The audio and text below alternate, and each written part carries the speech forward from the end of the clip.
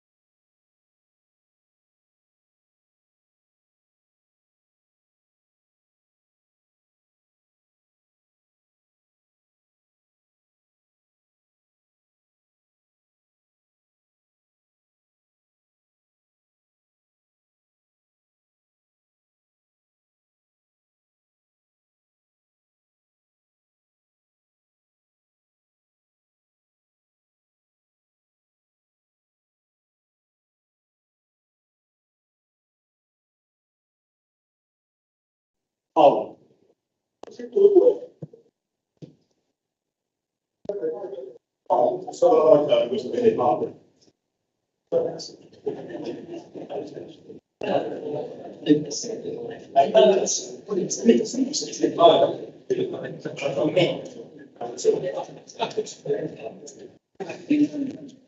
Honorable members, bengithi asithathe lo mzuzu sithandaze buthule.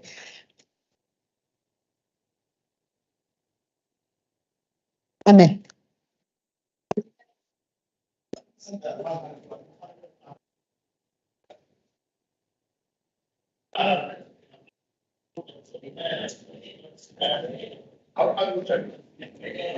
Honorable members, the office of the Speaker, on behalf of the legislature, has learned of the passing on of the following persons since our last sitting. Mr. Billy Masita, who was serving as South Africa's ambassador to Algeria, a former National Intelligence Agency Director General, who served as African National Congress leader and was elected to the party's National Executive Committee for many times. Masita played a pivotal role in Umkhonto weSizwe and was exiled in Botswana and Zambia. He was the founding member of the Congress of South African Students, COSAS, and participated in political organizations, including the Azanian Students Organizations and the Soweto Students Representative Council. He left for exile in the late 70s. Mr. Charles Ngazi Tembe, brother to the Deputy Speaker, Honorable Artim Tembu. Mr. Tembinkosi Apleni, economic freedom fighters, member of parliament, who had a passion for the youth and quest to contribute to curbing youth unemployment and to improving the conditions of the indigent in South Africa. He had led the EFF in the Eastern Cape. Miss Ntombizodwa Doris Sikosana, a former member of the KwaZulu-Natal Provincial Legislature. She was a member of this House during the fourth term that ran from 2009 to 2014. She also served as the chairperson of the Standing Committee on Quality of Life and Status of Women, Children, Youth, and Disabled Persons. Ms. Sikosana had a decorated life, as she had also served the African National Congress during the times of the exile outside South Africa and was a member of the National Executive Committee of the African National Congress Women's League following the unbanning. Miss Tina Turner, a renowned singer from the United States of America, who had mesmerized many of us in the terms of our youth with her beautiful voice, and was known about her passion when she graced the stages during her time of performance. All victims of gender-based violence, femicide, and hate crimes, public servants and traditional leaders of this province and the country, victims of road fatalities in our province during the recent past, and any other persons that we may not have recorded by name. Honorable members, let us now rise to observe a moment of silence to honor all those who have gone before us.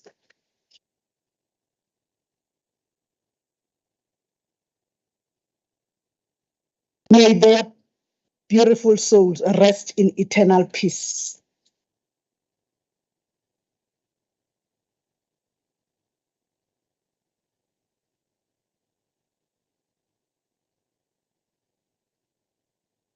Honorable members, we have not yet received and recorded formal apologies from your parties. We'll go to birthdays, I am delighted to take this opportunity to wish belated happy birthday to the following members: Honorable S.W. Mshengu, the Chairperson of the Environment Portfolio Committee, whose birthday was on the 1st of May.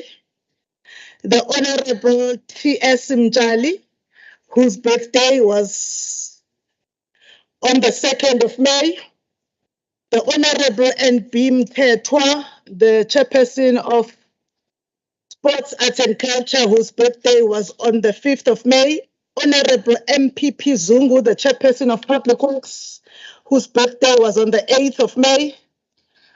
Honorable GN Swartbo Ntombela, the Chairperson of the Social Development Portfolio Committee, whose birthday was on the 8th of May.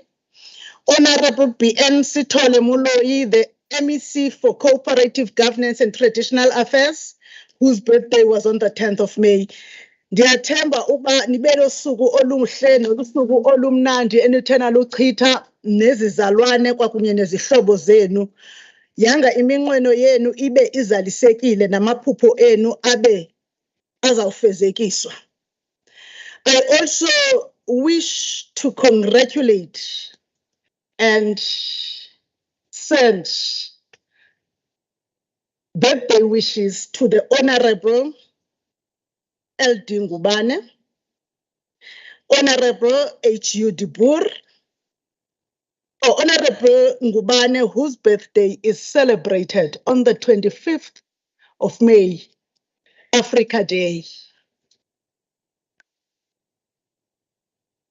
Usuku oluhle noma Africa. Honorable H.U. Dibur, whose birthday will be celebrated on the 26th of May. Happy birthday, Menier.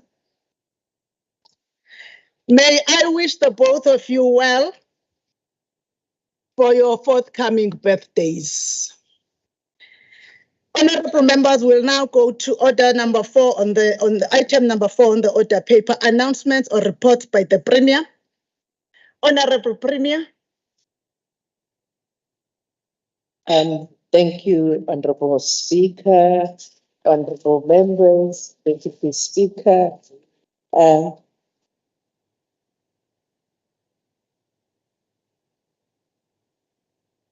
Honorable Speaker, I wish to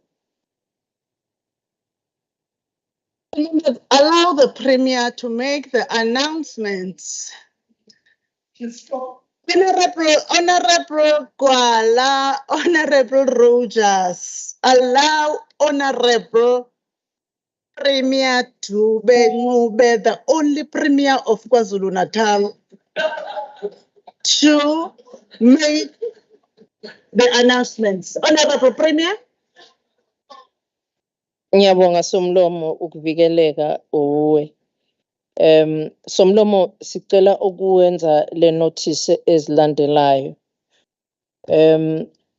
Honorable Speaker, honorable members, today is the Africa Day, which is an annual event celebrated on the May 25th to commemorate the founding of the African Organization of African Union in 1963. The OAU was an intergovernmental organization that was aimed in promoting unity, cooperation amongst African countries.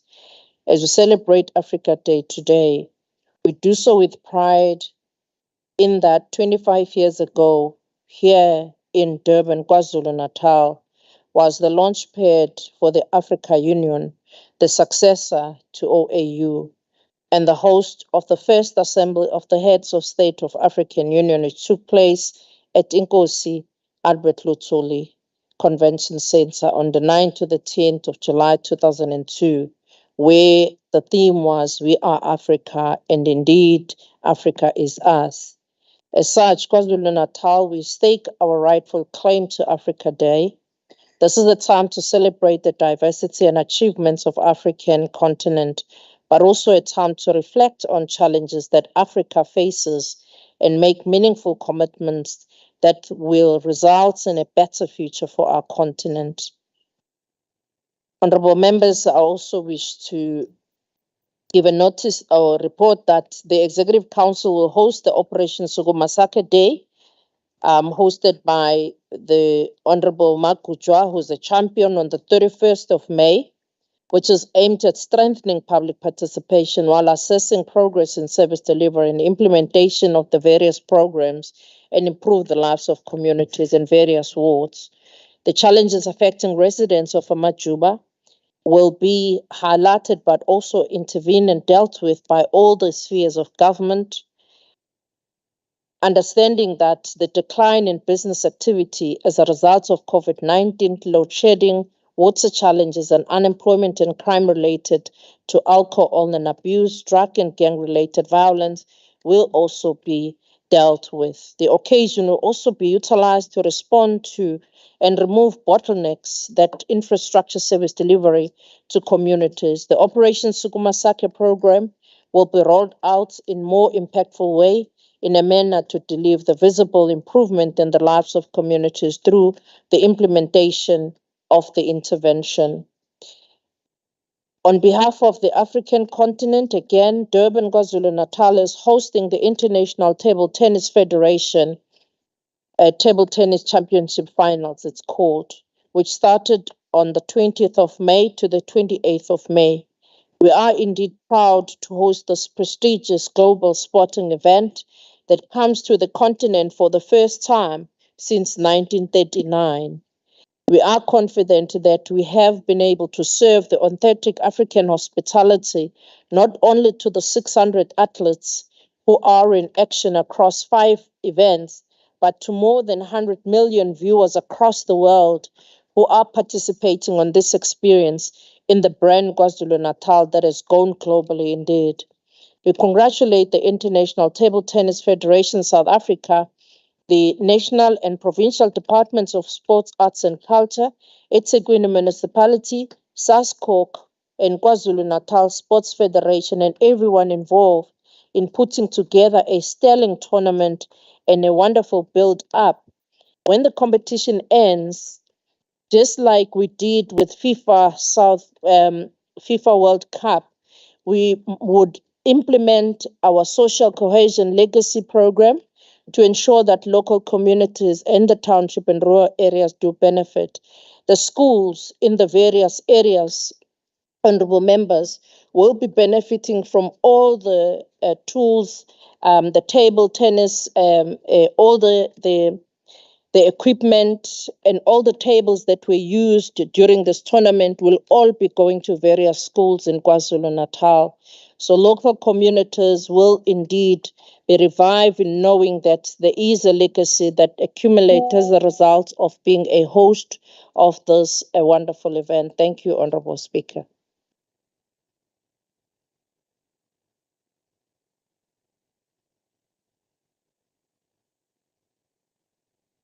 Thank you, honorable members. We erroneously left the honorable member that was born on the 12th of May, the Honorable Thelma Ruth Zandile Kamajola Kumede.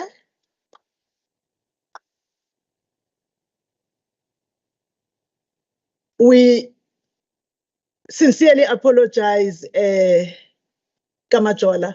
Siyazi Slalo, you had a great day, a whip of the African National Congress and the Legislature of KwaZulu-Natal. Honorable members, we will now go to the tabling of reports or papers, which is item 5 on the order paper. The first one is the Standing Committee of Chairpersons tabling the 2022 Harry Gwala TLTP Closeout Report and the Social Transformation Cluster Oversight on the Implementation of National Development Plan and Action Work Group D. The Standing Committee on Public Accounts tables the report of the Standing Committee on Public Accounts on the follow-up hearings held in March and April 2023 on the 2021-2022 report of the AG. Annual report on committee performance for the 2022-2023 financial year ended 31 March. The Portfolio Committee on Conservation and Environmental Affairs tables the a report on the consideration of the performance report of environmental affairs for Q2 and 3 of 2022-23 financial year. The Department of Cooperative Governance and Traditional Affairs tables the report on Umgungundlovu District Municipality Annual Report 2021-22. The Department of Economic Development, Tourism and Environmental Affairs tables the report to the KZN Provincial Legislature by the MEC for ETIA Honorable S.A. Duma on the state of the economy in KwaZulu-Natal following the 2023 State of the Province address. Honorable members, is there any member who is supposed to have a tabling that is not recorded in the tablings we have just read out? Seeing that there is none, we will move on to item number 6, formal motions or notices by the Chief Whip. Honorable Speaker, there are no formal motions or notices. Thank you.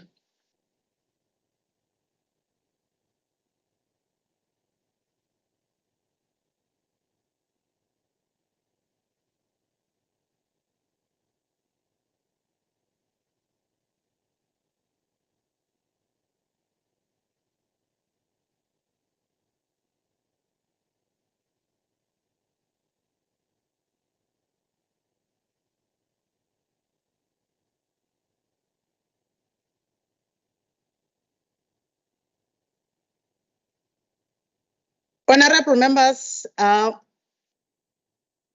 you, Honorable Chief Whip, for item number 6.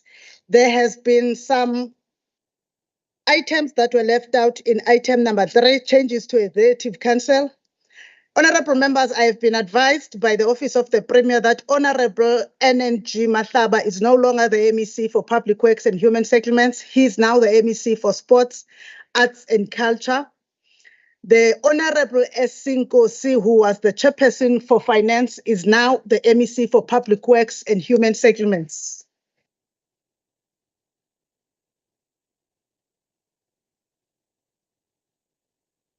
Whilst we congratulate both MECs on their new portfolios and wish them every success, the Office of the Chairpersons with the Office of the Secretary will with speed work on convening the meeting for the Portfolio Committee on Finance to elect a chairperson of the Portfolio Committee on Finance. We cannot afford not to have a chairperson of that Portfolio Committee for very long, Honorable Mavimbela. Honorable members, when you look up there, we have some guests at the top there. Kindly be advised that the Office of the Chief Whip and the Office of the Speaker have accepted a request from St. Francis College to send 10 student representatives to attend today's sitting. We know that they are accompanied by their Deputy Principal, Dr. Langa. You are all welcome to the KwaZulu-Natal Provincial Legislature. Thank you to St. Francis College for reaching out to us and ensuring that you make us a truly people-centered and activist legislature. Members, today, the 25th of May, is the day on which we commemorate the founding of the AU. Africa Day is intended to celebrate and acknowledge African solidarity, unity in diversity, creativity, as well as our challenges and successes.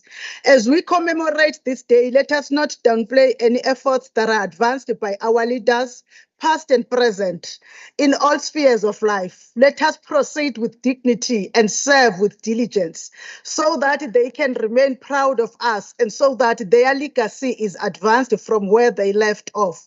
Know that being an African was defined by Dr. Pixlika Isaka Seme, as well as by the President Mbeki, when we were to officially launch our constitution. We all remain Africans.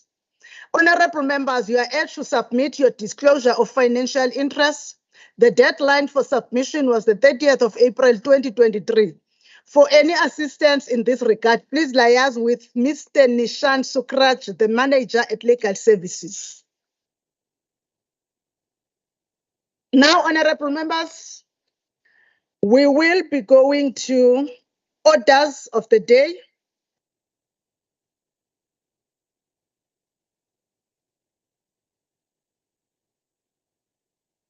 I am being disorganized by the table staff. Ms. Naidu, I am not taking to this disorganization kindly. And the excuse of your printer doing this and that is none of my business. This house must hold its decorum at all material times. The people at proceedings must have their house in order a day before the sitting. This is the last time that I'm speaking about people and officials at proceedings compromising the integrity of this house. This is the last time. Honorable members, we're going back to Rule 288.4 of the Standing Rules, which states that the presiding officer or chairperson must, before or at the start of the discussions on a matter, expressly inform members if a party vote will be taken. In line with the above, I can confirm that they will be voting on the following reports. 1, report by the chairperson of the Standing Committee on Public Participation and Petitions following the 2023 Interfaith Symposium. 2, report of the Standing Committee on Public Accounts on the follow-up hearings held in March and April 2023 on the 2021-2022 report of the Auditor General. A party vote is a collective vote on behalf of all the members of a party present up to the total membership of that party in the sitting.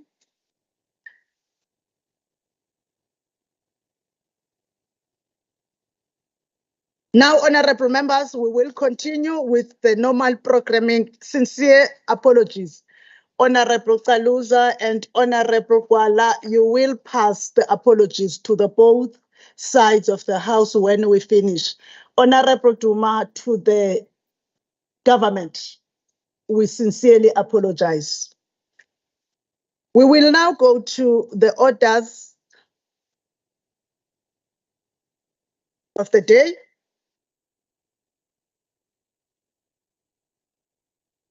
I am looking for the speaker's list once more. I am really getting agitated today.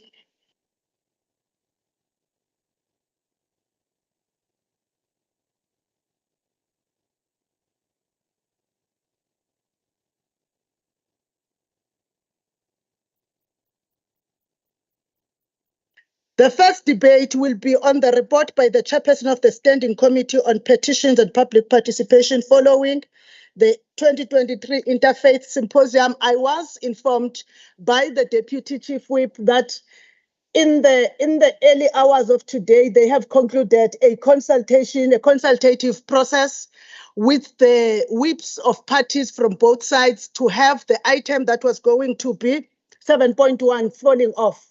Am I still correct in that understanding, Honorable Deputy Chief Whip, or it is back in the order paper? Honorable Speaker, the item that has been removed is the debate, but the item on the questions to the Premier have not been removed. Okay. So we will now be going to the item which will be the questions to the Premier. We will start with the questions to the Premier.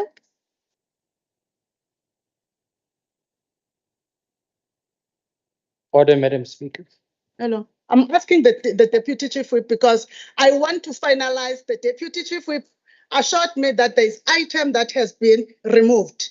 And she said the item that has conclusively been removed was the one that was the debate on Africa Day. And I wanted to confirm that is the item that is removed the one that is the debate, and the one that is remaining is the one of the parliamentary questions to the Premier. That's what I'm still confirming. You are now raising an order. Can I hear your order, Honorable Giga? Thank you, Madam Speaker. Madam Speaker, the order paper also had on it member statements or motions. So member statements have also been submitted. and a list has been submitted. So, Honorable Kika, I said, I want first to confirm, because what I've been given now by the table staff still have the debate. And now the first debate is no longer the debate that is fallen off. I must confirm with the member. Now that I have confirmed is that first debate, I haven't spoken about motions and questions. The first debate is no longer the debate on Africa Day. The first debate is now report. Can I come back to you, Honorable Deputy Chief Whip? Am I correct in understanding that the debate that is fallen off is the one that is on the Africa Day?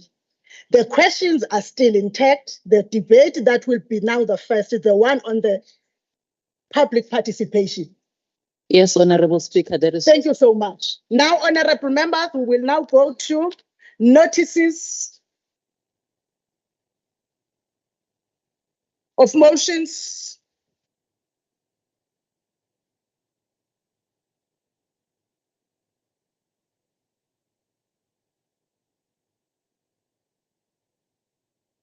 We are on notices of motions. Miss Nomkos, don't test me. We are on notices of motions now. You can't be confused, Honorable Singh. We are on notices of motions. We are not on the debate. The first debate is going to be on the interfaith. We are on notices of motions now. The first motion, Duma SA.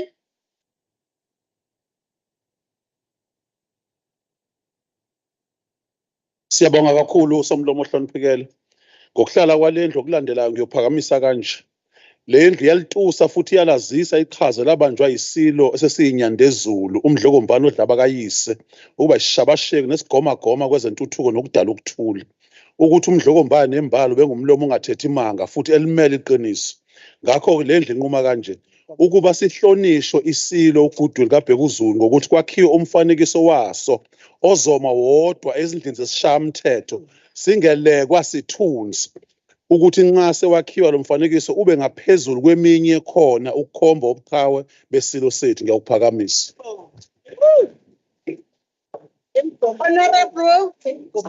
Honorable Governor M. Thank you, Honorable Speaker. Honorable Speaker, on the next sitting day, I shall move as follows. This House, noting that May 31 is observed around the world as World No Tobacco Day. This observance is used to inform the public of the dangers and health risks posed by the use of tobacco, that the theme for 2023, Honorable Rogers, is We Need Food, Not Tobacco. This House hereby resolves to support World No Tobacco Day and to support awareness programs highlighting the health risks and adverse effects of tobacco usage. Honorable Speaker, I shall so move.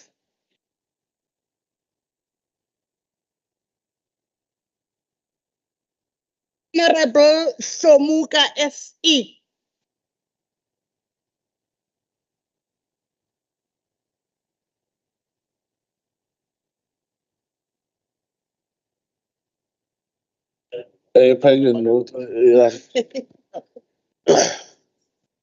Thank you, Speaker.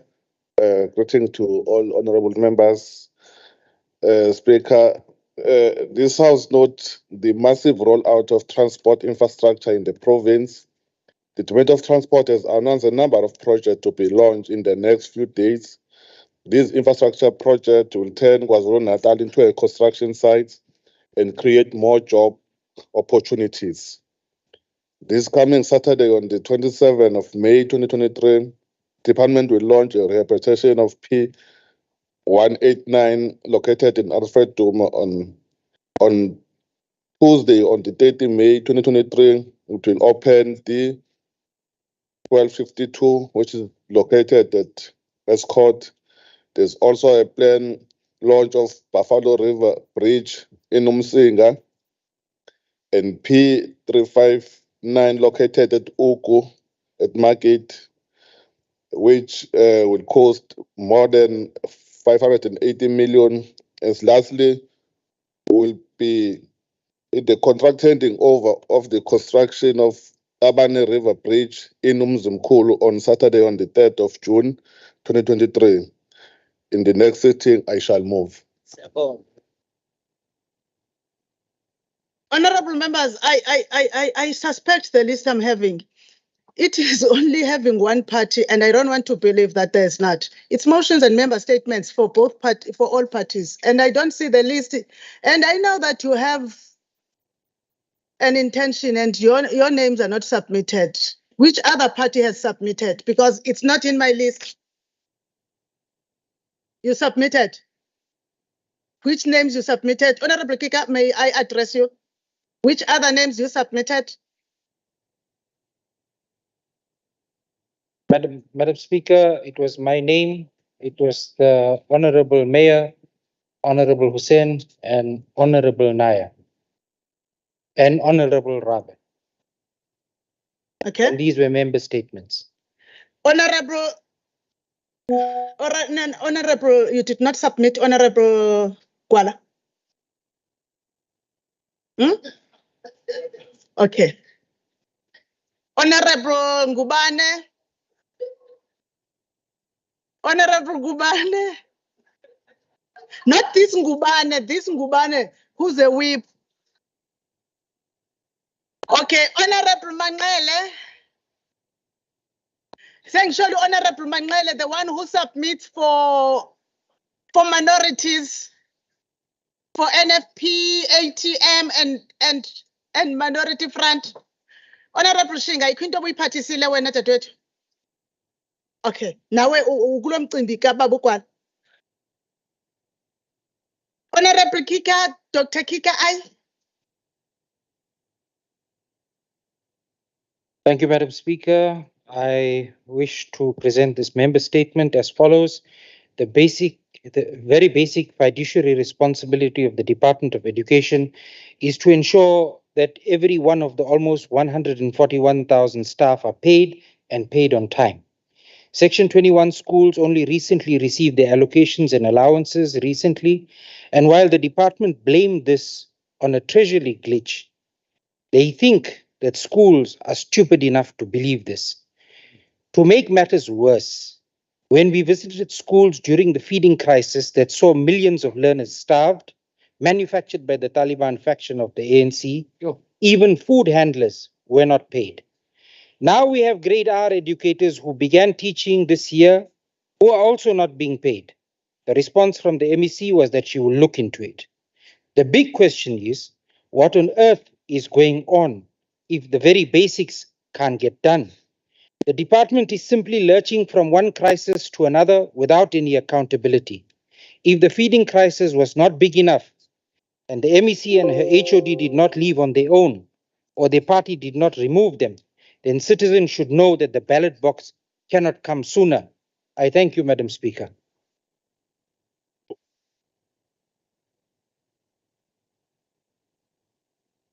Honorable Fraser, member statements get responded to in 2 minutes.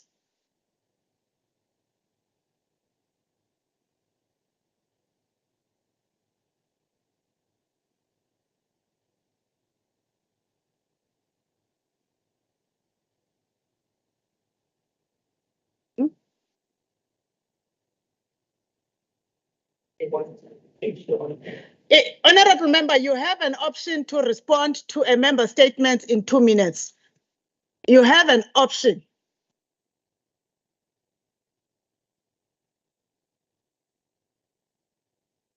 Thank you, Honorable Speaker. The reason why I was seated is because we have already addressed all the issues raised by the Honorable Member.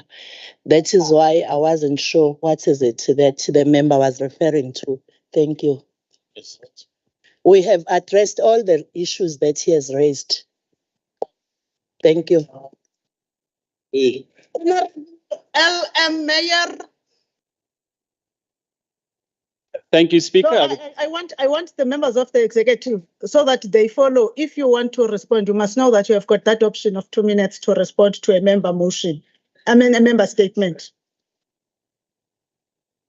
Thank you, Honourable Speaker. I would like to present the following member statement. KZN province has but one metro, but sadly this metro is not something to be proud of. A city awash in sewage where the poor have to get their water from heavy polluted rivers. A metro that sends back 322 million rand in grants unused, while the poor people of eThekwini suffer under the failing infrastructure. Now load shedding is back in full, with the head of electricity there saying that he will switch the power off tomorrow, but he cannot guarantee that the power will be switched back on. And the city manager of the metro is currently under a huge cloud. And the MEC puts the city under pressure from the national government under a Section 154. The Democratic Alliance calls out this ham-fisted approach and renews its call for a Section 139 intervention. We call on the Honourable MEC to put the metro under administration, or the voters of eThekwini, as was shown yesterday in Chatsworth, will put you under a new administration. Thank you very much. Honourable members of the executive.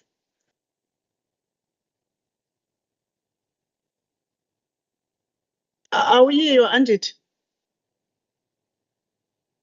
Who's up? Thank you, Honourable Speaker. Honourable Speaker, we wish to put it on record that in terms of the latest report that was tabled by the Treasury, National Treasury, but also by COCTA on the functionality of the municipality. eThekwini municipality is a functional municipality. And if you go to that report, you will see that a number of district municipalities and local municipalities are totally dysfunctional in KwaZulu-Natal. I don't need to mention why the Honourable Member would only single out eThekwini.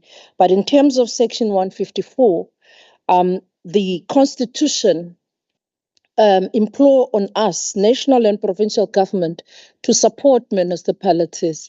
That is why the Executive Council saw it fit that we reinstate our commitment in support of a municipality, working with the National Treasury and National COCTA to ensure that some of the areas where weaknesses have been shown in the municipality are addressed. But I can assure you, Honourable Speaker and Honourable Members here, that the matters that the Honourable Member is referring to indeed are matters that are part of the intervention that has been made. Honourable Maktingwane, the Honourable Minister of Water and Sanitation, has also established a committee, which committee meets on a monthly basis to look at some of those interventions that are needed to address the issues of water and sanitation in eThekwini municipality. I thank you, Speaker. Honourable Naik.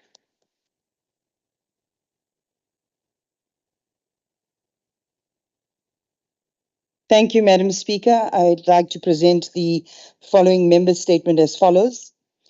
Earlier this month, on the 9th of May, the first special audit report on flood relief funds for the 2022 flooding in KZN and the Eastern Cape was presented to the Portfolio Committee on Cooperative Governance in the National Assembly by the Auditor General's Office. In KZN, we were told that 1,810 temporary residential units were completed and provided to flood victims. Yet, according to the report, only 736 TRUs were completed and occupied. The report also confirmed our suspicions that there was gross manipulation of the procurement processes to favor pre-selected suppliers, some of whom were not even qualified to do the job. Shockingly, the report also revealed that awards were made to contractors, of which directors were government employees or in partnership with government employees.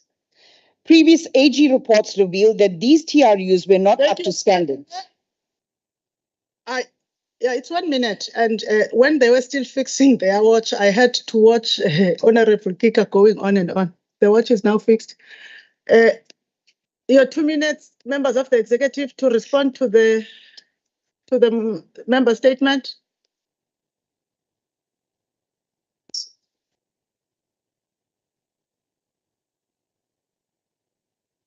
Thank you very much, Speaker. Speaker, as a provincial government, when the floods happened, we had a disaster management committee that was managed and chaired by the COCTA MEC. And all that is being said there is just rumors. It is not based on facts. However, the processes that were implemented by the provincial government in ensuring that the people of KwaZulu-Natal in eThekwini in particular get proper housing were followed in terms of processes. I must also indicate that the reason why we also stopped building temporary houses was because we wanted to put our people in respectable homes, alternative homes, which is what we have done. So all that has been said there is not true, but we will provide a report to the Office of the Speaker if it's necessary for us to do so. Thank you, Speaker. We will indicate if we do not feel the reports we received at committees are not enough. Honorable Rep.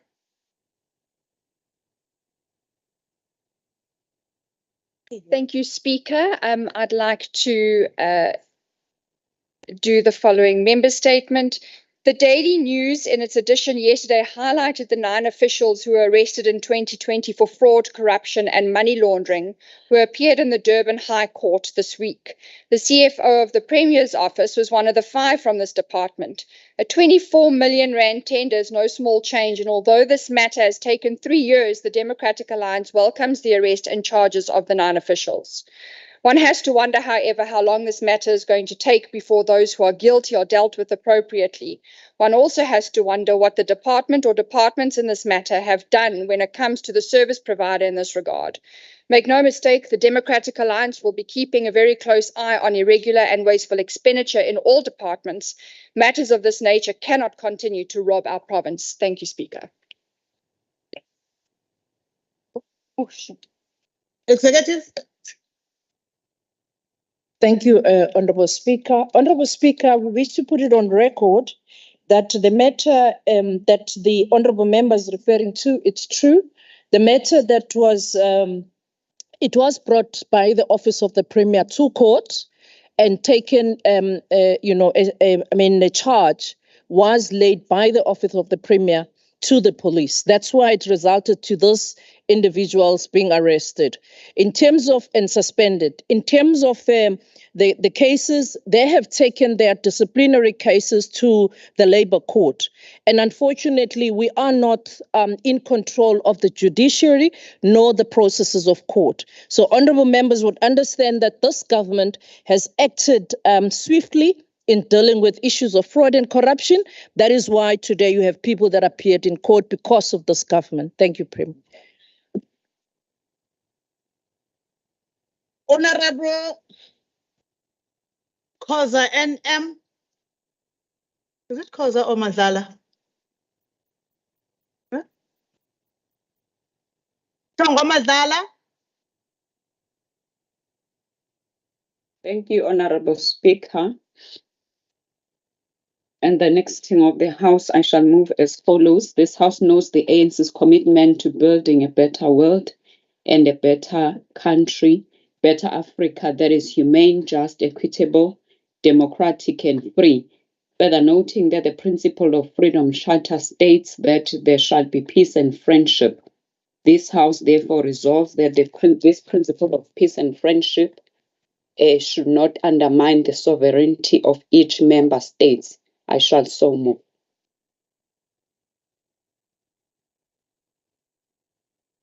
Honorable Mavuso NP. Thank you, Honorable Speaker. In the next sitting of this House, on behalf of the African National Congress, I shall move as follows. This House notes that the Minister of Higher Education, Science and Technology, Dr. Blade Nzimande, unveiled a new state-of-the-art facility known as the Richmond Indaleni Skills Center Innovation Hub that will provide practical learning programs that focus on bridging the skills gap, promote the culture of innovation and entrepreneurship to the youth in the community, and further urge for its maintenance. This House therefore resolves to welcome this innovative leadership from the Minister and the ANC-led government for taking the lead to develop, empower, and enable young people to realize economic freedom in their lifetime. I shall so move. Honorable LD Ngubane.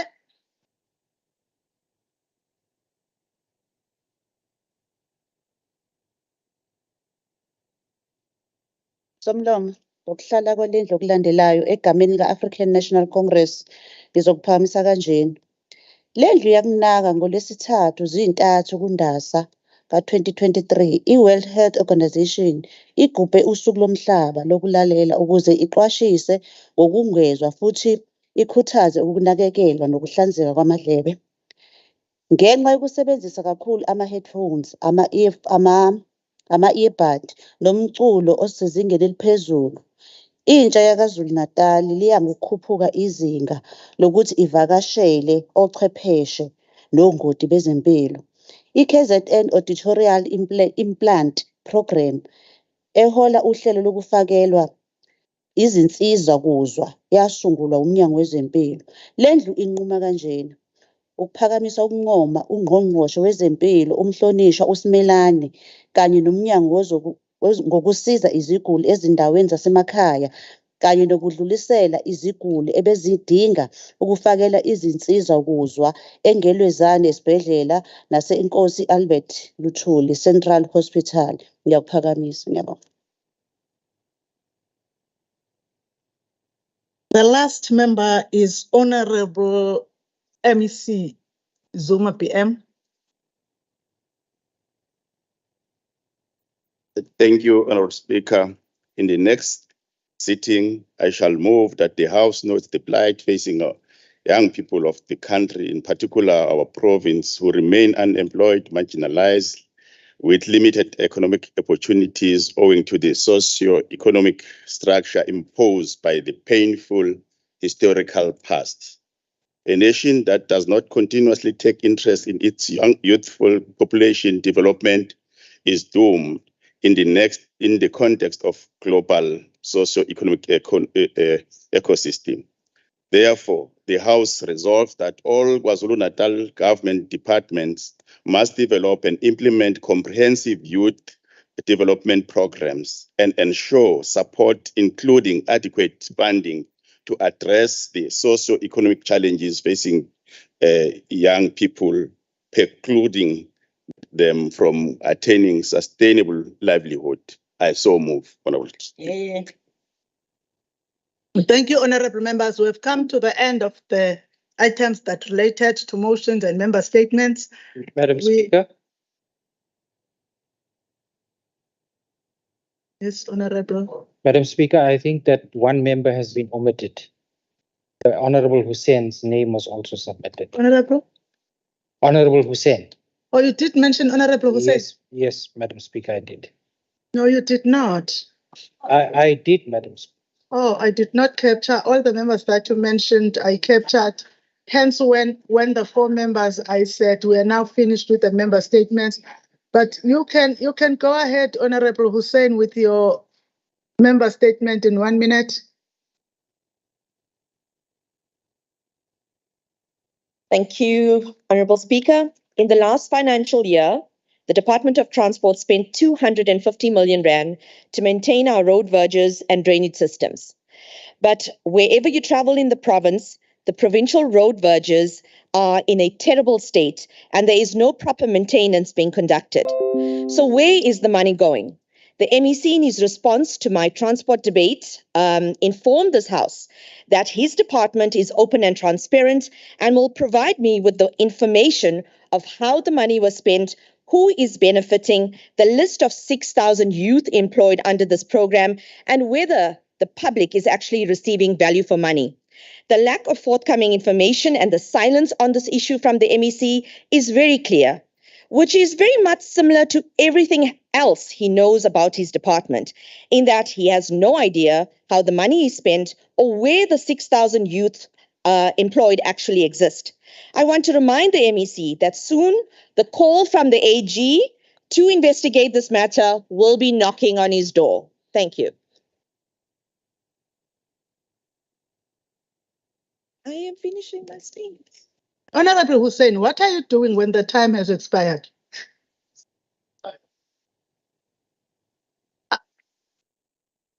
You can't do that. You can't do that, ma'am, please. Member of the executive. No, thank you, Speaker. I think the honorable member is part of the portfolio committee and we presented a detailed report. But I understand that he don't want us to employ young people in this province. This government have employed 6,000 young people and they are allocated across the province and will continue to employ those young people because we are a caring government. We've provided a report and we can still provide that report to you, Honorable Speaker. Thank you very much. I think.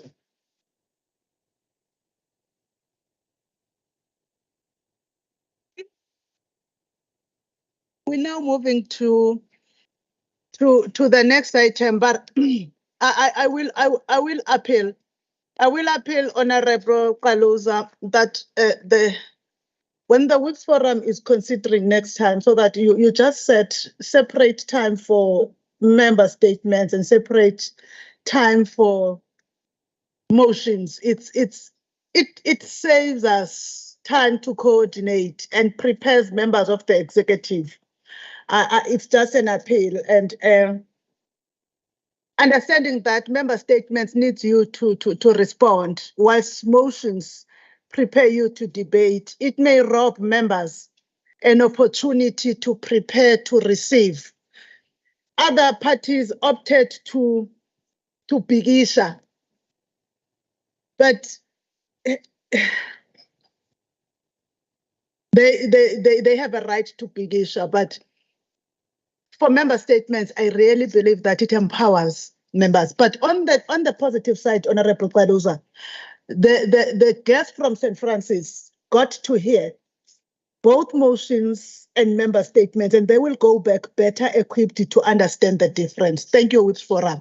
Now, we will go to the second order, which is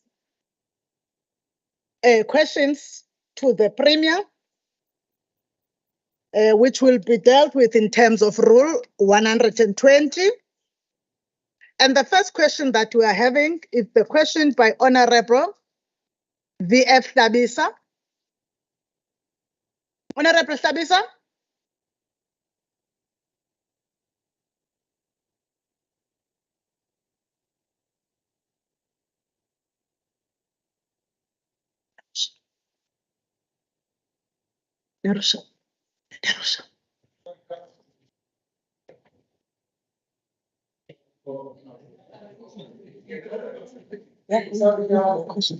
No. I believe that Honorable Tabisa is on the virtual platform, but the Premier will go on and respond. Honorable Tabisa, I believe you are, if you are there, Honorable Tabisa, you will be. The reason I was checking is because he's supposed to be the first one to have an opportunity for a supplementary question. Okay. No. The reason I was calling Honorable Tabisa, I want a member that has a question to understand that they will be given the first opportunity for the supplementary question. Now I can give any member now. It's the discretion of this side of the House. Honorable Premier.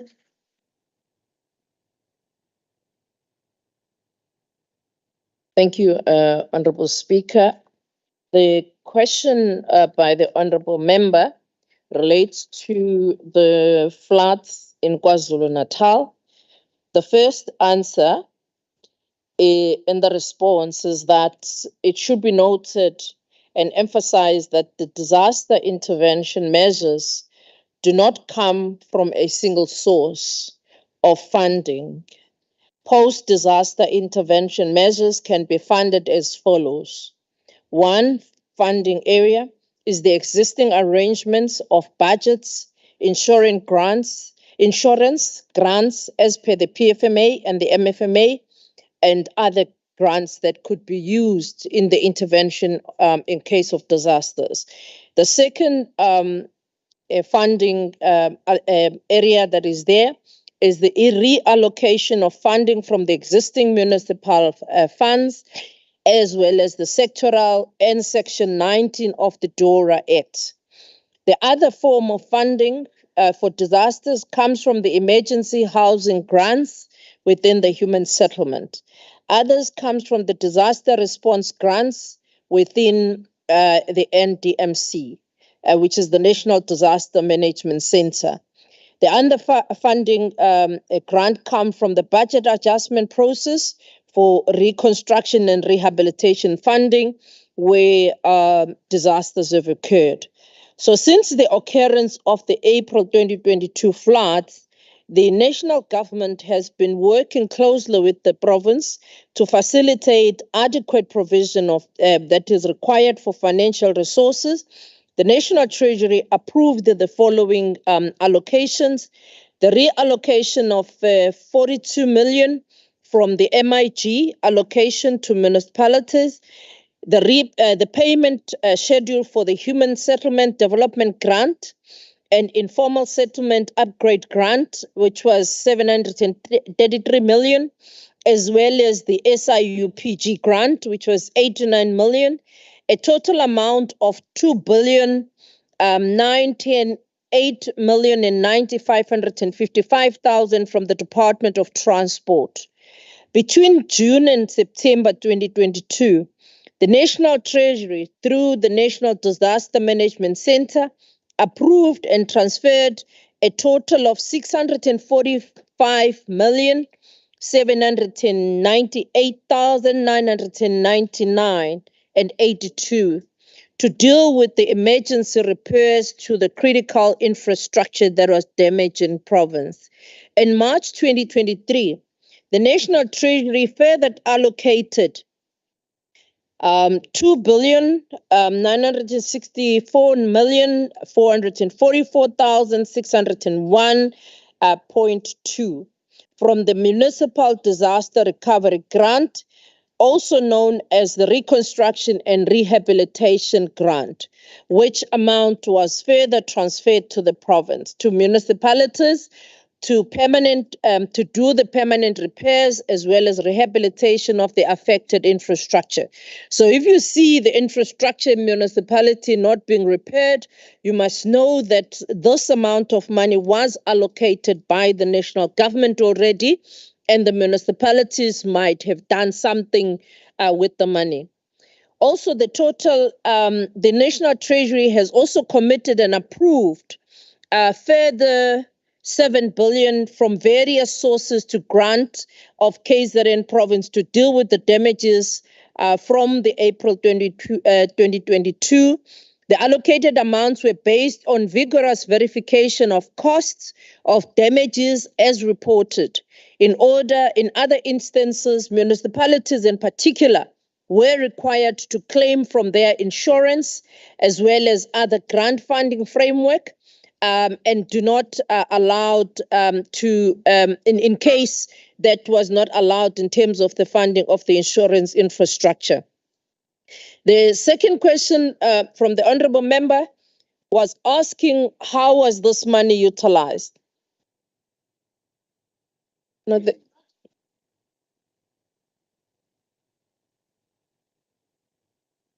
I will remind them. You are responding in terms of Rule 121.2.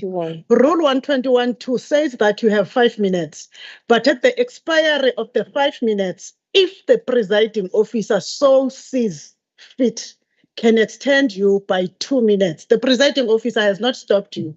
Continue, Honorable Premier. Thank you, Honorable Speaker. The last question from the honorable member related to my apology now, I can distract. Sorry, Speaker. PQ1. The last question, Honorable Speaker, from the Honorable Hlabisa related to how the province how far has it gone in utilizing the amount. We want to say that KwaDukuza and eThekwini municipality are standing at 35% and 56% respectively, and in other municipalities are currently busy with the implementation of the permanent repairs of the rehabilitation of the April disasters. Thanks. Honorable members, the questions you ask in terms of Rule 120, when the Premier responds, she has 5 minutes to respond to your question. 2 supplementary questions with your member that has asked a question being given the priority. Now, the Premier must finish her response in 5 minutes. But if the Premier has not finished in 5 minutes, 1-2-1-2 says, depending on the gravity, according to the determination of the presiding officer, can add 2. The issue of the disaster prompted national government to intervene and declare a disaster. Surely, the presiding officer, if she is fine upstairs, cannot stop the Premier until she has exhausted the 2 minutes. That is the basis for that, because we think the presiding officer is not sick. Now, are there any supplementary questions, honorable members? 2 supplementary questions will be allowed.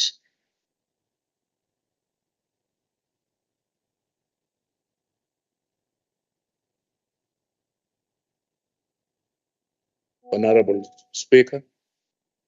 Okay, I note, Honorable Kwala, you will be coming. And remember that a supplementary question must not consist of more than 1 question. You are now given an opportunity. There is 1 supplementary question that is coming from Honorable Kwala. There is no other. Uphakamisa njengasesikolweni kuthisha omkhulu wapha kwesasikolo. Honorable Kwala, followed by Honorable Kaula. Honorable Speaker, the follow-up question is to check with the Honorable Premier whether those flood victims who were located to KwaZulu-Natal, how long they will be kept there before getting decent housing. That is the question I'm asking. Thanks. Honorable Premier, you want to take them together so that we just give you the 4 minutes. Honorable Kaula. Ijumeza somlomo ngiyathokoza somlomo. Cha somlomo ngifisa ukuzwa kumhlonishwa uNdunankulu ukuthi ngoba inhlekelele isibe nomkhubo ukuthi iphinde idale ezinye inhlekelele lapha eNanda kunowesifazane owangena ngemoto emgaqweni owawungamakiwe ukuthi awukho, ukuthi iluphi uhlelo lwenziwa uhulumeni ukuze kungaphinde kudaleke ezinye inhlekelele njengalesi phinde saba nayo eNanda kule ndawo ekungahambeki kuzona njengakhona lapha eNanda. Ngiyathokoza. Premier, thank you. There are 2 questions that she's taking simultaneously, and each question has got 2 minutes. Honorable Premier, you've got 4 minutes. Thank you, Honorable Speaker. The first question, there are no flood victims that are in the so-called Olindela for the floods that we are talking about, Honorable Speaker. So I think there would not be any answer because there are no flood victims in Olindela. The one related to the lady that unfortunately passed on the car, I wish to say to Honorable Member, there were barriers that were put in that particular road.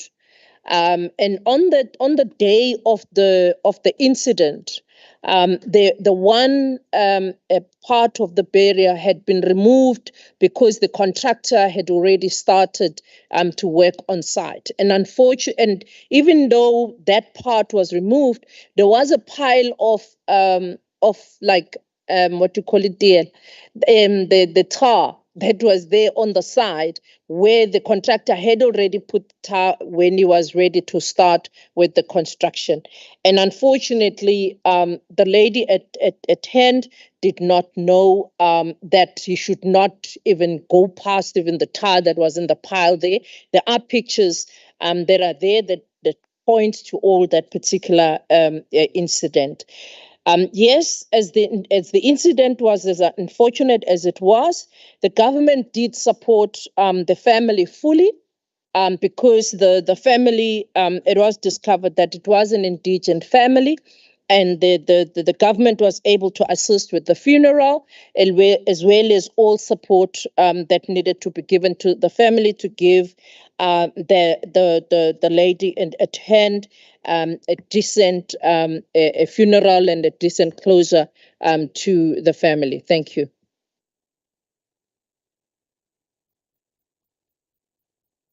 On a point of order, there's someone who has an electronic gadget called a cellular phone or mobile phone that is ringing. Whether you are on the gallery or here, you cannot have a gadget that might disturb the house.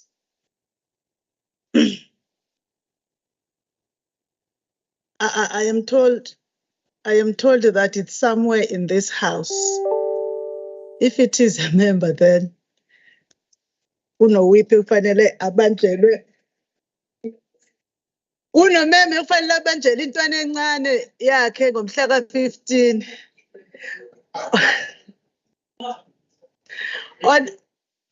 The next question is from Honorable MP Kwala. Honorable MP Kwala, you will have, if you have, if you have. The next question, Honorable Premier, is from Honorable MP Kwala. Thank you, Honorable Speaker. The question from Honorable Kwala relates to the roads. What steps are being taken to correct the wrong, as the Honorable Kwala is saying. The response is that the roads in the province of KwaZulu-Natal, indeed, as well as the bridges, were damaged, as others as they remain under construction for many years. Some gravel roads also needing blacktop, and some instances schools and communities subjected to crossing in rivers in falling bridges. The department has developed an annual performance plan that is aimed at improving the lives of our people through the safe transportation system, which enables the development and investment in our province. The objective of Program 2, which is transport infrastructure, is to have an efficient, effective, and sustainable transport infrastructure network and assets to respond to the transport demand. We've then provided, Honorable Speaker and Honorable Members, we provide a detailed report of about estimated 183 kilometers of road that is being upgraded, and 1,600 kilometers, number of kilometers of gravel road that is being re-gravelled. There are 2 pedestrian bridges that have been constructed, and there are others that are in this year's financial year.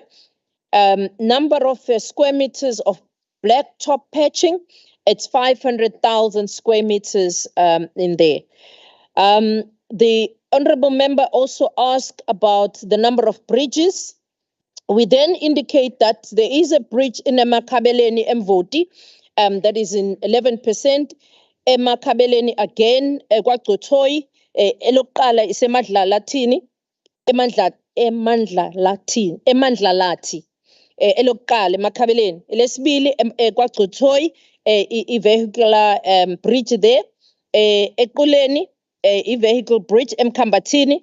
Esigodini, Kangwe Kazana River, nakhona it's a vehicular bridge, which is a big bridge.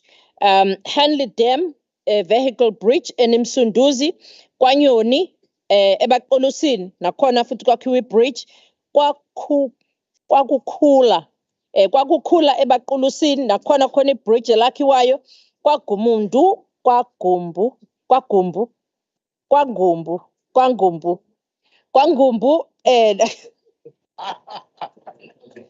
kwaNgumbu, honorable member, ebaqulusini nakhona futhi kwakhiwa ibridge Emanyine nakhona kwaNongoma liyakhiwa ibridge endaweni ebizwa ngokuthi umgaqo B319.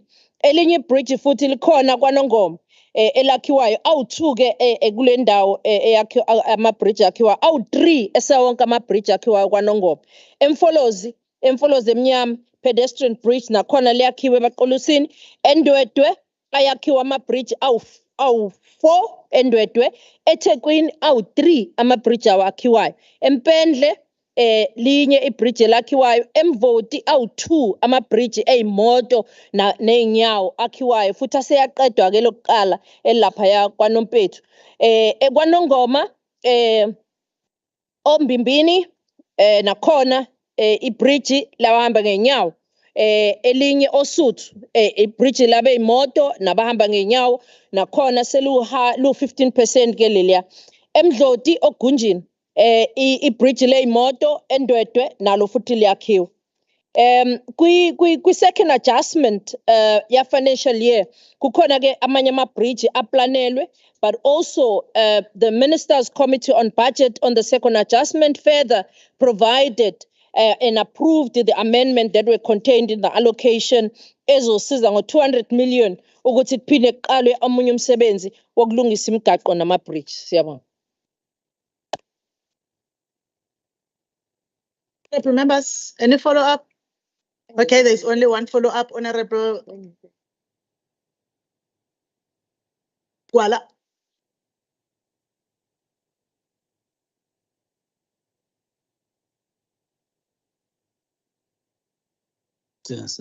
Honorable Speaker, the follow-up question to the Honorable Excellency, the Premier, what mechanism are in place to make sure that no money will be surrendered back to Treasury in 2023-2024 financial year?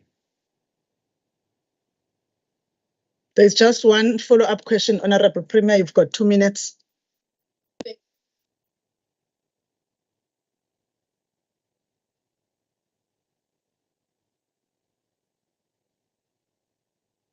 Okay. Thank you, Honorable Speaker. The first mechanism that has been put in place is that there is now a panel of construction and engineers within the department to ensure that the work is speeded up. The second mechanism that is there is that the work of the bridges that are going to be done now and the roads has already been done in the prior year. So already as we talk, you had the MEC talking earlier on the motion yake, already in those financial year, i-department seyiqalile ukwakha imigaqo nama-bridge ezokwenza ukuthi ingabi khona imali esalayo. Siyabonga. The next question is by Honorable MP Kaula. You will have the first opportunity if you do. Honorable Premier. Ukulena yokudla Premier.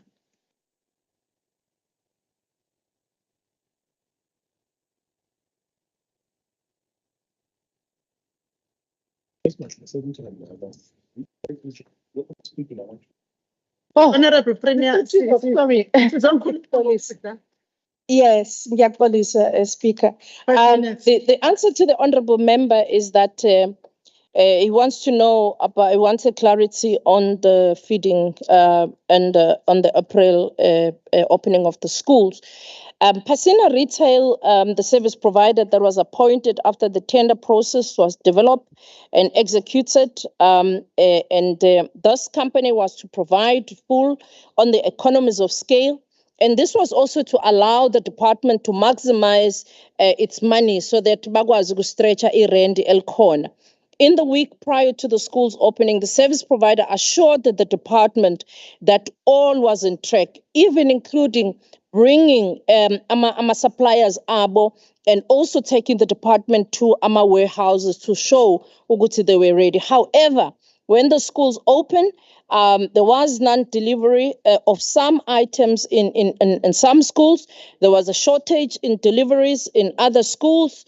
There was also non-compliant food items in other schools. There were also other people that did not get their deliveries because of the long distances, as well as the non-supply of gas.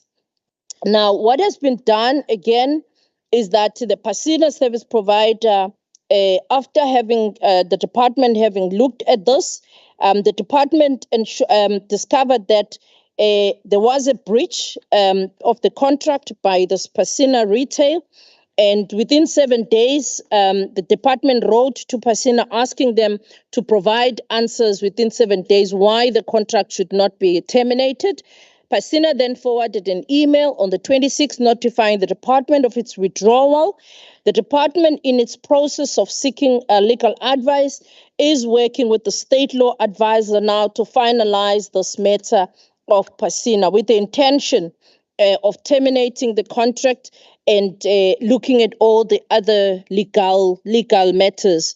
The department also informed all the 1,746 individual service providers to procure themselves the food items, and the cabinet also dispatched MECs on the 2nd of May.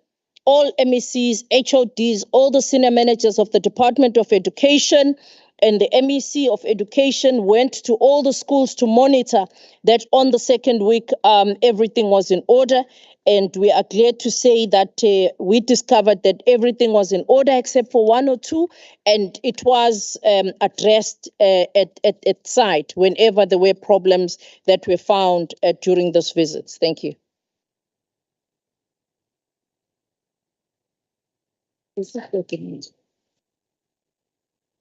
Any follow-up, honorable members? Okay, Honorable Kaula, you'll go first. Thank you, Honorable Speaker. Thanks, Honorable Premier, for your response.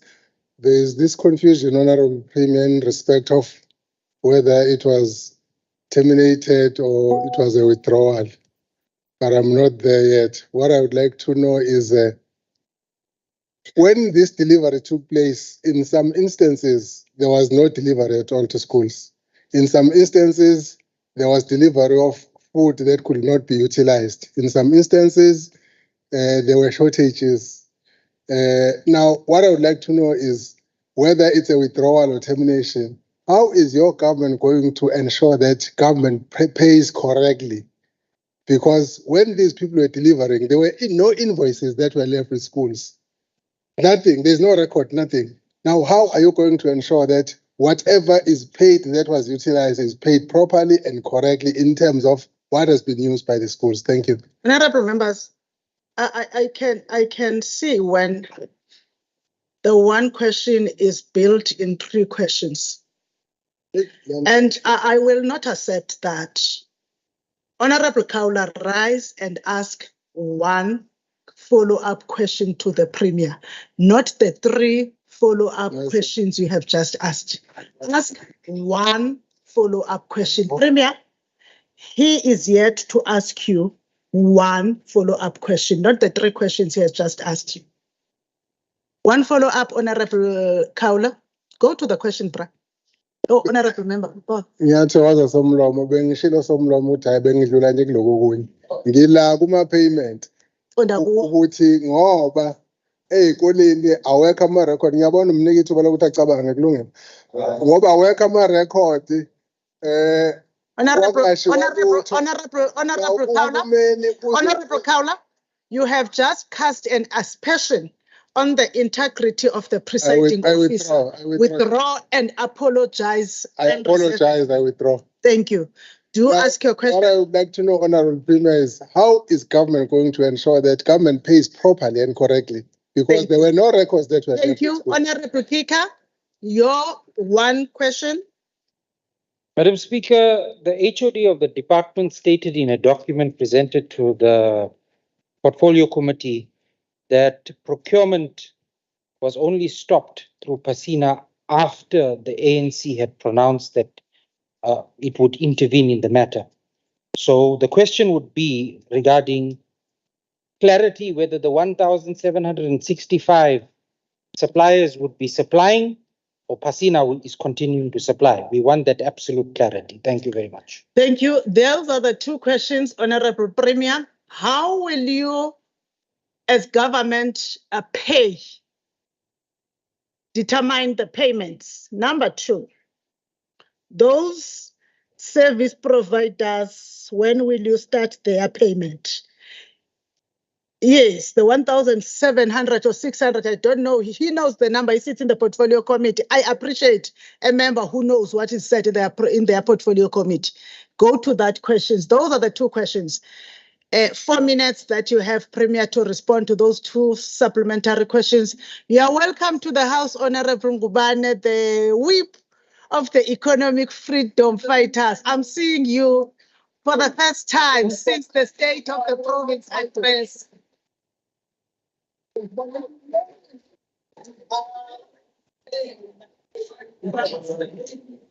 Thank you, Honorable Speaker. The matter of termination or no termination, I did indicate that the department is presently working on that matter with the state law advisor, together with the Treasury, as well as Office of the Premier. No, Honorable Premier, you're going back to his three questions that I said discard them. His question is about how will you determine the payment, because he alleges that there were no invoices. That's his allegation. How will you determine the amounts to be paid? He asked that question when he was asking three questions. When he had to abandon two questions, he was left with the one about how do you determine the amount to be paid to service provider when there were no service invoices. Providers or PASINA? PASINA or whoever, but I will call them service provider. I don't know businesses from this side. He says, how will you determine? He alleges there were no invoices. How will you determine how much you pay? Well, Honorable Speaker and honorable members, wherever the deliveries were happening, government officials were there. That's why you would even hear from the schools that this has come, this has not come, and this was delivered and this was not delivered. But over and above that, the department is now doing audits to establish as to what it is that eventually was delivered by who, so that they can know who is to be paid for what. The second one is, when does the payment of the supplementary, I so believe, service providers start? That is what you were asking. Or you're saying no. What is it that you're asking? Because you are having two questions built in one. We want you to have one question. Ask what you are asking. No, it was only one question, Madam Speaker. No. I said I have the ability. Yes, I know. Go to your one question, sir. So I had a preamble to the question, which was... Go to your question, Honorable Member. Straight to the question. No preamble, nothing. Okay, so the specific clarity that we require is, whilst the legal opinion is being obtained, who continues to supply? The issue of legal opinion is new. You are bringing a new issue. You did not speak about legal opinion, Honorable Member. You asked about payment. Go to the issue of payment of 1,700, whoever. It was about supply. Who is now supplying? Is it still PASINA or the 1,765 suppliers? It's the 1,700 and 1,746 suppliers right now. Thank you, Honorable Premier. Honorable members, argue these things in the portfolio committee. Yeah. When you have more than one area that you want to cover, submit a parliamentary question yourself. Because when you submit it, you are not restricted to this one supplementary question. You can, you can be like, Honorable Khawula, Honorable Kika, uzibuze zonke into ofuna uzibuza, including your preamble. That is a question. Honorable Premier, the next question is from Honorable Rab that relates to matters zasendlunkulu. That is question number 4.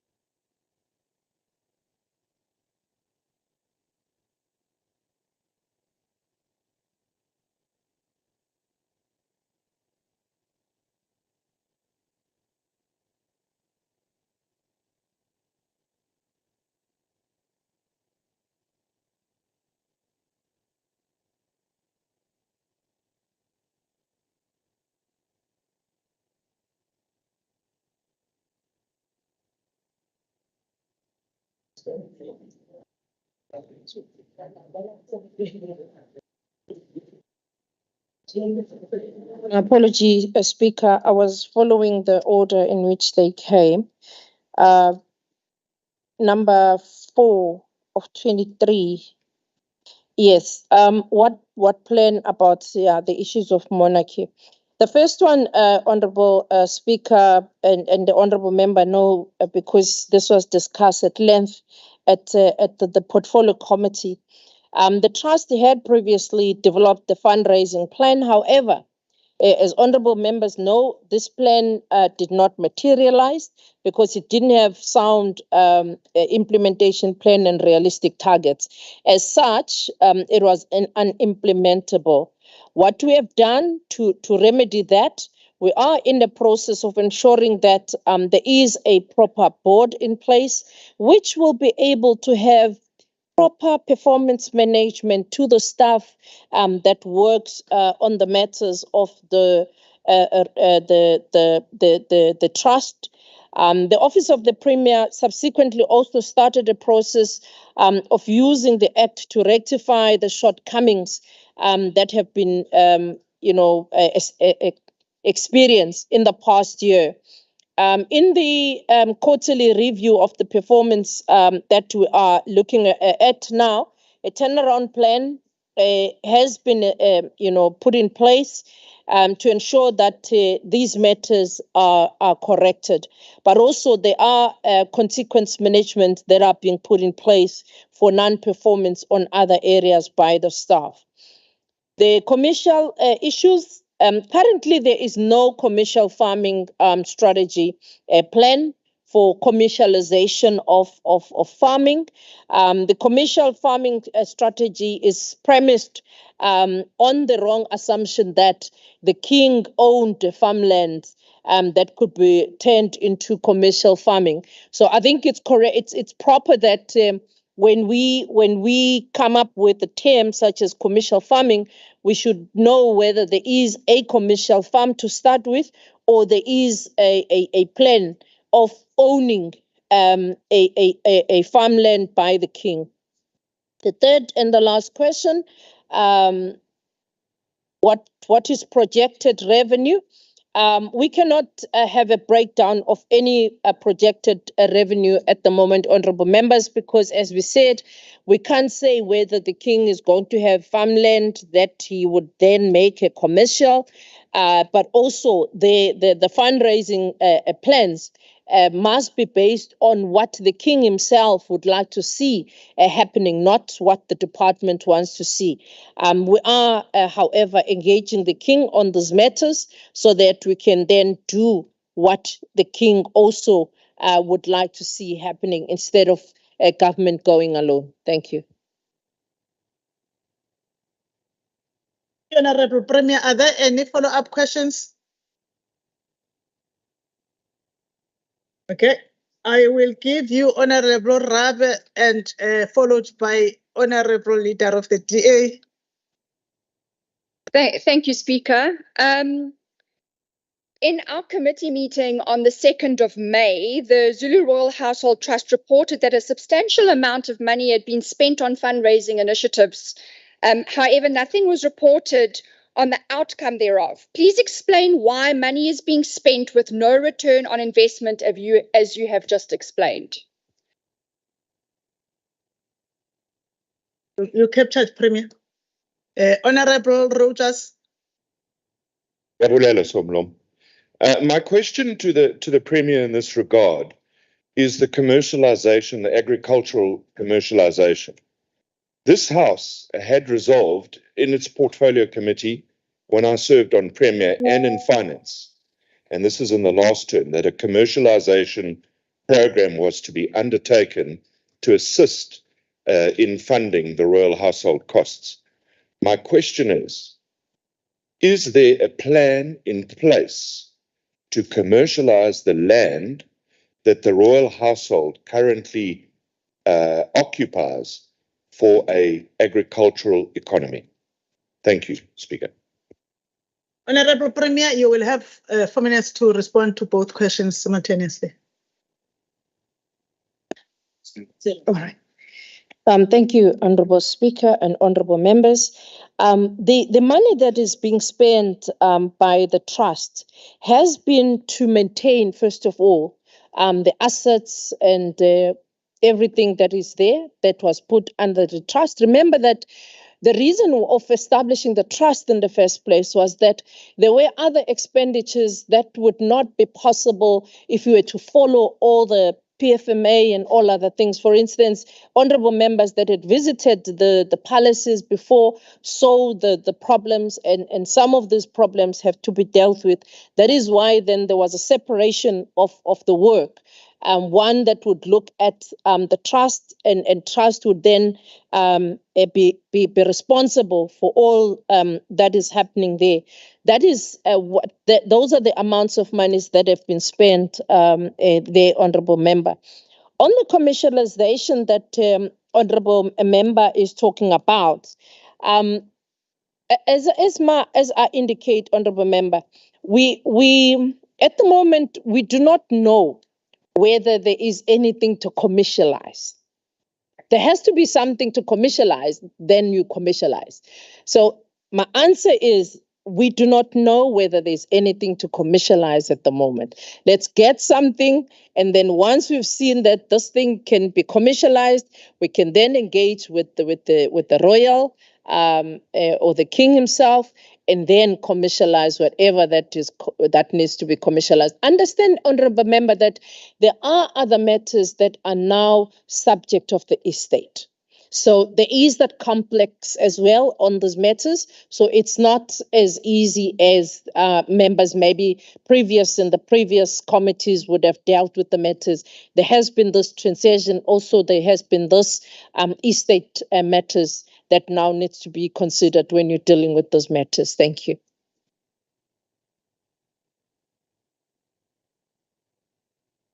We're going to question number 5.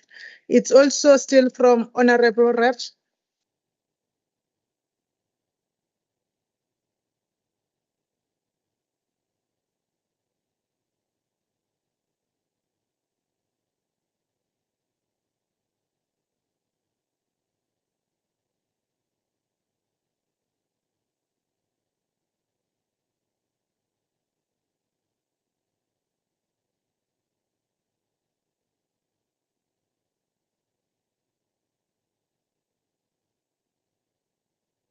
Right. Thank you, Honorable Speaker and Honorable Members. This relates to the Youth Fund. The response is that there is terms of reference and an investment committee or team that was appointed, which operates under the supervision of the KwaZulu-Natal Growth Fund Trust. The committee does the screening of applications, and upon their receipt, and it forms part of the activities of the investment committee of the growth fund.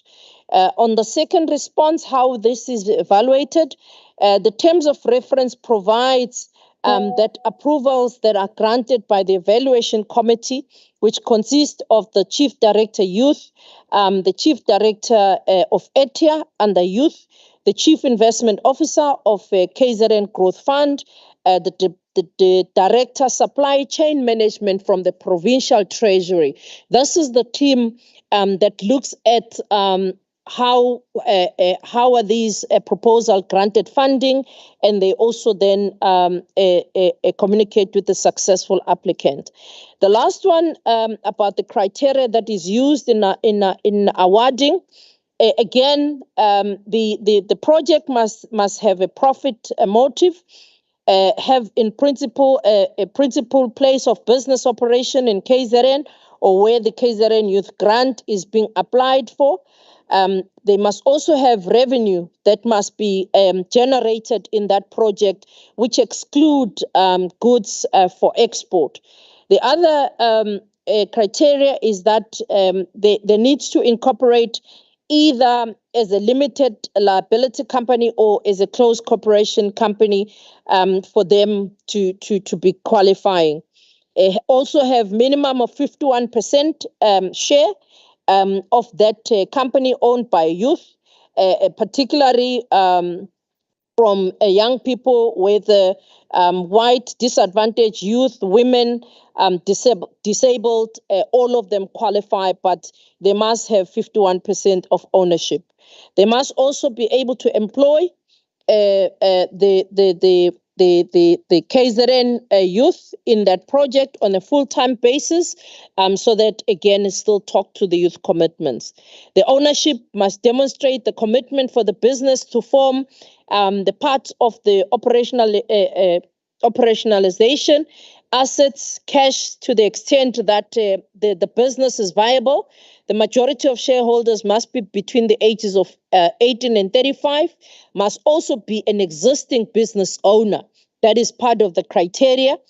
The requirement for funding must be between 50,000 and 2 million and must also have the relevant management experience and expertise with the ability of managing business and also willing to be developed with skills once granted the funding.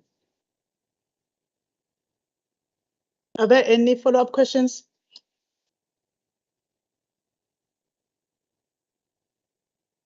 Manje nisukuma nobabini kuwona wonke ama-question. Okay, I will give you Honorable Rep to go first, followed by Honorable Rogers.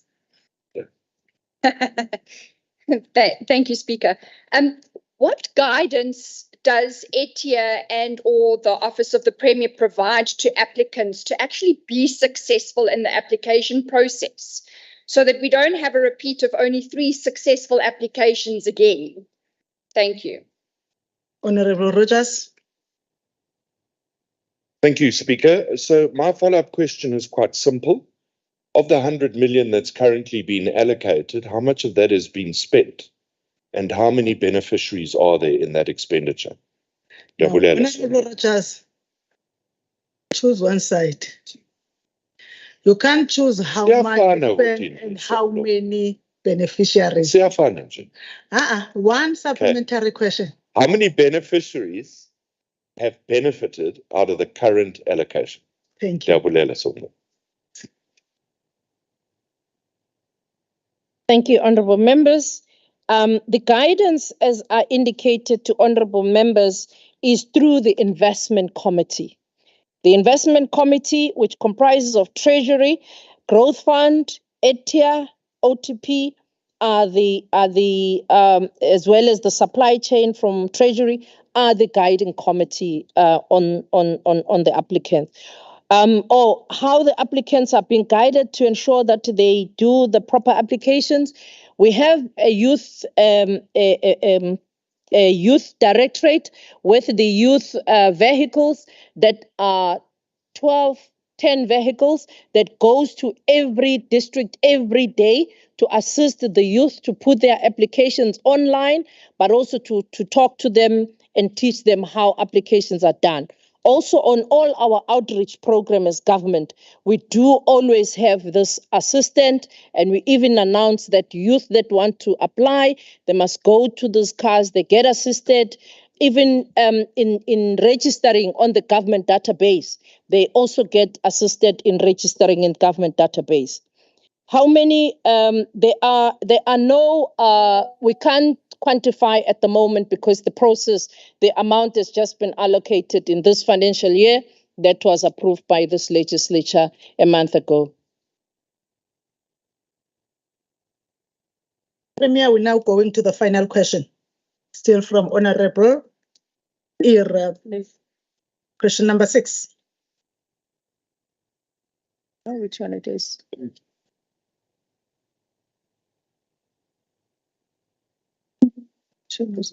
Forensics, okay. Thank you, Honorable Speaker and Honorable Members. This one relates to the Forensics Department. We wish to place on record that when this unit was transferred to the OTP, they had quite a huge backlog of cases that were there. What has been done since then is that currently there are 11 funded vacant posts within this unit, which are now in the process of being filled. The shortlisting for the following posts were done on the 19th of April. Chief Corporate Investigator, 2 posts, Senior Corporate Investigator, 2 posts, Information Administration, 1 post.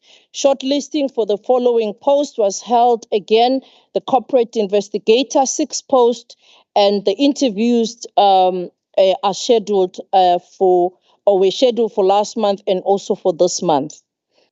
On the next one, the time frame. The investigation framework for the Forensic Investigation Unit is currently being drafted because when the unit was transferred, there was no framework for investigation. To this effect, a memo was drafted to Cabinet so that the Cabinet can also be appraised of the new framework for investigations. The last one is the framework currently in use, as we indicate that when the forensic investigation was transferred, it was merged with the Integrity Management Unit, which already housed the Anti-Fraud and Corruption Unit, to now form the Forensic Investigation and Integrity Directorate. The Forensic Investigation Unit has approved its forensic methodology. However, the framework, as we indicate, is still in place.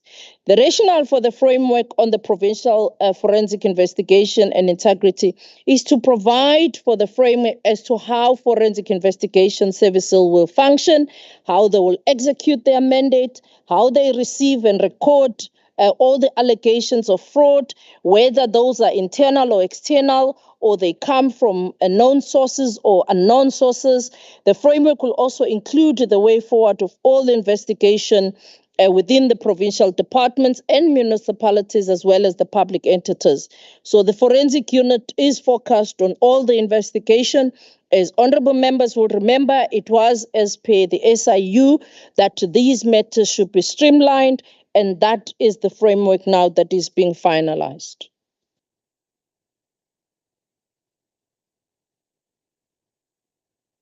Are there any follow-up questions, honorable members? Okay, there is going to be one follow-up question, Honorable Rogers. Thank you, Speaker, and it's a very short question to the Premier. Currently, how many forensic investigations are being undertaken? Thank you, Honorable Rogers.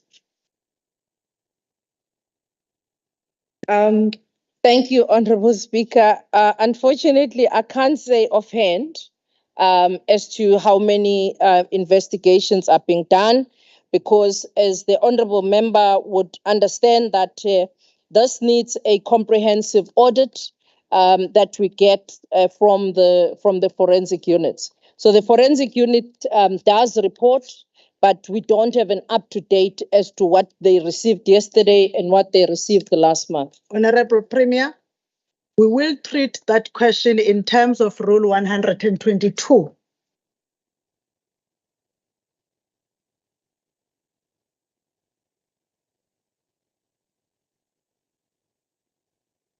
Now, we will now move, honorable members. I was referring to the rules because I had an exclamation, as if it's something that is outside normal. It's something that is not anticipated by the rules.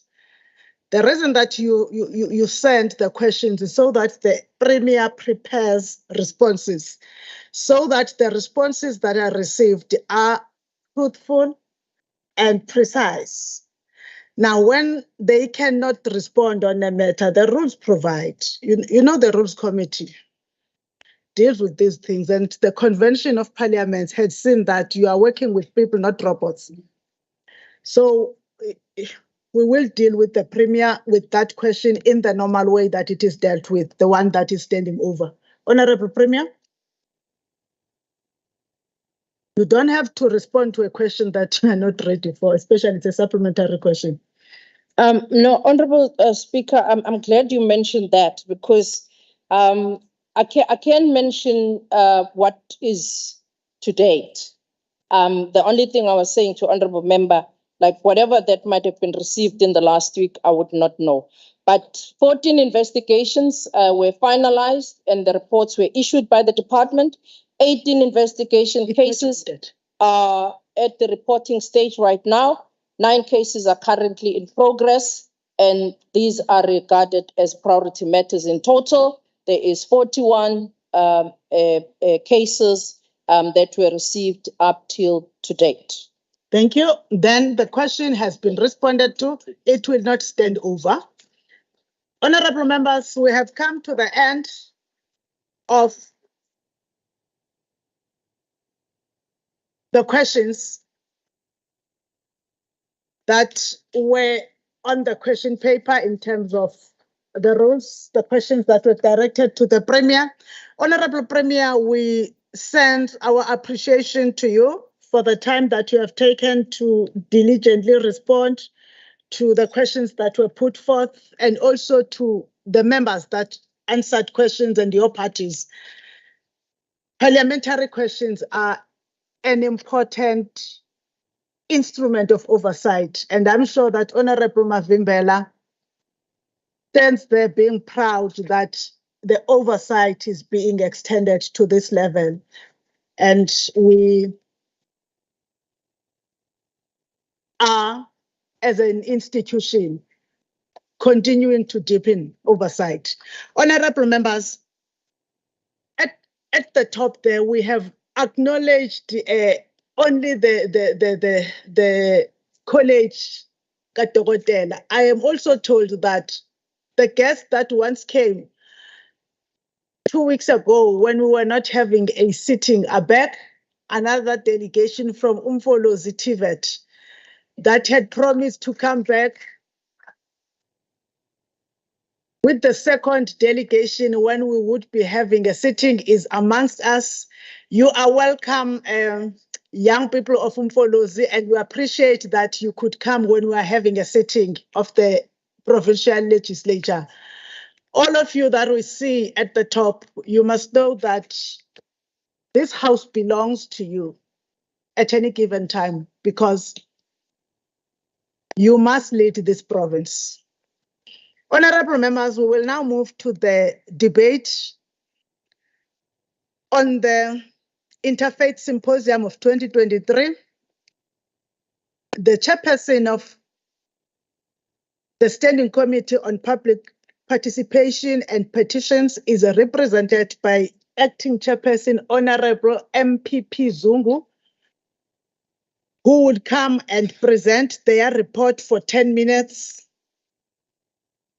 As Honorable Zungu is coming, I must apologize to parties, to whips that were writing to me saying that they have not received a report as early as over the weekend, but they eventually received it in the course of this week. We apologize, honorable members. But we also want to alert you that we will try we'll continue to endeavor to have you receiving the reports, but the least we can do is to stick to what is provided for in the rules.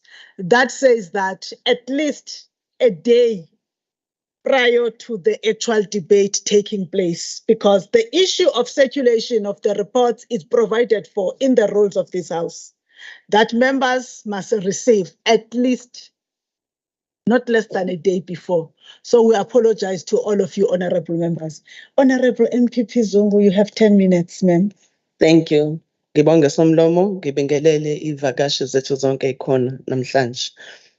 Ngithobeke kundunankulu LOGB, honorable members of the executive, all the honorable members of the House, I greet you.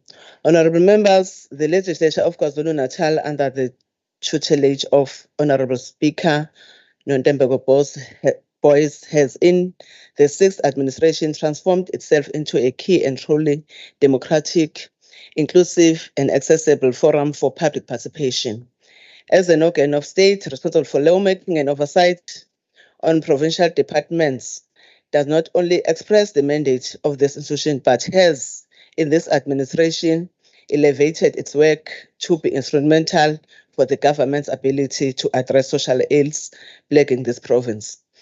The manner in which this legislature has brought a breath of life to sectoral parliament is commendable and is a subject for a very good story.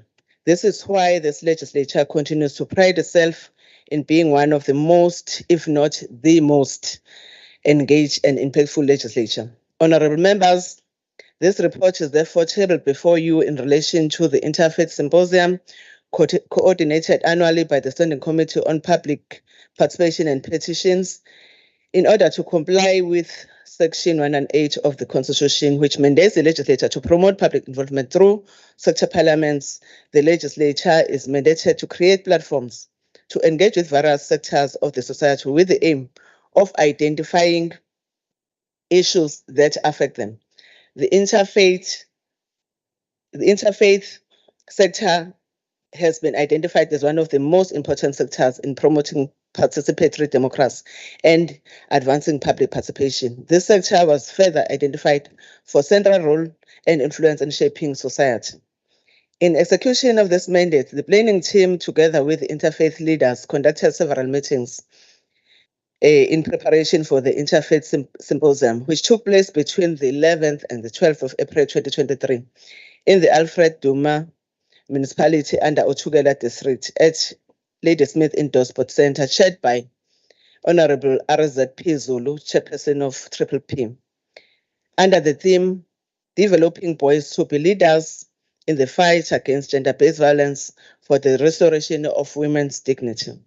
The 10 participants of the Interfaith Symposium were drawn from all 11 districts, where the total number of the participants ended up being 110. The legislature thrives in ensuring that its public participation initiatives go far beyond focusing on one religion, which is Christianity. To achieve proper representation and diversity, the participants of the Interfaith Symposium were representative from all key religious groups in the province, namely Christianity, Indigenous faith like Nazareth Baptist Church, Rastafarians, Islam, Jewish faith, Hindu, and traditional faith. During this two-day period, the symposium deliberated under 4 commissions on issues affecting sector and society at large. It's worth mentioning that in light of the issues affecting the sector, provincial government has a role to play. Hence, the Office of the Premier also provided response on issues that emerged in the Interfaith Symposium of 2022, including the partnership with the interfaith sector in grooming the boys to be responsible leaders of KZN province, and ways in which faith-based organizations and leaders can help develop young boys to fight GBV through education, mentorship, community action, and building networks. Building from the inputs of the delegates, we resolved the fundamentals that characterize the engagement to produce the key resolution on which I'll briefly reflect. On KZN Legislature, noting that the English is medium of communication for the interfaith and the material is printed in English, it was resolved that the legislature must ensure that part of the symposium material is printed in indigenous language like isiZulu. On the office of the Premier, noting that some of the departments are not attending war rooms, which had been earmarked as instrumental for acceleration of government intervention. It was resolved that the OTP must ensure that the department are attending war rooms in all districts and the report be consolidated to this effect. Noting that the provincial government has programs aimed at nurturing young men and women, it was therefore resolved that the programs be inclusive of interfaith leaders to provide spiritual understanding and growth, that the joint summits for men and women be held to better understanding of social challenges faced by men and women. Noting the higher rate of teenage pregnancy in the province, it was resolved that the OTP, which is the Office of the Premier, Department of Health, and the Department of Social Development must localize their program and use schools and communities to drive awareness campaigns. Honorable members, we are pragmatic in our resolve to combat and subsequently end GBV and femicide in KwaZulu-Natal. We appeal to the government departments to expedite the delivery of all the commitments and plans to ensure the safety and security of our women and empowering of our boys as a responsible citizens of this world. Ngiyabonga, ngiyabulela, enkosi somlomo. Thank you. Sibonge Manzeni. Sesizothola isikhulumi sethu sokuqala esiqhamuka uKhongolose.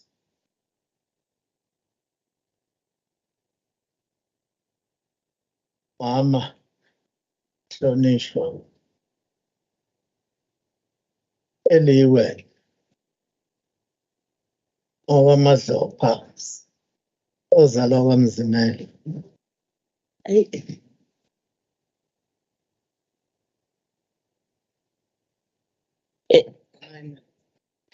Honorable Speaker, members of the executive and honorable members present, our guests, ladies and gentlemen, thank you so much, Honorable Speaker and honorable members, for the opportunity to partake in the debate of deliberations and resolutions by the Interfaith Symposium. This work and everything dwells very closely in my heart and is the kind of work that has personally shaped my life for the better and instilled values that have helped me and many to navigate and serve as guide throughout the storms of life. This is the case for all who understand the significant role played by the interfaith organizations in moral regeneration across society. We appreciate this year's theme, developing boys to be the leaders in the fight against gender-based violence for the restoration of women's dignity. As we battle with gender-based violence and focus all our commitment, resource, and all might in the fight against gender-based violence and femicide, this theme underpins our convictions that educating the male child is the foremost important thing to do in making women feel safe in the society, at home, in schools, and in the communities, and even in the relationships. This, however, cannot begin in the adulthood, but begins by creating a warm and assuring environment for our male children where they will not have the desire or need to prove their manlyhood through violence and through preying upon the weak, but where protecting, respecting, and caring for women is an important trait of manhood. The theme and spirit of Symposium was a rejection of harmful ideas of masculinity, which include sexual objectification of women, lack of emotion and dominance, isiZulu ke sithi inkunzi isematholeni, okusho ukuthi uma sifisa ukuvikela abesifazane bethu sifune bazizwe bephephile futhi babuyelwe isithunzi sabo emphakathini, simele ukuthi siqale ngokufundisa umntwana wesilisa ngokuthi uyini umuntu wesifazane futhi kulindelekeni kuye njengendoda nomholi wakusasa. Siphinde sibeke kahle isiZulu sithi lugotshwa lusemanzi, okuchaza khona ukuthi ithuba lokuhlumeleliswa kwezimilo kumele kuqale ezinsizweni ezisakhula. Simele ukubuyela emasisweni, sikhumbule imvelaphi yethu njengabantu. Njengama-Afrika saziwa kakhulu ngokuthi siyakholwa nabamesabayo uNkulunkulu nezimiso zakhe. Ngakho-ke simelwe ukuba sikhumbule indima ebalulekile edlalwa yibandla ekuhlumeleliseni kwezimilo zabantu emphakathini wonkana. Njengokhongolose siyazigqaja ngomlando nobudlelwane esinabo nebandla nabaholi bonke bezenkolo ekulekeleleni ukuba silwe nazo zonke izinkinga ezikhungethe imiphakathi yethu. Ngakho-ke sizimisele siwuhulumeni ka-African National Congress ukuqhubeka sisebenzise lobu budlelwane ekulweni nalesi simo esibhekene naso se-gender-based violence. As the African National Congress, we have taken it upon ourselves to mobilize faith-based organization and engage our partners in the religious sector to join in the fight against gender-based violence by developing and educating boys to be leaders in the fight against violence aimed at women. Honorable members, the African National Congress has always prioritized engagement with the faith-based organization and communities because its own historical existence, formation and vision is rooted in the religious sector and its values. The ANC, throughout its 111 years of existence, has had a long history of association with the church and a variety of faith-based organizations. The founding fathers of our movement and subsequent freedom fighters were men and women of the cloth, clergymen and women of godly standing, both in the society and within the organization. These men and women model the kind of statue that we want restored in the lives of young men of today. The relations between the ANC and the church have not even become stronger in the uniting people across all religious divides and faiths, having been instrumental inspiring people to aim for freedom. The relationship can be traced back to the 1870s when the Ethiopian church movement was formed following the expansive land dispossession of Africans. These men and women of the cloth sought to liberate themselves from the repressive colonial fetters of missionaries by establishing African independent churches to be the disdain of the colonial administration. The leaders of this religious movement will go on to establish various native congresses in terms of the 20th century, including charting the way to the formation of the South African Native Congress in 1912. The founders of the Congress movement also received spiritual support and guidance from the Zionist and Apostolic churches in the beginning of the 20th century. We still remember and feel it is important to remind ourselves and this honorable House about the founding president of the African National Congress, Dr. Dube, was a priest and a self-confessed Ethiopian Christian. Reverend Henry Reed Taiya, the first chaplain general of the African National Congress, and Mama Charlotte Matlege, a lay preacher in the African Methodist Church, were not only the founding members of the ANC, but attended the meeting where the ANC was formed, where after a song was sung that Lizalise izinga lakho Thixo wenyaniso. The current ANC anthem, which is Nkosi Sigelela, is a prayer and shared by many states in SADC, was composed by Reverend Theo Soga. With this history, we affirm once again that the history shared by the ANC and the religious sector cannot be denied nor doubted. This is why, upon assuming power, one of the four most immediate rights the ANC assured its citizens in Chapter 2 of the Bill of Rights in our new constitution. Yes. Honorable Chair, we support the report that has been presented. Thank you, as African National Congress.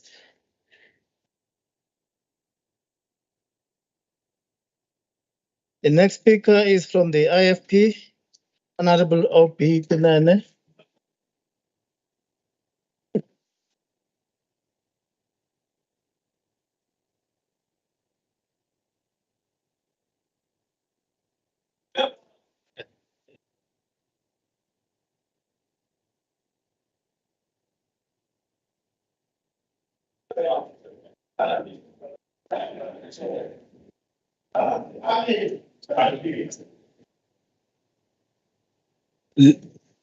The Honorable Deputy Speaker, the Honorable Leader of the Official Opposition, the Honorable Premier, Honorable MECs, and Honorable members of this House.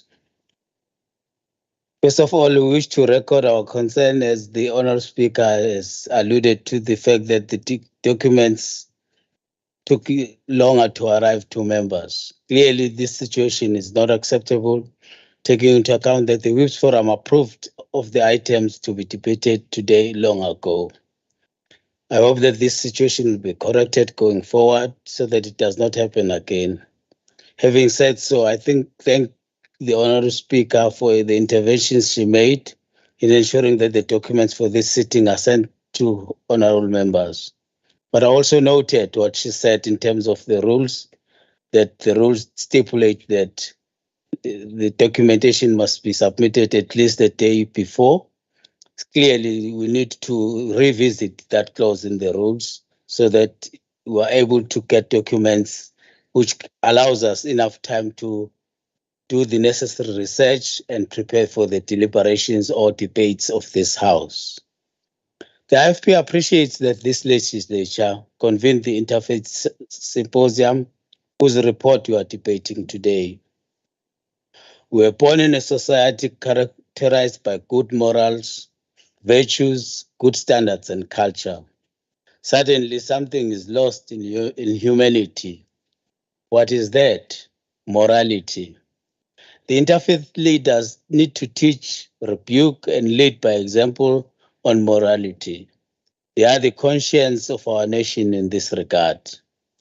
The interfaith community play an important part in the regeneration of our moral values and the implementation of government's programs. Crime is high in KwaZulu-Natal, as we have seen many mass killings.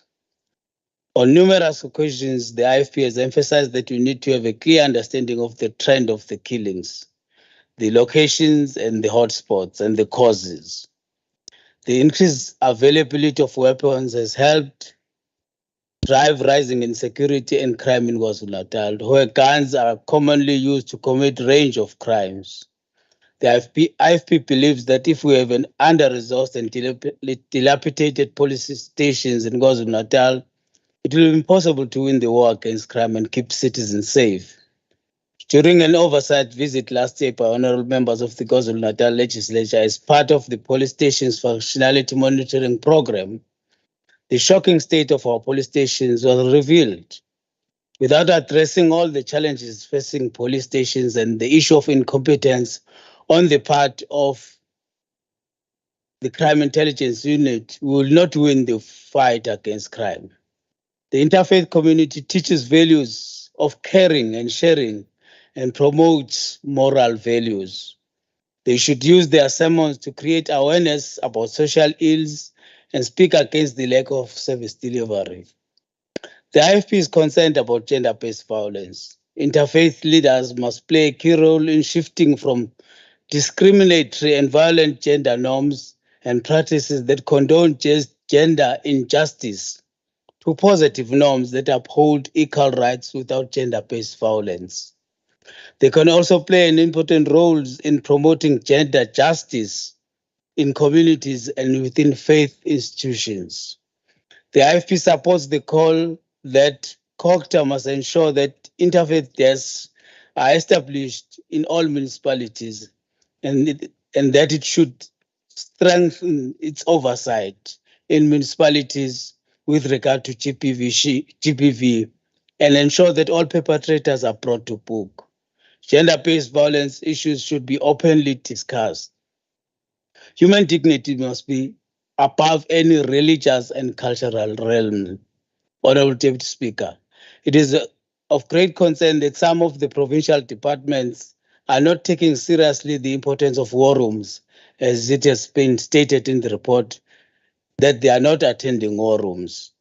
The war rooms program is important as it remains a vehicle to facilitate quick response to service delivery needs by profiling households in a ward and the level of service delivery per household. We urge the Office of the Premier to take action against those departments that are not attending war rooms. The IFP is concerned about the conduct of the Department of Transport, which continues to treat the interfaith sector with contempt. I'll come back. Thank you.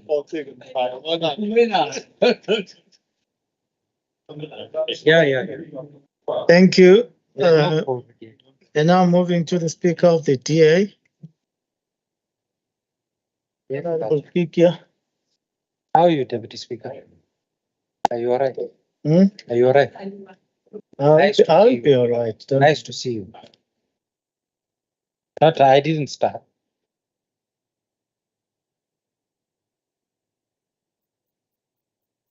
Mr. Deputy Speaker, I greet everyone with the international greeting of peace. The Holy Quran teaches us, and from among you there must be a party who invite people to all that is good and enjoin the doing of all that is right and forbid the doing of all that is wrong. It is they who will attain true success. In other words, this injunction fosters interreligious dialogue, goodness, including cooperation, understanding, respect, and unity amongst the people of different religions and cultures. And this, honorable members, is what we all believe in, irrespective of our creed. Now, politically speaking, the Taliban claim to enjoin what is good and forbid what is evil. And the Taliban faction of the ANC in KwaZulu-Natal is not the party that enjoins good and forbids what is evil.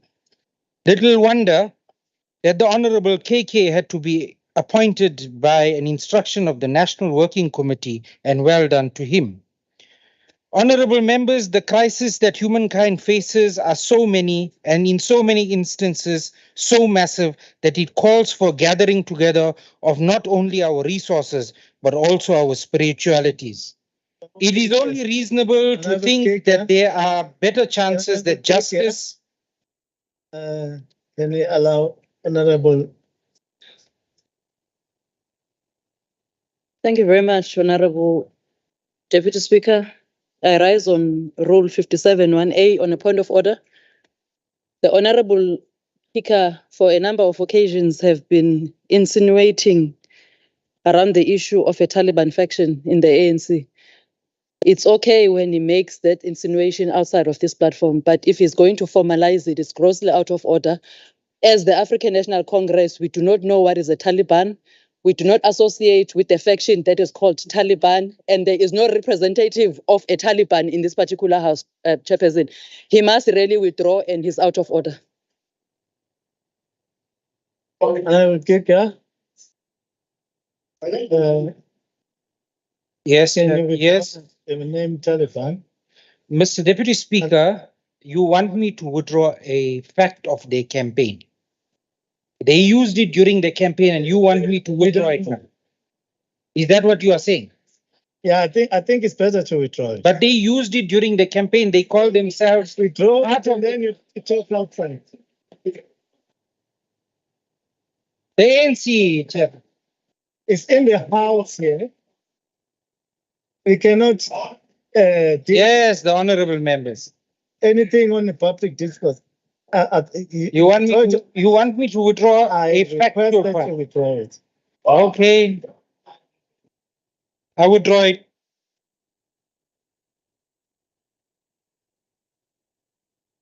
The crisis that humankind faces are so many and in many instances so massive that it calls for a gathering together of not only resources but also our spiritualities. It is only reasonable to think that there are better chances that justice, peace, overcoming poverty and unemployment, and enhancing social cohesion amongst the myriad of matters that face society will become more real as solutions through interfaith collaboration and harmony as an important instrument. Freedom, Mr. Deputy Speaker, is not a favor from government. It is a right. The freedoms intended by the framers of our constitution were hard-won and were won for all of us. Throughout history, the responsible exercise of freedom has only been true engine of successful progress.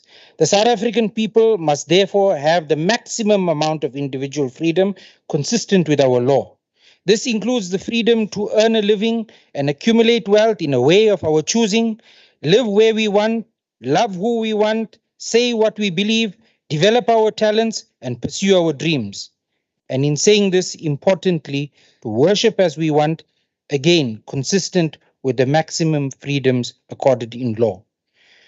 We must know and understand that there should never be a compulsion in religion. So much like multilateralism where it works, pluralistic societies committed to university and diversity will succeed to ensure that our generations and those to come are poised for success. But for us to recognize our diversity, even in our faith, we must recognize, commit to, and unwaveringly accept the following. Number one, that South Africa is a richly diverse society. Though our people come from different origins and different paths and worship differently, we are all unique individuals.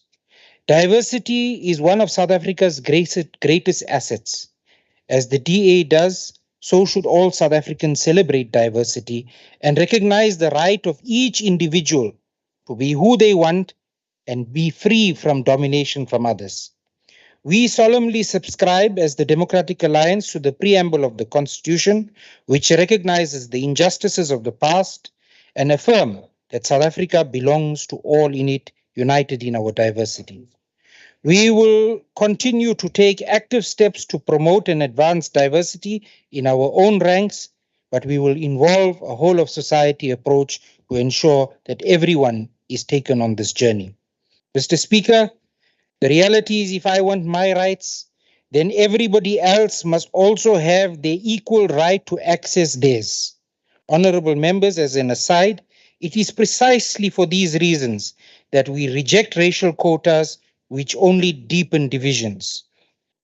Perhaps that is the reason why Mtolo has been told not to be that faction's election chief by the NWC. Mr. Speaker, members of this House visited Finland last year. On information from the World Gallup poll, Finland is ranked amongst the happiest countries in the world.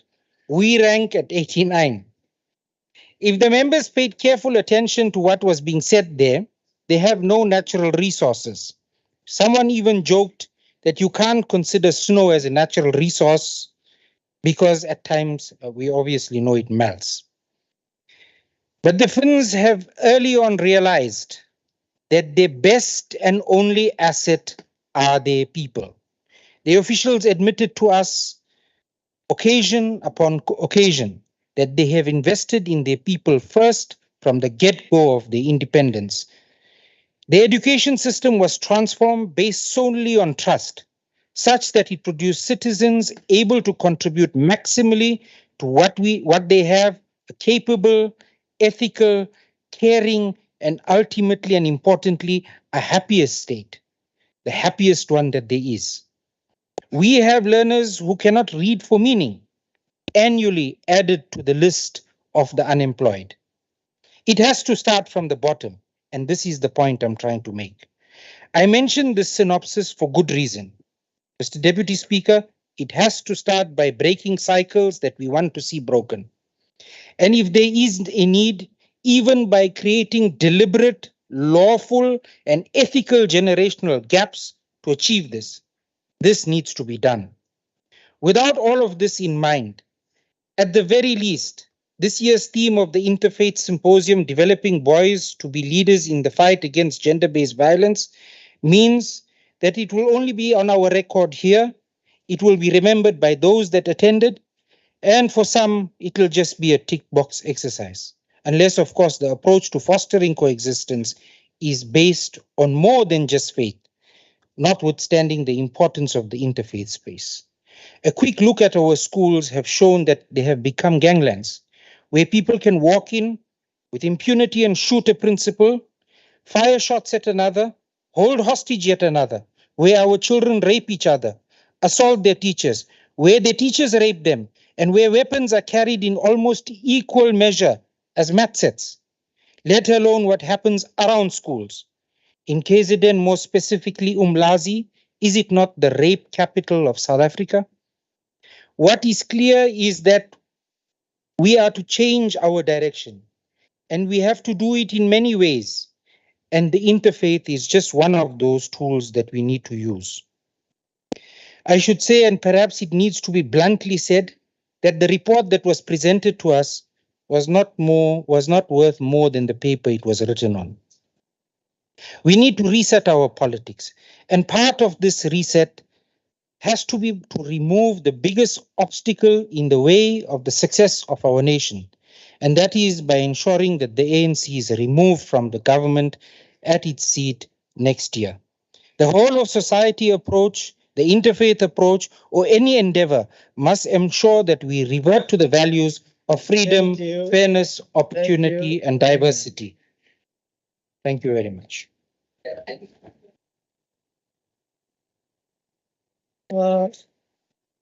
You are supposed to receive a speaker from the EFF. There is an apology received. We are now going to move to NFP. Honorable CM Shinga.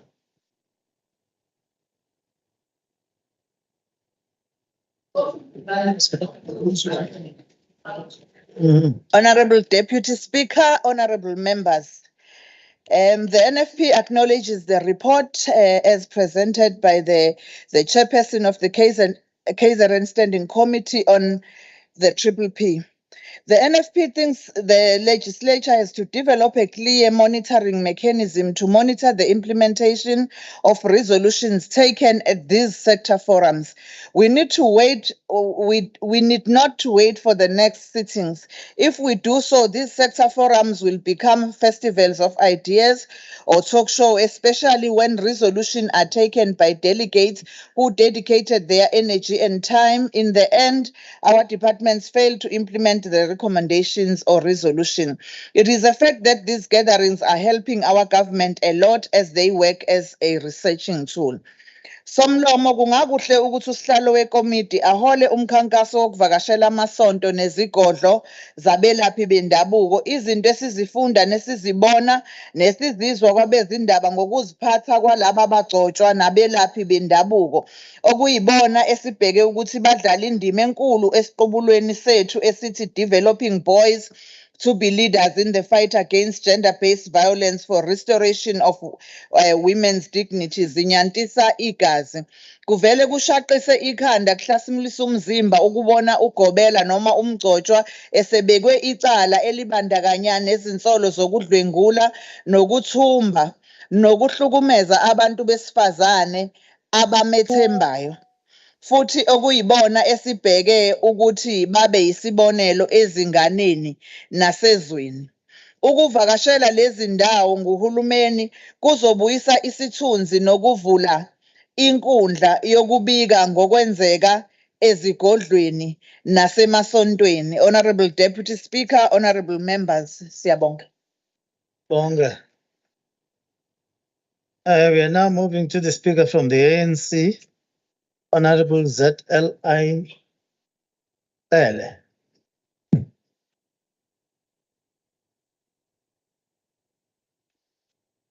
Thank you. Thank you, Deputy Speaker.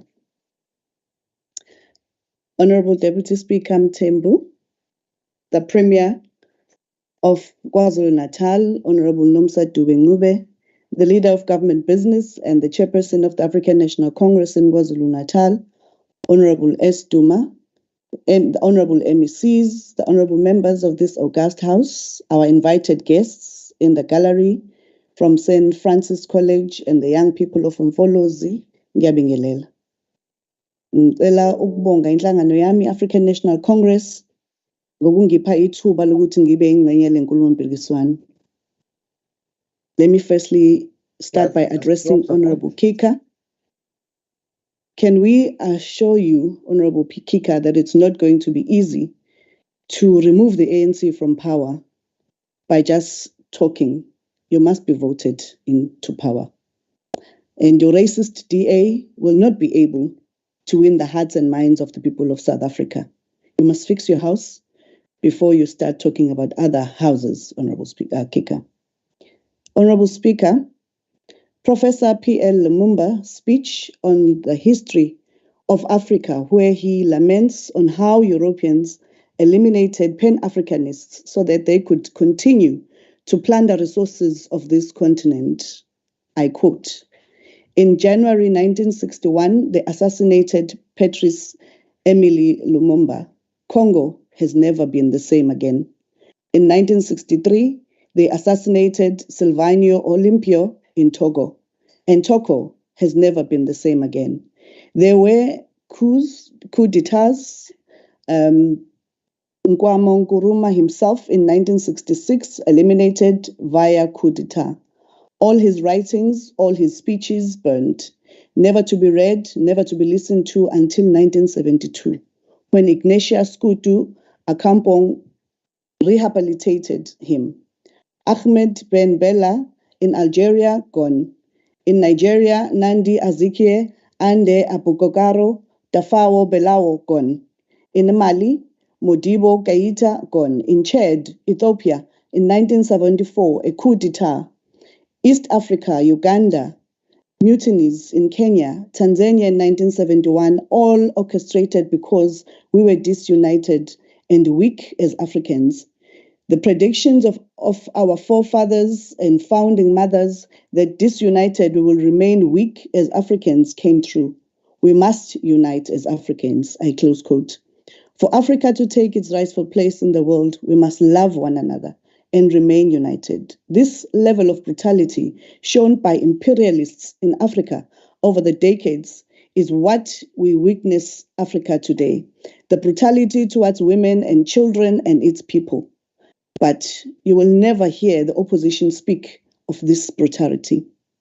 Honorable members, considering the sterling report of the chairperson and the debate eloquently delivered by Honorable Madlope on behalf of the ANC before me, the history of our relations with the religious sector continues to bear testimony to our love for our people and how we have nurtured over the years in KZN the life and growth of this sector. As a result, in this very house, the ANC within its own ranks boasts being represented by religious leaders in the house who are fully fledged and card-carrying members of the African National Congress, clergymen, activists in the religious sector. This savoir and wealth of wisdom continues to propel us towards a well-guided and well-supervised direction. In light of this, one therefore feels compelled to assure this respectable House that the outcomes, deliberations, and resolutions of the Interfaith Symposiums were not an academic exercise, Honorable Kika, but are going to be informed and drive the government strategies against gender-based violence and femicide. And the theme of this year's symposium represents a change in approach by focusing on what is important, which is to teach our young boys the right lessons and help them unlearn misconceptions, toxicity, and stereotypes that underpin all forms of misogyny. Allow me, Honorable Deputy Speaker, to reflect on the resolutions that will form the backbone of KZN provincial government strategies as advised by the symposium in the process to teach our boys to become responsible citizens and protectors. This symposium could not have had a better theme. I should therefore delve into some of the deliberations and resolutions of the Interfaith Symposium according to the different initiatives from different departments. In terms of the Department of Agriculture and Rural Development, the problem of hunger in homes and poverty in communities is a key driver of conflict and instrumental creating dependency in women, thus causing women to be vulnerable. It was resolved that one home, one garden must be directly linked to the sector through local government structures. The high rate of substance abuse in communities among young people, especially boys, lead to various forms of violence and criminal behavior. It was resolved to intensify the awareness against substance abuse and education on the use of legalized medicinal marijuana only for medicinal purposes and those with licenses to plant it, but must be closely monitored. In terms of Department of Transport, disappointingly, Department of Transport was unable to appease the symposium with a report for 2 consecutive times, necessitating the symposium to request a report on initiatives by Department of Transport to provide it at the portfolio committee level. In terms of the Department of Cooperative Governance and Traditional Affairs, considering the rampant abuse of young women employees through sexual harassment in various municipalities, such as Alfred Duma municipality, in the wake of the Sex for Jobs scandal involving a Inkatha Freedom Party councillor. COGTA must ensure that interfaith desks are established in all municipalities with immediate effect, and that COGTA to strengthen its oversight in municipalities and ensuring that such perpetrators are brought to book. We congratulate the police for arresting him. Lastly, in terms of the Department of Community Safety and Liaison, the high level of crimes and moral degeneration in communities does go hand in hand with non-recognition of interfaith leaders for spiritual crime prevention programs in other communities in the province. Therefore, the department must include the interfaith as spiritual healers in crime awareness campaigns, moral regeneration, and social cohesion programs, and therefore petitions the National Department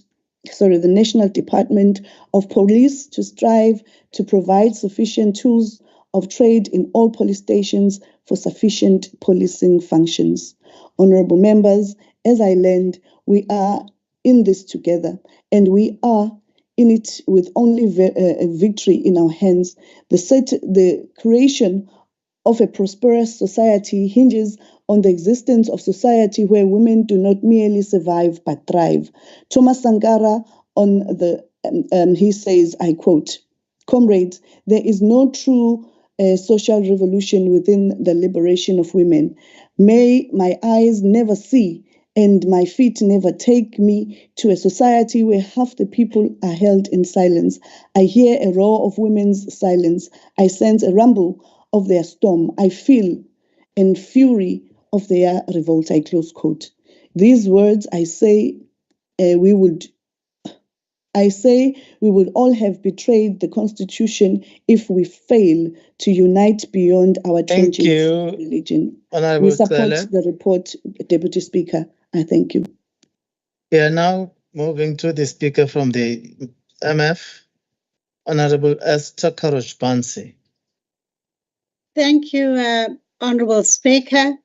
Honorable Speaker, the Minority Front fully endorses the theme of the Interfaith Symposium, Developing Boys to be Leaders in the Fight Against Gender-Based Violence for the Restoration of Women's Dignity.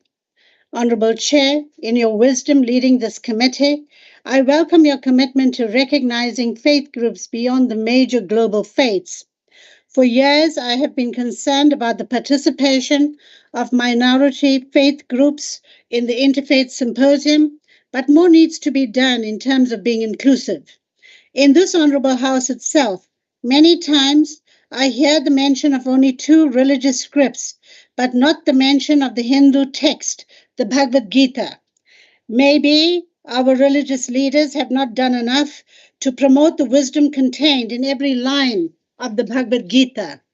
In terms of this theme, if participants were exposed to the teachings contained within the scripture, a lot more family and human values will be inculcated in especially boys and respect for women, because the entire Mahabharata is based on such incidents and corrective behavior from a faith-based point of view. However, this particular script, like the Bible and Quran, is universal in its teachings. Hence, legislators globally are encouraged to read the scripture to make better life-changing decisions. As much as we separate church from state, the MF appreciates the contribution made by this sectoral parliament, the Interfaith Symposium. Honorable members, Gandhiji stated that a man is but a product of his thoughts. So at future symposiums, it is critical to distribute scripture across faiths for tolerance, awareness, and moral regeneration. Thank you. Thank you, Honorable Karosh-Bansi. We are supposed to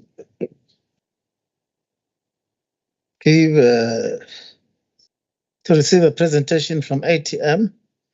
Honorable Pagat is not here. Apology received.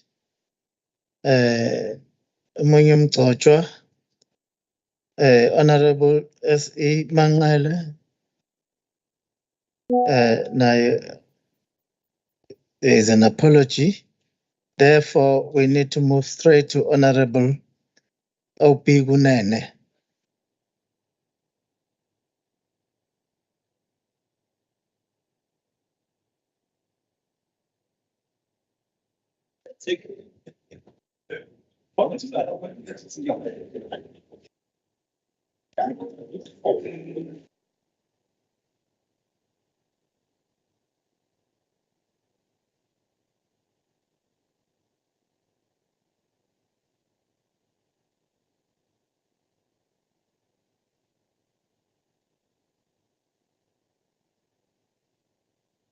Honourable Speaker,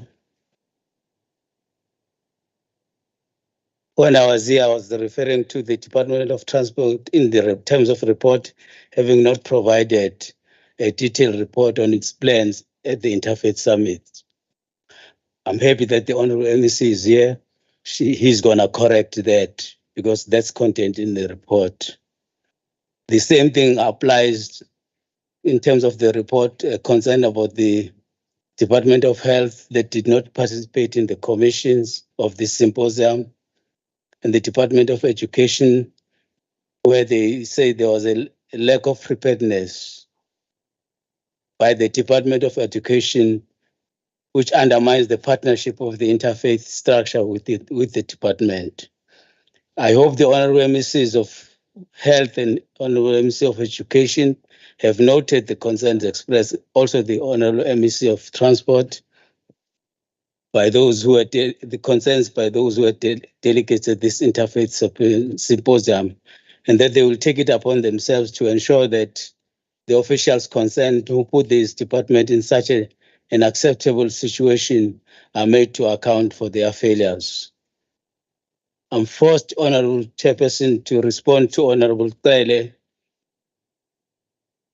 who has just decided to attack the IFP by referring to Councillor Warasali, who in our view and what we saw was him being arrested Hollywood style.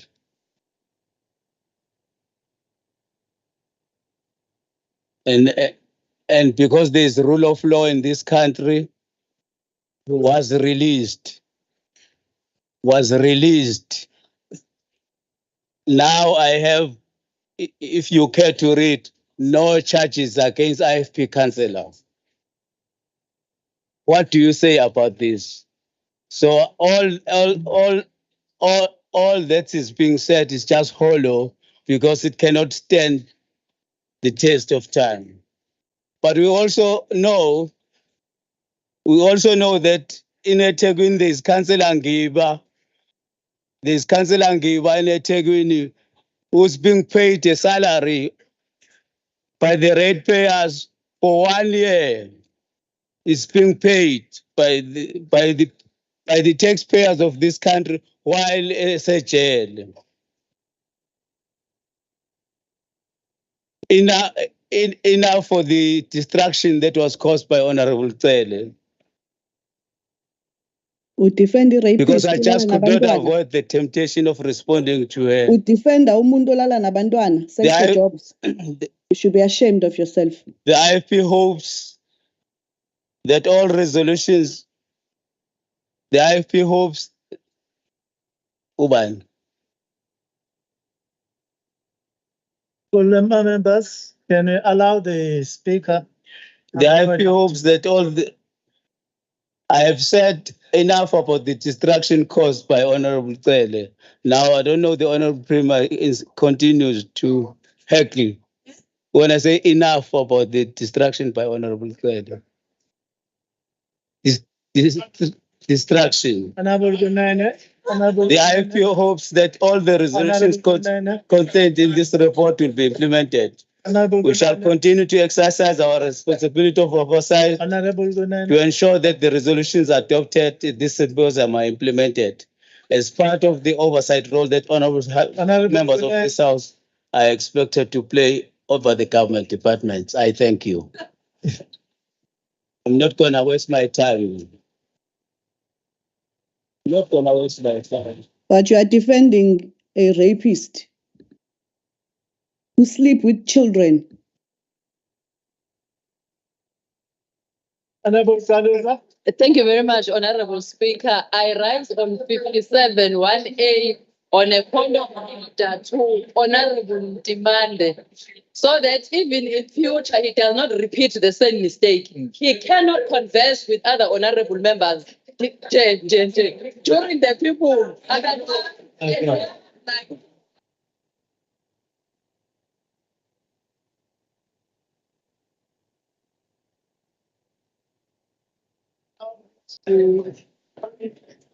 Speaker from the ANC, Baba Mfundisi, Bishop. Ngiyabonga Somlomo. Mneswemvula ake silamule nalubheme lomlilo oseliqale umuntu iMandela enenkinga nje ukuthi siphikisana nokuthi ikhansela labo lwadlengula. Manje ngiyaxaka emethi laboshwa in Hollywood style nalo ladlengula in Hollywood style ukuthi yini inkinga lapho. Once more ngiyabingelela Premier wethu Nyamazane ne-executive yakho. I do want to applaud the PPP for making sure that the symposium was fully attended by interfaith leaders that are rooted in our communities. Mhlawumbe umuntu ukalingeke njengesikhathi ayithole esephendula Honorable Kiga Honorable Kika loves ANC. And I know it's a matter of time before he joins ANC. You can see every time he stands up here, he does what he calls a thorough research just to make sure that in his debate, it is flowered by ANC. Because without ANC, DA, neither Kika, will never be heard. They are voiceless because they are not speaking for the people, they are speaking for themselves. Anything that touches people outside becomes a thorn in their flesh. When we take parliament to the people, it becomes a thorn in their flesh. Honorable Dover. I see Honorable Kiki standing up. Yes, Mr. Deputy Speaker, I rise on Rule 74. I don't love the ANC and I stopped voting for the ANC in 2009. So that's the reflection of what I love and don't love. I have no intention of to respond. Thank you. Sit down. Sit down, Kiki. Sit down. Ake ngiqhubeke nenkulumo yami somlomo. Kodwa ngiyadlula nje kulokhu. Honorable Kika loves ANC. Asikushiye kanjalo. The symposium becomes the voice of the voiceless, and it brings light to those who have resorted to live and die in silence and in darkness. ANC is the only organization through its leadership that has got a serious program of RDP, which is rebuilding and developing of the soul. It is the only organization where you see the Islam, Hindus, charismatic, African indigenous churches, Rastafarian, Amanazaret, mainline churches, abelaphi bendabuko, behlakaniswa ndawonye, baphume bevumelana ngezwe elilodwa ukuthi izwe lethu liyayidinga lezi inhlangano ukuze ukhongolose ukuqhubeke nokuphatha abantu ngoba uyazazi inkinga nezikhalo zabantu. Ingakho siyibonga kakhulu le symposium ngoba igcini nje ngokukhuluma kodwa igcina ngokwenza. Ubona ngama resolution amaningi enziwe ngesikhathi le symposium ihlangene. Kuba buhlungu kakhulu ukuthi inhlangano ikakhulukazi ezifana ne-DA, whenever these symposiums are done, bathola isithuba sokufika ngeemoto zabo, bahlale eBNB, benze lokho abasuke bakwenza engeke ngikusho kule ndawo ngoba kuyabahlazisa bese beqeda lapho behambe bemakhaya. Bafike nabazodebate into abangazange bayilalele nento abangayazi. It's embarrassing. Shame on you. Angazi ukuthi abantu basanivotelelani lengcosana enivotelayo. This symposium exposes or gives us an opportunity to learn about different cultures and the different religions, the formation and the practices, which is one aspect of life that the colonizers tried to destroy. I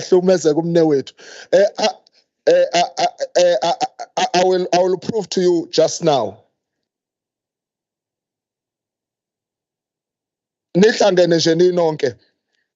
All of you. One of the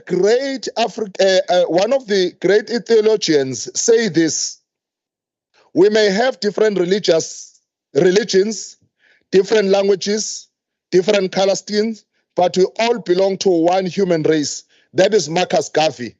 Uyamuzwa kuMarcus Garvey ukuthi uphila inhliziyo ye-ANC.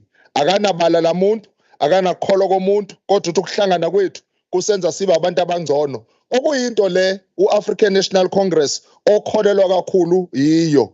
Kuyiqiniso ukuthi our strength lies in our differences, not in our similarities. We believe that fully as African National Congress ngesikhathi sihlanganisa zonke lezi inhlaka ukuthi zizokhuluma into ezosisa phambili njengesizwe sethu. Iqiniso ke lolu hlelo olwenziwayo lubuyisa isithunzi nokuhlonipheka komuntu omnyama nokuvikeleka kwenkolo yakhe. Amakoloni azama kakhulu ukusahlukanisa ngemvelaphi yethu, aze akha nemigomo ethi Uma ufake imvunulo yesintu ubizwa ngeqaba. Uma ufake imvunulo abathi impucuzeko ilapho ubizwa khona ngekholwa. Kuze kwaba nezindawo ezibizwa ngokuthi isemakholweni. Ngoba njalo bekuzanywa ukudicelela phansi isithunzi sobuthina njengama-Afrika. Kodwa lolu hlelo silithola lubuyisa isithunzi sethu njengabantu abamnyama, luqikelela ukuthi izinkolelo zethu ziyasiza ekwakheni isizwe nokusisa phambili. Ingakho sinqoma kakhulu lolu hlelo olungakaze lube khona nakwezinye inhlaka ezike zaphatha ngisho i-IFP uqobo ayizange icabanga ukuthi ngelinye ilanga kuyomele kube ne-symposium la uhlanganisa khona lezi inhlelo nalamahlelo behlala bekhuluma ngezinto ezizoba umhlahlandlela oya phambili. Ke kumangaleze ke ukuthi mase befike lapha into abayenza kangcono ukugxeka. Ngiyamuzwa ke umhlonishwa ekhuluma nge-department yaka transport. Enye ama-department ya transport ene desk elinabefundisi, angithi ayabefundisi kuphela, eline interfaith, okuchaza ukuthi liqikekela kakhulu ukuthi izinto eziphathelene ne-interfaith ziyanakekela. Angikhulumi ngama-hostela baba Msimanga, ngisakhuluma ngezinto ezakhayo zikaKhongolose. Ngiyafisa ukuthi ngilinqome lolu hlelo kakhulu, ikakhulukazi because our culture, our traditions and our languages, our foundations on which we build our identity. Siphuma kulola hlelo sizazi ukuthi singobani futhi sizazi ukuthi siyapi. The effectiveness of this program is evident in the resolutions that were taken in the symposium. Legislature, they said, legislature must ensure that the documents are printed in Zulu. They said the office of the Premier must ensure that the war rooms are fully utilized and supported. They also indicated that the programs that are aimed at nurturing young men and women must also make space for interfaith leaders so that they bring about the spiritual understanding of young people as they grow. Ayikho-ke inhlangano ebingacabanga lokho ngoba okwenu kuduma amavoti njengamanje, kuthina siduma ukusebenza on the ground, and abantu-ke bayabona ukuthi siyasebenza on the ground. Ingakho inhlangano ya-ANC beyithanda because it is the only organization that has got programs of moral regeneration and social cohesion that was affirmed by the same symposium. Manje ke yaniswa.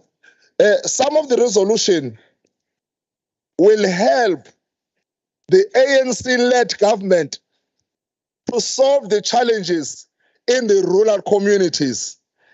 Abefundisi noma abaholi ababehlangene lapha babeqhamuka emazingeni ahlukile empilo. Sakujabulela kakhulu ukuthi kube khona labo abaqhamuka eindaweni ezisemakhaya banqoma kakhulu isenzo sika ngqongqoshe obhekene ezolimo ekutheni entweni azenzayo ababize futhi abanikeze iqhaza abazolibamba ekwakheni kwabusha imiphakathi yabo. Sisazokwenza lokhu, sisazohambela emakhaya. Saqinisa futhi kulolu hlelo ukuthi u-one home one garden iyona into ezosenza ukuthi siphile. Ngineqiniso-ke lokuthi sizohlangana njengoKhongolose siphinde sihambe siye endaweni ezisemakhaya siyoqiniseka ukuthi abantu bayalima umhlabathi. Kwakuyiqiniso ukuthi abantu ababaholi ababalekile emphakathini abenza ukuthi abangenza nokuthi ingcinamba esibhekene nazo zixazululeka lula abaholi bezenkolo abahlala phakathi kwabantu. Ingakho uKhongolose ebahlonipha ebanqoma futhi iqhaza abalibambayo elinqoma kakhulu. Sokwenza isiqiniseko sokuthi abefundisi abaholi bezenkolo abaholi bomdabu banakekeleka kulolu hlelo lukaKhongolose. Ngiyabonga. Thank you.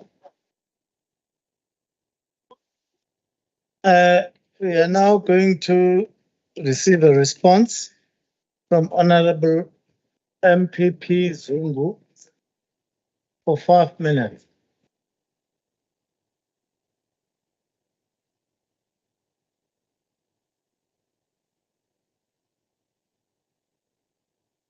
Thank you, Deputy Speaker.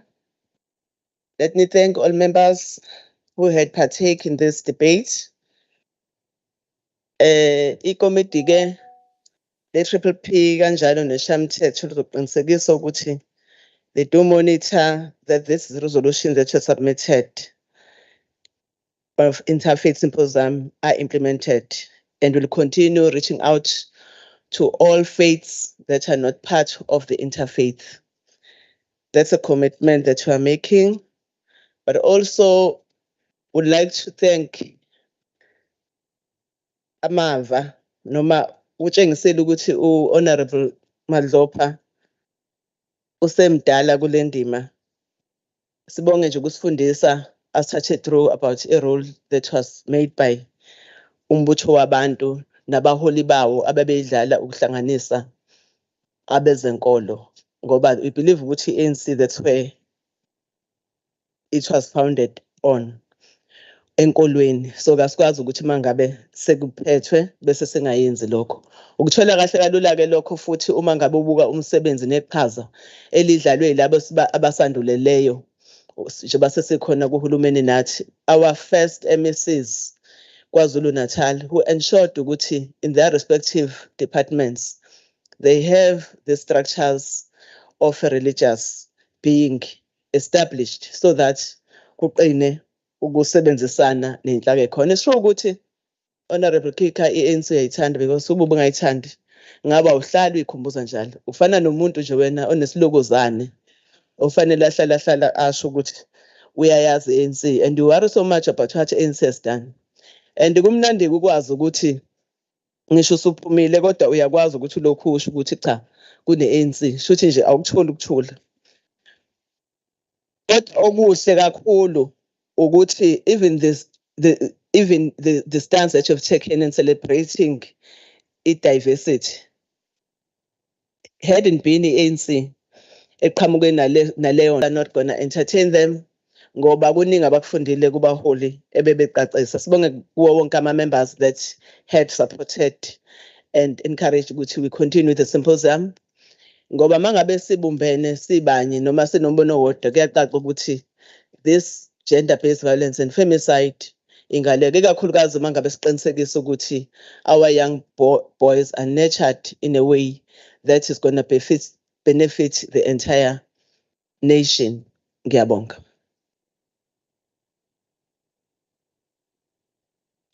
Thank you. I was hoping ngoba sidila ne-topic engcwele ethinta izinto ey'ngcwele. La endlini kuzoba nomoya, kugcwala umoya ongcwele.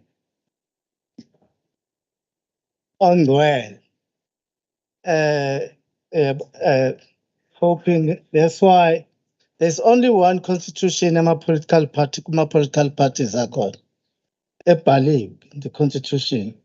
We respect religious faith, a Communist Party.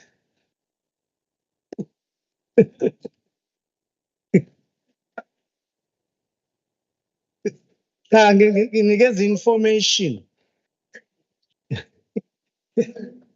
Okay, thank you, honorable members. We have now come to an end of the debate on the 2023 Interfaith Symposium resolution, and the House now needs to vote on the 2023 Interfaith Symposium resolution. So, as per request of the Standing Committee on the Public Participation, I now put the question to the House, which is as follows. The KwaZulu-Natal Legislature agrees to adopt the 2023 Interfaith Symposium resolution. As I indicated prior to the start of the debate, I'll now go party by party to obtain the vote, and thereafter check if any member wishes to record an individual vote. Starting with the IFP.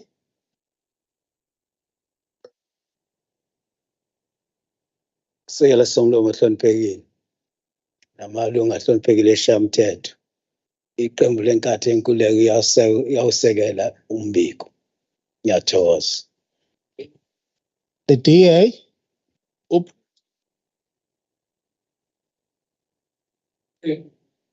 Thank you, Mr. Deputy Speaker. It's a good thing you're not asking me about my vote for the ANC, but on a vote on this report, we support it. The EFF.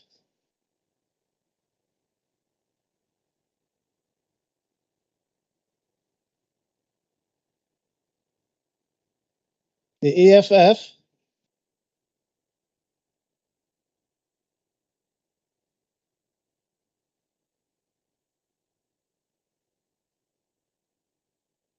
Yes, thank you, Honorable Speaker. According to Karl Marx, religious is the opium of the people. So it's indoctrinate people. That is why we choose to abstain here. Thank you very much.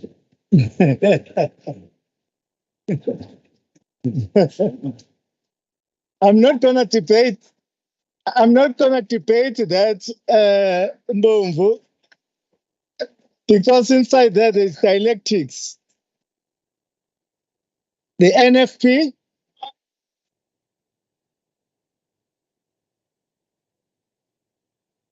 Well, I said I'm not going to take that debate because inside that sentence is dialectics.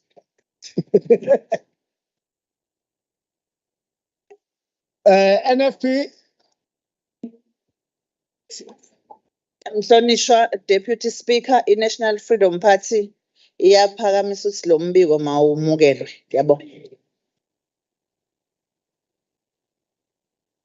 The Minority Front. Honourable Speaker, the Minority Front supports the report and the resolutions. Thank you. Thank you. ACDP absent with apology. ATM absent with apology. The ANC. Honorable Speaker, the ANC that understands that the Interfaith Symposium is a program of this House supports the report. Okay. Members have the votes of all parties. And is there any member who wishes to express an individual vote that is different from their party vote or to abstain?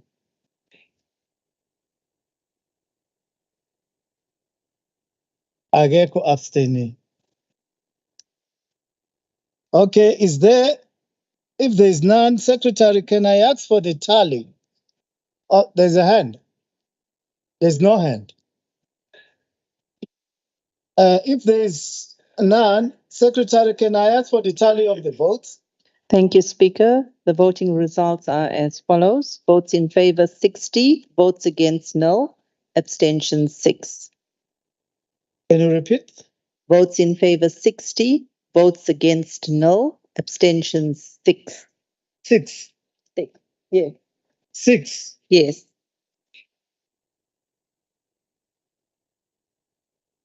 Okay. Honorable members, I therefore formally declare the results of the vote is as follows. Vote in favor 60, that's 60. Vote against 0. Abstention 6. The ayes have it.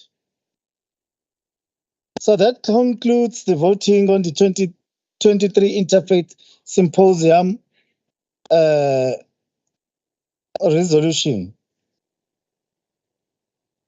and which conclude the Interfaith Symposium resolution for today.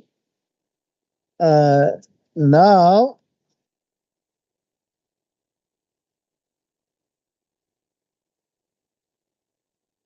We are now going to move. We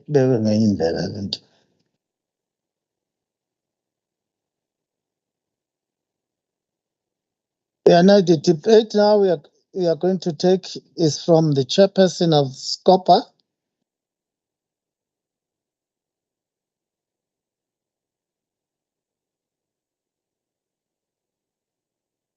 Starting with the report of the chairperson, Honorable M. Govender, for 10 minutes. Thank you, Honorable Speaker.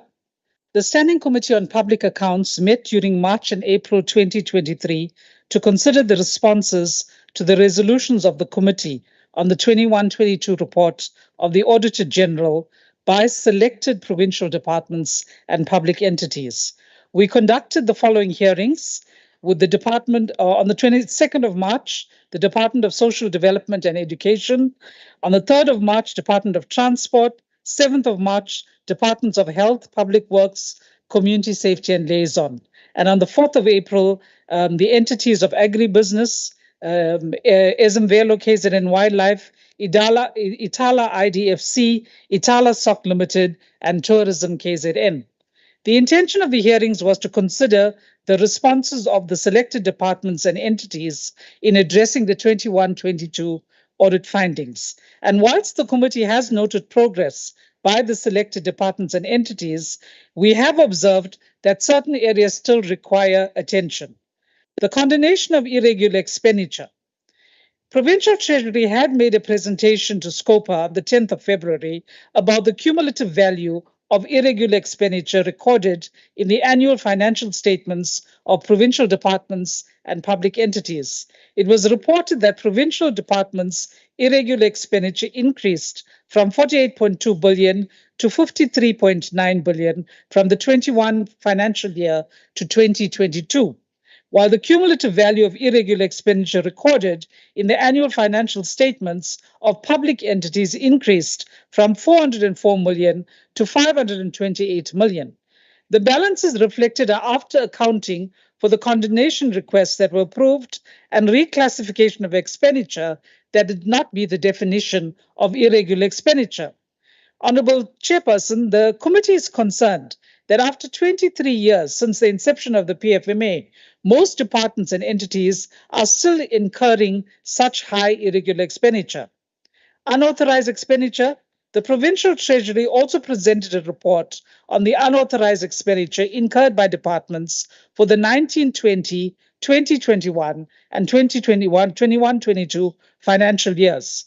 Recommendations had been made on whether the unauthorized expenditure was to be funded by the Provincial Revenue Fund or whether it should be a first charge against the vote of the relevant departments. SCOPA engaged all departments and adopted resolutions in this regard. Honourable Deputy Speaker, these resolutions on unauthorized expenditure are part of the report being tabled. Investigations. We noted the great strides achieved by departments in concluding investigations, as well as the SIU and the Integrity Unit at the Office of the Premier. But we noted with great concern that the implementation of recommendations takes far too long. And this results in departments being unable to take the necessary action against wrongdoers due to the implicated officials having left or retired. We noted with satisfaction the efforts made by departments to ensure that consequence management is implemented, and we are also happy with the way they are committed to clearing all pending investigations as well as irrecoverable debts. We noted the progress made in the filling of vacant funded posts as well as critical posts, but our main concerns are that there are numerous vacancies within public entities, especially the CEO and CFO positions. The committee noted that this challenge is exacerbated by incompleteness of the rationalization process of public entities in the province, and this makes it difficult for critical posts to be filled. We recommend that the process of rationalization be finalized so that public entities can become fully functional.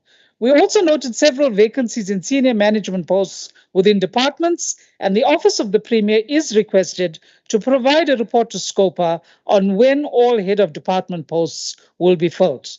In conclusion, Honourable Speaker, on behalf of SCOPA, I would like to thank the executive authorities, accounting officers, accounting authorities, and officials of the various departments and public entities, the Auditor General, Provincial Treasury, the Provincial Audit and Risk Committee, and the Legislature support staff for their assistance and cooperation during the follow-up hearings. I would also like to thank the chairpersons and members of the portfolio committees who attended the hearings. Your role is crucial in following up on audit findings and commitments that provincial departments have made to address them. Finally, I would like to thank the members of SCOPA who participated without fear or favor in the hearings and will play a constructive role in ensuring that this committee performs its tasks effectively and efficiently. It should be noted that we intend meeting all relevant departments and entities on an ongoing basis to monitor implementation of and compliance with the resolutions contained in this report, as well as those contained in the November report. Honourable Speaker, the report on the March and April 2023 follow-up hearings of the Standing Committee on Public Accounts, together with the unauthorized expenditure resolutions, is hereby submitted for adoption by the Legislature. Thank you. Thank you, Honorable Governor. Now let us receive the first speaker, that will be from the ANC, Honorable Zinhlatshele. Thank you, Deputy Speaker. Honorable Deputy Speaker, Honorable Mthembu, the Premier of KwaZulu-Natal, Honorable Nomsa Dube-Ncube, Honorable MECs, Honorable Members, invited guests, I would like to take this opportunity to thank my organization for choosing me to be part of this debate. Honorable Deputy Speaker, we must hasten to remind members of the meaning of the unauthorized expenditure. It says services that is not in accordance with the purpose of the vote or main division within a vote, or which result in overspending of the main vote and the main division within that vote. The meaning of irregular expenditure is the expenditure that was not incurred in the manner prescribed by the legislation. At nowhere, Honorable Speaker, where it says unauthorized expenditure or irregular expenditure means corruption. We know that honorable members from the opposition would like to drum that up and says that it has to do with corruption. On the 53 billion, Honorable Speaker, the Deputy Speaker, of irregular expenditure that has been recurring, we urge the HODs to do what is required for this to be taken away from KwaZulu-Natal. On vote 1, on the issues of relating to investigations, as the report says that the committee notes with great strides achieved by different departments in concluding these investigations, as well as the special investigation units and the integrity unit of the Office of the Premier. However, the committee noted with great concern that implementation of the recommendation takes too long to reach to its finality. We were quite happy this morning when the Honorable Premier did speak to this and what steps is the Office of the Premier going to take to deal with this issue of taking long to finalize the investigations by the Office of the Premier. On vote 1, on forensic investigations, we noted that the various departments relating to the status of the ongoing forensic investigations being conducted by the forensic unit of the Office of the Premier. Again, on this one, it is quite heartening to hear what the Premier said when she was responding to issues raised on the forensic investigations, which also goes towards the Office of the Premier. On vote 9, on Department of Community Safety and Liaison, the committee also noted the improvement and the turnaround strategy of the department to address the issue of irregular expenditure, condonation and irregular expenditure, filling of vacant posts, and investigations. We then resolved that the 36 million, which is Resolution 22 of 2023, that the priority must be on the 32 million not yet condoned. We are urging that this money be condoned. Noting that also exception for an amount of 352,000 that has been condoned. The balance of the irregular expenditure is still subject to determination testing. Cases under forensic investigations are amounting to about 16.4 million. The committee then resolved that the accounting officer provides a progress report on the committee by the 30th of June 2023, the progress made in the implementation of consequence management in relation to 2013-14 irregular expenditure, and a report on what steps have been taken.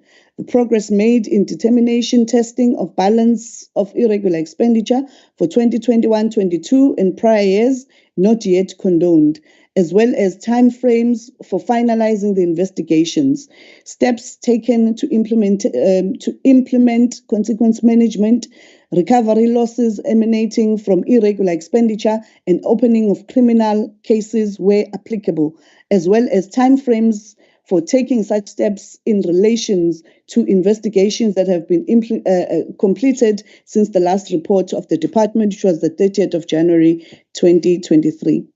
On vote 4, we will go straight to the Itala SOC and Itala Finance Corporation of KZN.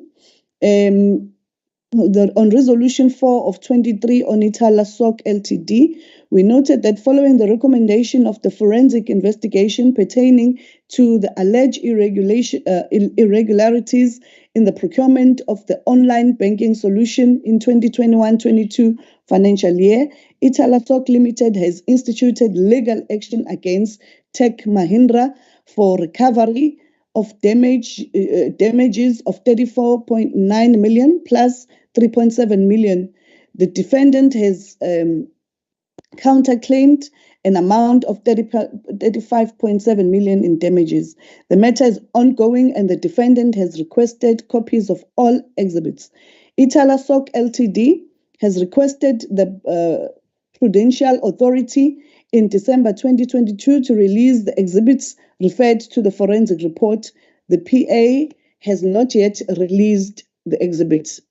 Then the committee resolved on this matter that the accounting authority reports to the committee by the 30th of June on the progress made and steps taken to expedite this matter. This is resolution on fruitless and wasteful expenditure of 600,000 of 2020-21 and the 2 million in prior year relating to resolution 134 of 2022. Noting the fruitless and wasteful expenditure of 600,000 in 2021-22 has been written off. Number 2, no further progress has been reported on the litigation matters relating to recovery of the prior year's fruitless and wasteful expenditure of 2 million in respect to bonuses erroneously paid to the executive. We must thank the department for picking this one up and dealing with it. Then the committee resolved that the accounting officer must come before the department by the 30th of June.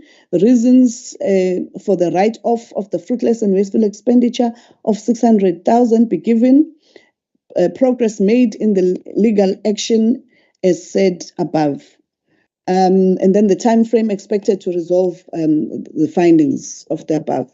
On Resolution 6 of 2023, material concerns relating to ongoing resolutions on banking licenses exemption, noting expiring on 15 December 2023, has taken on review by the shareholders and the board. The matter will be heard in court on the 8th of May 2023. Also here, we are waiting for the accounting officer to come in front of the committee to give us progress. On the CFO posts, it is still vacant, which is also a concern, and we want to know when is this post going to be filled. On Itala Development Financial Corporation, Resolution 8 of 2023 on irregular expenditure, Itala Development Finance Corporation has made some progress in the submission of condonation of irregular expenditure incurred in prior financial years. An amount of 17 million is subject to criminal investigation. We also congratulating the department on this one for picking it up that this This one is actually a criminal matter. On Intingo T, Resolution 9 of 2023, the audit of an annual financial statement of Intingo TPTY Ltd be completed by April 2023, where after the evaluation of the company can be concluded. Number 2, the IDFC intended supporting the turnaround strategy for Intingwe to return in the profitable and being able to service the outstanding loan of 65 million owing to the IDFC. The committee then resolved again that the accounting authority reports to the committee by the 30th of June on the valuation and solvency of Intingo T, PTY Ltd, details on the progress made in the implementation of the proposed turnaround strategy and timeframes for the repayment of the 65 million. Resolution 10, the 30 of 20 investigations have been completed, 4 are still in progress and 3 commencing in February. The committee resolved that the accounting authority reports to the committee by June, 30th of June, progress made in the implementation and finalization of recommendation in respect to these investigations that have been completed, where disciplinary action was made in progress and criminal cases were opened. 2, that the progress made in the finalization of investigation still in progress, 4 matters, or that have not yet commenced, 3 matters, and the timeframes for completion. Where investigations have been completed, the report must reflect the findings and recommendations and steps taken to implement the recommendation. We thank the provincial government for being able to pick up and investigate some of this criminality. Yes, the ANC government is able to deal with criminality when it happens. I thank you. Honorable Teller. Now we request the speaker from the IFP, Honorable Kaula.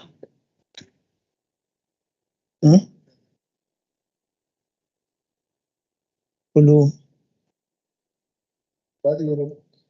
Vula.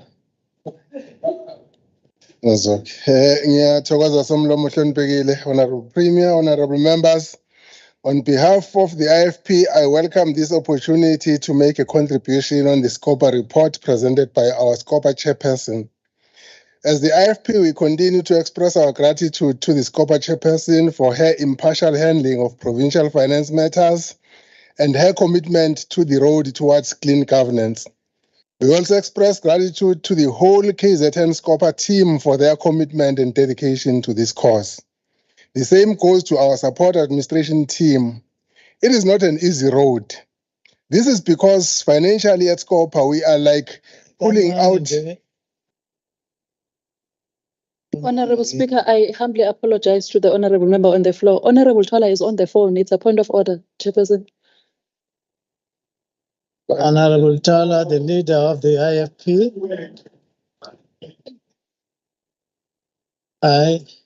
Semboneli Putala. Okay, let's continue. A leader of. It is not an easy road, Honorable Speaker. Whilst one can note improvements, it is still very far from what ought to be. This is because financially at SCOPA, we are like pulling out province from the dungeons of mismanagement and corrupting practices of government funds. Like I have stated before, our observation is like praising the fish for swimming, which is work that the fish is destined to perform every day, every minute, every hour, for as long as it lives. This is mostly due to some officials who continuously do not want to subscribe to principles and abide by the rules legislated by the country in respect of utilization and monitoring of finances in government. The FP agrees with the supports the report presented by the chairperson on our behalf. The finance issues that continue to trouble us in the province are increase of irregular expenditure and increase of unauthorized expenditure.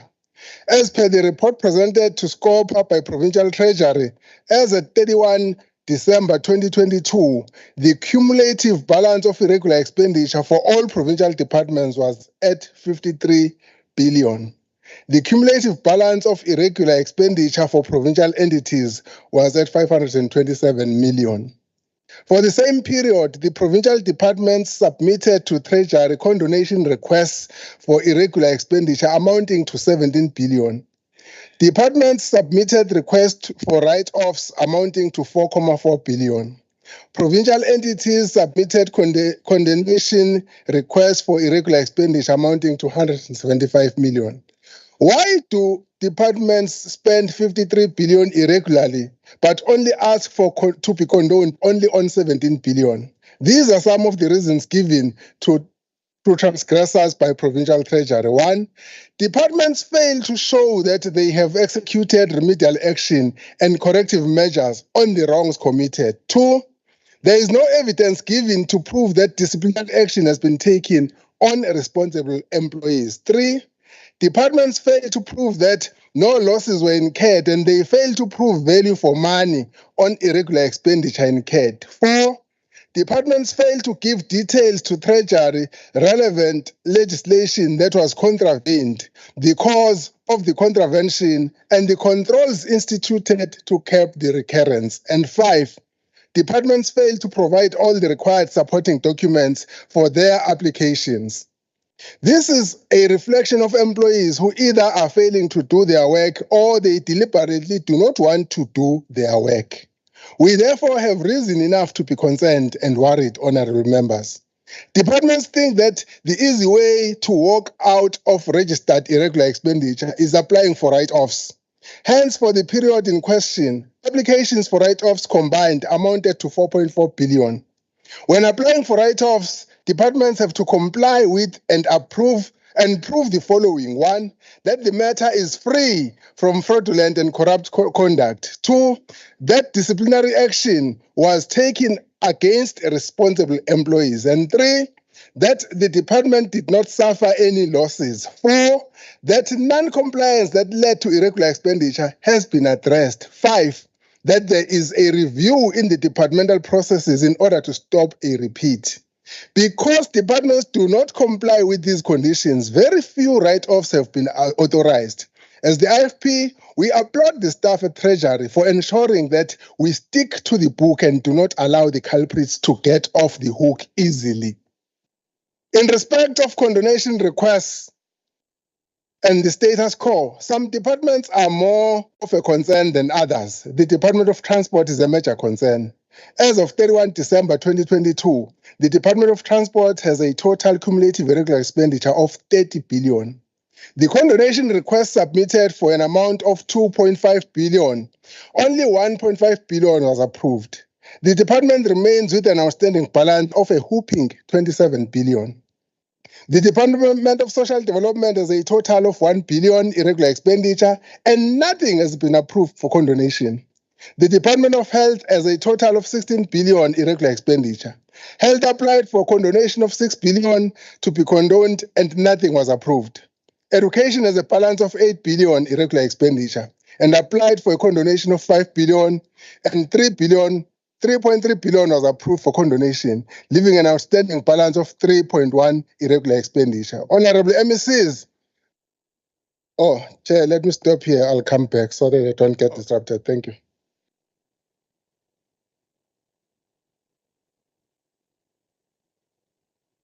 Okay, the next speaker is from the DA, Honorable F.A. Rogers, for 5 minutes. Thank you very much, Deputy Speaker. Let me firstly thank the Democratic Alliance for giving me the opportunity to debate.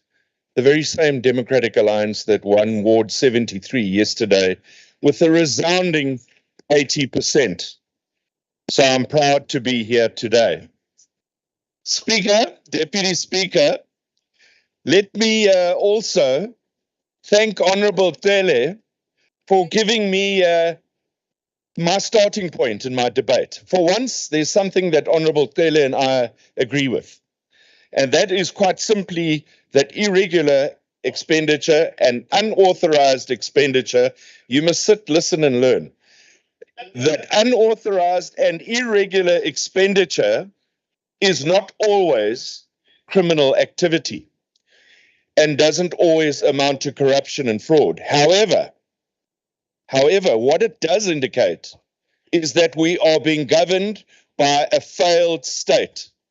You have failed as the ANC to curb unauthorized and irregular expenditure.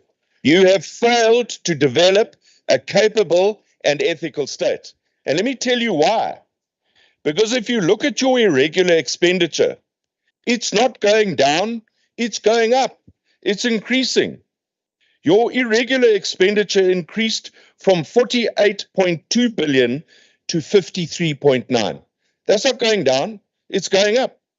Your public entities increased from 404 million to 528 million. That's like being in matric and getting 30% this year, rewriting next year and getting 26%. That's what you're giving us. Then, if you look at the committee report, and this justifies what I'm telling you, so all the howling, listen to what the chairperson of the committee wrote.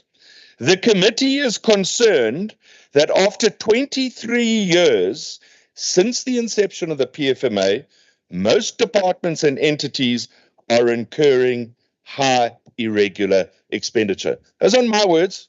Those are the words of the committee chair. So there you have it. And if you look at unauthorized expenditure, and it's interesting to note that in the report, the unauthorized expenditure amount, the globular amount is not here. Well, wait for it. Your unauthorized expenditure, if you go through all the resolutions, is sitting at 1.2 billion rand. 1.2 billion rand. Now that leads me on to something that I believe we need to take note of in this House. And that is the situation in the Department of Education. The Department of Education's unauthorized expenditure for 2020 was 235 million rand. It overspent its budget by 225 million rand. You again have to ask what happened to cash blocking. So this department is now liable for a first charge over 5 years.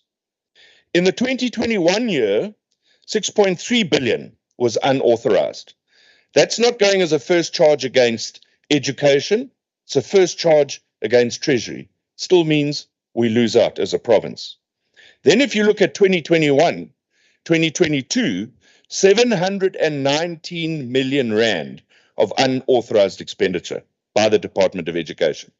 That's now a first charge against the Department of Education over 5 years. That means for the next 5 years, our new MEC of Education has to take 200 million rand off her budget before she can actually start the process. And we hope that we're going to improve that situation over those 5 years.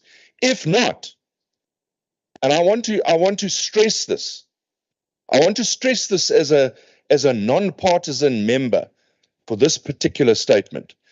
The Department of Education has all the possibilities of crippling the province of KwaZulu-Natal financially, unless we can intervene and we can address the issues that face us. I've warned before, we're on a fiscal cliff, and if we don't take the necessary action now, we are certainly going to find ourselves up the creek without a paddle. Diabulela Somlo. The next speaker is from the EFF, Honorable Tinkosi.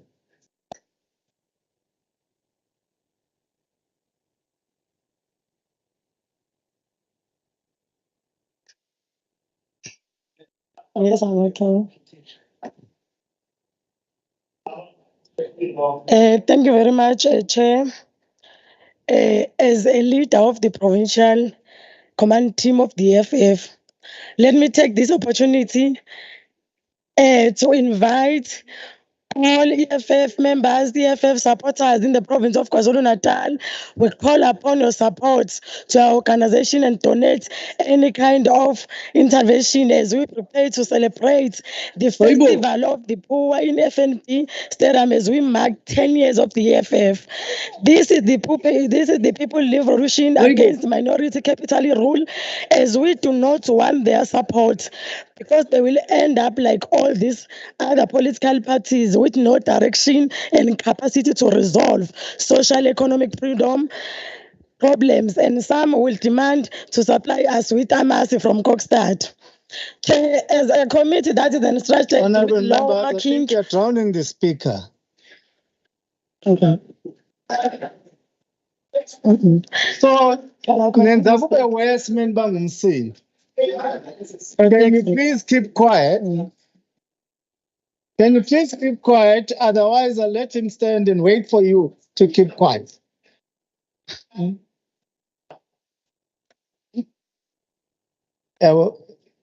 In nature, emenze nje ukugula. As a committee that is entrusted with law marking and conducting oversight on provincial department, we note with concern the continual lack of consequences management by SCOPA, which is reflected by increase in irregular and unauthorized expenditure by many provincial departments from 48.2 billion to 58.9 billion. In essence, Will SCOPA is supposed to be cracking the whip with regard to maladministration. It's become a safety net for harboring wrongdoings because its law respond with regard to investigations relating to that. This reports there are cases of maladministration and fund embezzlement that dates back more than 5 years ago. Yet they still have not been concluded. Chair, Excuse me. Can you allow Honorable Gubanet?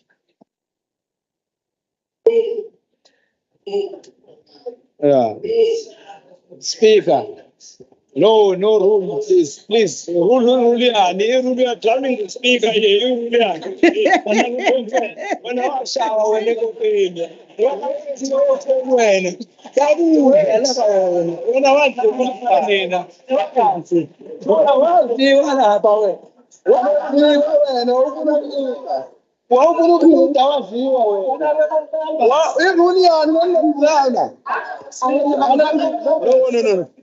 Can you please keep quiet? No, Honorable Speaker, keep quiet. Huh? No, Speaker. Please, can you protect the speaker there? Please, it's just being down there. I can't hear you. Stop hiding behind rules. I'm saying you are drowning the speaker. Hiding behind rules. What will I say? Stop hiding behind rules. I'm saying, Speaker. You see, I see now. I see what Honorable Speaker in the image now. We have to mention the rules. I see. You must say you're standing on which rule? No, but Speaker, I'm saying stop drowning. Please protect her. Okay, sit down. Sit down. I'll take care of it. 49. Okay. Can you keep quiet, honorable members? 49. Okay. I did. Uphakamisile nje usondele eduze. Kuyathusa-ke ukubona abafundisi njengoba budube kuyibona ababa ngumsindo kakhulu. If they are not with consent, besides them who are repeat offenders when it comes to irregular expenditure. Lower your voices, please. Keep on.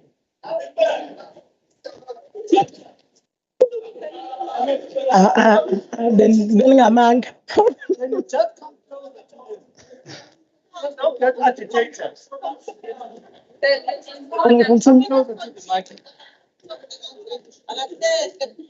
Someone.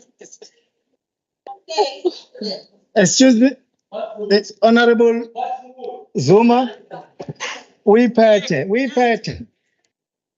Ngiyabonga somlomo ohloniphekile. Ngisukuma ngo-Rule 57D ukubuza ukuthi umhlonishwa engabe njengewunkosi nje bahlobene nini noNgqongqoshe uNkosi. Ingane yakhe.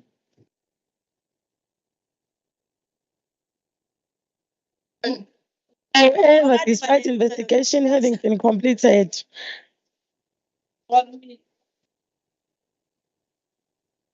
Angiyethemba uzoyisho irule thwala angaze kube nomsindo. Ngisukuma under Rule 72. Also quoting Rule 74 and Rule 55. This member is irrelevant. Can you please protect our member who has a right of delivering a debate and has the right to respond to this debate? So please protect our speaker. Yes, I am the speaker is busy disturbing our speaker. Can you please call security to remove him? Please call security. Okay, we'll do that. Honorable Speaker here. Honorable Speaker here also. I accept that. No, please. You gave them a chance to speak. Please also allow myself to speak. Please allow me. Yes, I did also. Please allow me to finish. Are you finished? Honorable Speaker as well. I don't know, Noma is still suffering from the conference going over what. He's here from parading himself and promoting himself that he's the voice of reason. Please protect our. Yes, I've taken your point. Point. And remove the speaker. Okay, I've taken your point. Honorable Twala. Honorable Taluza. Thank you very much, Honorable Deputy Speaker. I rise on 57(1)A on a point of order. I understand that the leader of the EFF hardly comes to the House and forgets his rules. He has risen on wrong rules and therefore should not even have been entertained for so long in this House. What he was saying was out of order, it was irrelevant, it was outside of the rules. Thank you very much. Thank you. Can sit down. Continue.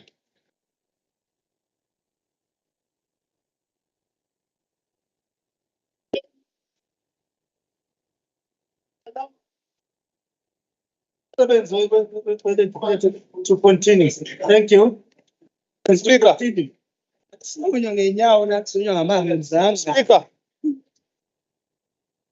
Speaker. Rule 72. You can't. Rule 72, it's a point of order. Yeah. It's point of order. Rule 72. And then Rule 73. Honorable Twala. No, but you're drowning me, man. Oh, just listen and I told you. You can't sustain something which is wrong. Yeah. Honorable Twala. Can you listen? Honorable Twala. Can you sit down, Honorable Twala? Honorable Twala, can you sit down, please? Okay. Let's continue. Let's order to prevail, please. As the 2017 NASREC Policy Conference, the ruling party introduced the step-aside rules as the way of rooting out corruption. But how does the ruling party aim to root out corruption when a committee like SCOPA, which is entrusted to, with ensuring compliance, shows disinterest of solving serious corruption cases? We note the committee effort of highlighting the root cause of many problems in provincial department, but highlighting problems and making recommendation without full implementation defeats the whole purpose of oversight. Njenge-economic freedom fighter sithi leli komiti alike lizinuka amakhwapha libheke ukuthi lingakanani iqhaza elilidlalayo ekubhebhethisekeni inkohlakalo emnyangweni kahulumeni. The Economic Freedom Fighters observed the 6th anniversary of the formation of the Organization of African Unity on this day in 1963, which was later transformed into African Union. The FF is the only organization with an international character with a will and determination of root out foreign domination and exploitation. Therefore, we call on peace across all over Africa and for Africa to unite toward fulfilling the objection of freeing Africa from colonial domination. One Africa, one currency. Africa, we are one. Thank you very much. Thank you.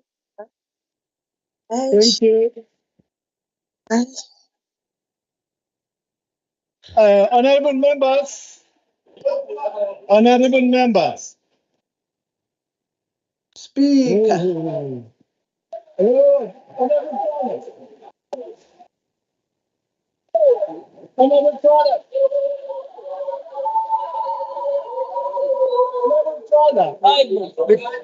Can we appeal to those in the gallery that they are not allowed to participate in the proceedings of the House, please?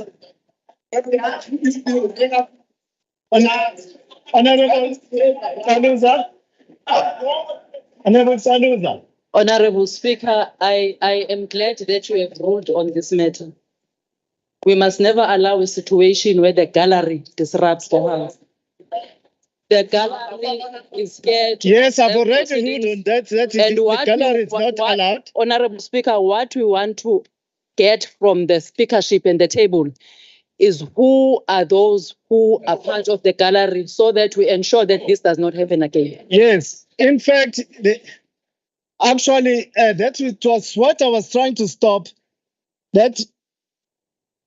Oh, Honorable Twala, Honorable Twala, can you show leadership, Honorable Twala? Honorable Twala, please. There are kids there. There are kids there who must learn how to orderly, Honorable Twala. Anisisizi nonke nikhombisa ukuziphatha ongamulekelile nonke la ngaphakathi. Ake sibani abaphume benesithombe esikahle. Asebenzi phansi. Let's sit down. Let's not get excited. Honorable Twala. Honorable Twala ngizokhipha ke manje. Mr. Deputy Speaker. Okay. Mr. Deputy Speaker. Honorable Singer. Oh, I don't know whether it's. I don't know whether this is a disrespect of the Africa Day. I'm calling him for. Honorable Twala. I'm reaching the end. Honorable Twala, I'm reaching the end of my Twitter now. Can you please sit down? Because no, please sit down.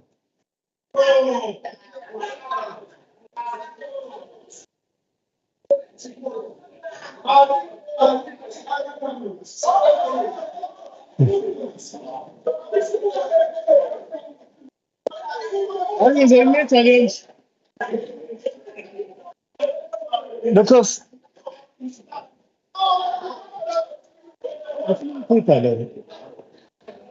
Order, Mr. Speaker.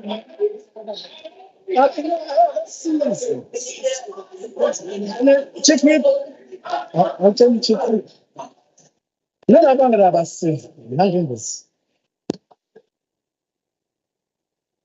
Mr. Deputy Speaker. Mr. Deputy Speaker, I was. Okay, I'm coming to you. I was standing first. Huh? I didn't see you. I was standing. I allowed you to.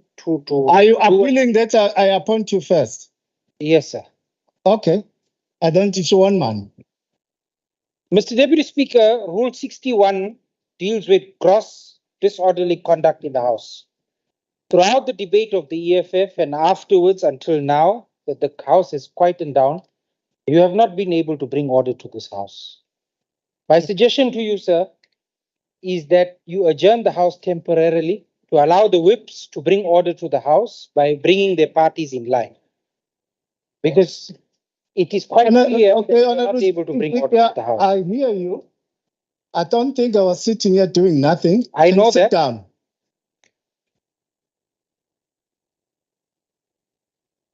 Honorable Twala, can you sit down? I allow you to stand. I don't know whether we have to listen to you for the rest of. We have been standing for quite some time. I've already appointed. Huh? Yes, but let's not abuse it. Yeah, can you?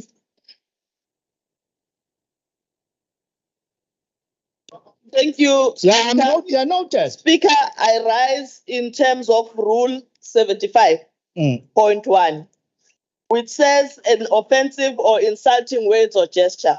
75.1 says a member may not use offensive, insulting, or discriminatory words or gestures against any member.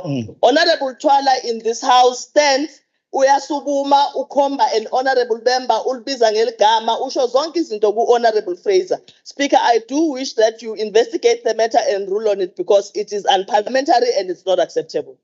Yeah, we'll investigate that. Thank you. Honorable Twala?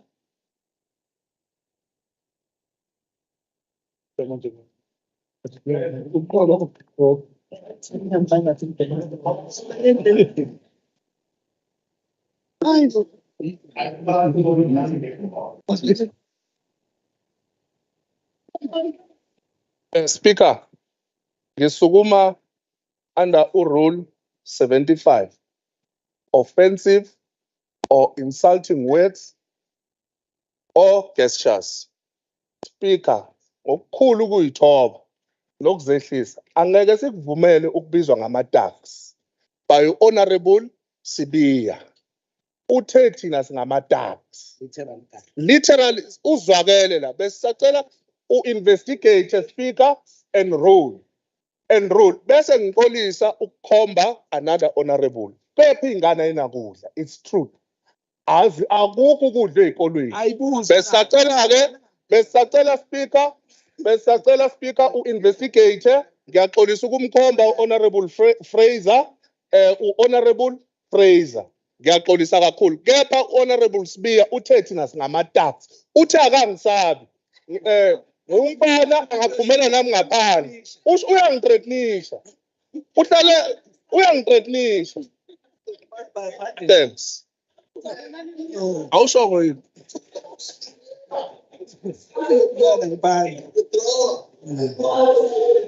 Speaker, uthi asiqede ngaphandle.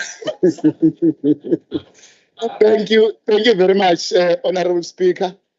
Honorable Speaker, I think this House knows that I'm a very honorable man. I can never say to other honorable members they are thugs. I said I'm a darky. So I really, Speaker, I withdraw, Speaker. I withdraw.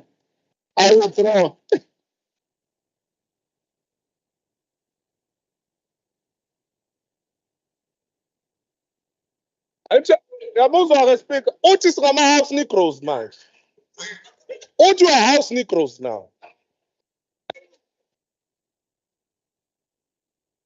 Is it correct for him to call us Negroes? But you must school this honorable man.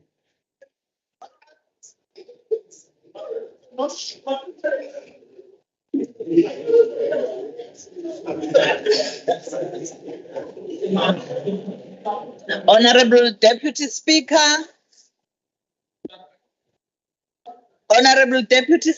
honorable members, as an MPL and a SCOPA member, I acknowledge the report given by the SCOPA Chair, Honorable Maggie Govender. The fact that the majority of departments and public bodies are incurring such significant irregular expenditures 23 years after the PFMA's introduction is undoubtedly troubling. The NFP requests for a review of the PFMA and amendments to provide room for efficient consequence management. One of the main causes of unfavorable audit results is a lack of consequence management.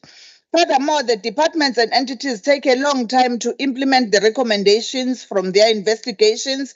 The pace of change is unacceptable, and the wrongdoers must face the punishment. However, departments are unable to take appropriate action against wrongdoers as a result of the failure to adopt recommendations promptly because the involved officials have departed or retired. Honorable Speaker, we are troubled by the fact that corruption and improper use of financial resources continue to be significant problems in the province, and that a large number of forensic and internal investigations into long-running issues are either still ongoing or have lagged behind in putting the recommendations into action. Honorable Speaker, the inadequate rationalization of public entities process, which has to be accelerated so that the public entities may be fully functional and fill crucial vacant posts within the public entities. Notable, the CEO and CFO's role is putting public entities in an predicament. Thank you. Thank you, Honorable Shinga. Oh, unasikhwele.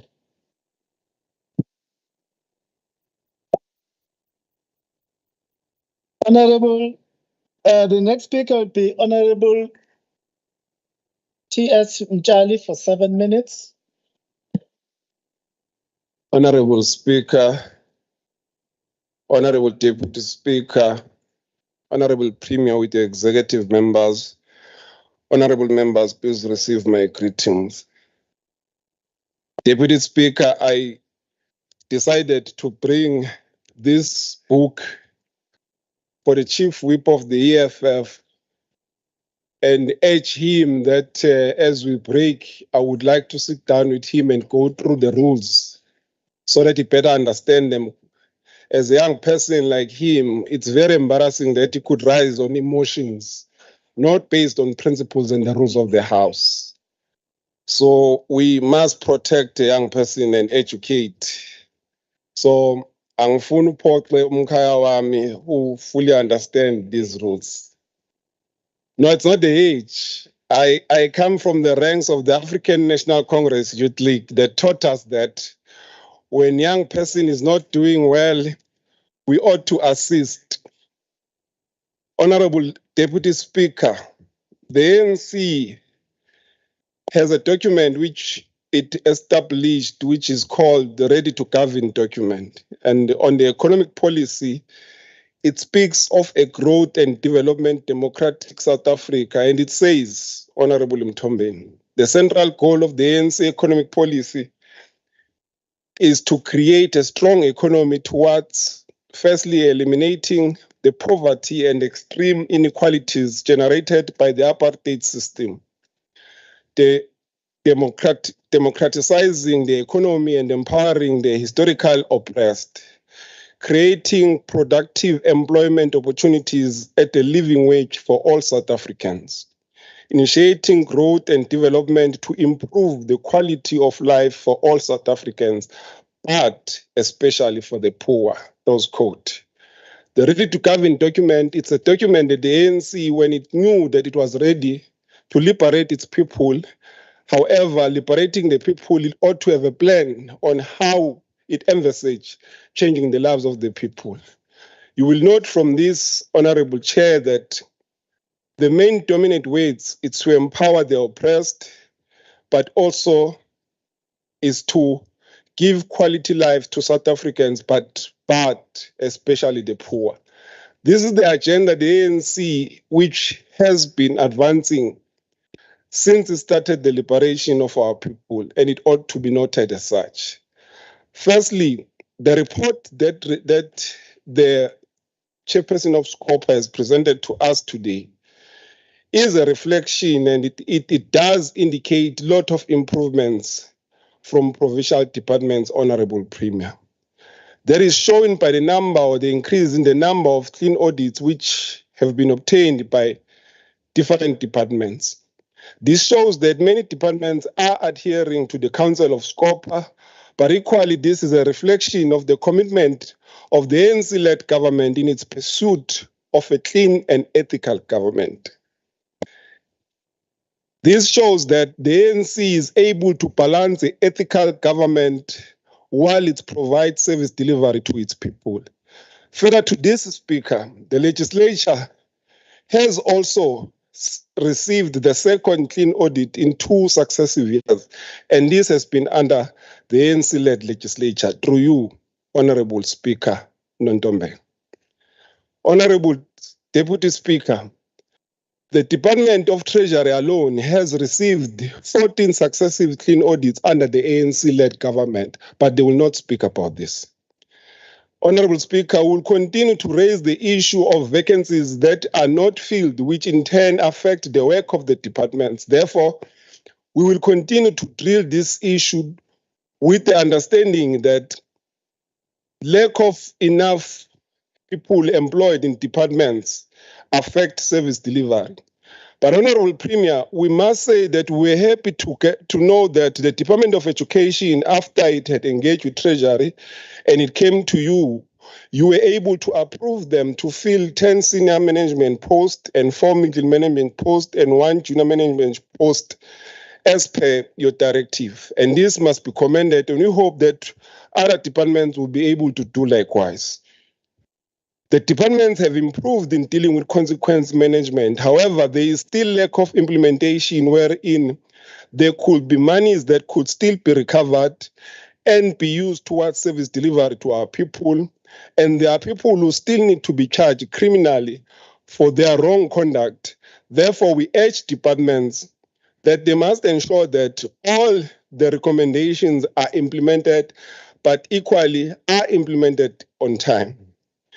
We do agree with other honorable members in the issue of the irregular expenditure, in the sense that by its nature, we continue to call department to move with speed in their investigation, because it doesn't automatically mean that a corrupt process or a non-service has occurred.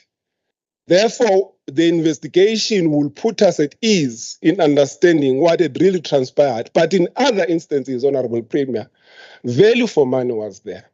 Service delivery was implemented to our people. So we mustn't cloud the issues as if we do not know what it means. But equally, for us to get closure, we do require that it gets to be attended to. And as I conclude, Honorable Chair, this is Africa Day, and allow me to quote former President Thabo Mbeki on his famous speech that I'm an African. And he says in that speech, whatever the setbacks of the moment, nothing can stop us now. Whatever the difficulties, Africa shall be at peace.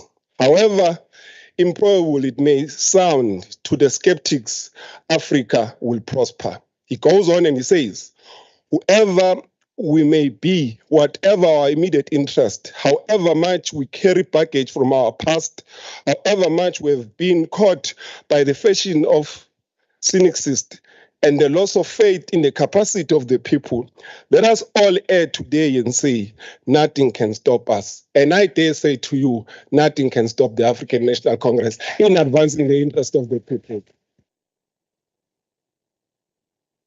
Thank you, Honorable Mtali. We are now going to receive a debate from Honorable Takaraj Phansi for 2 minutes.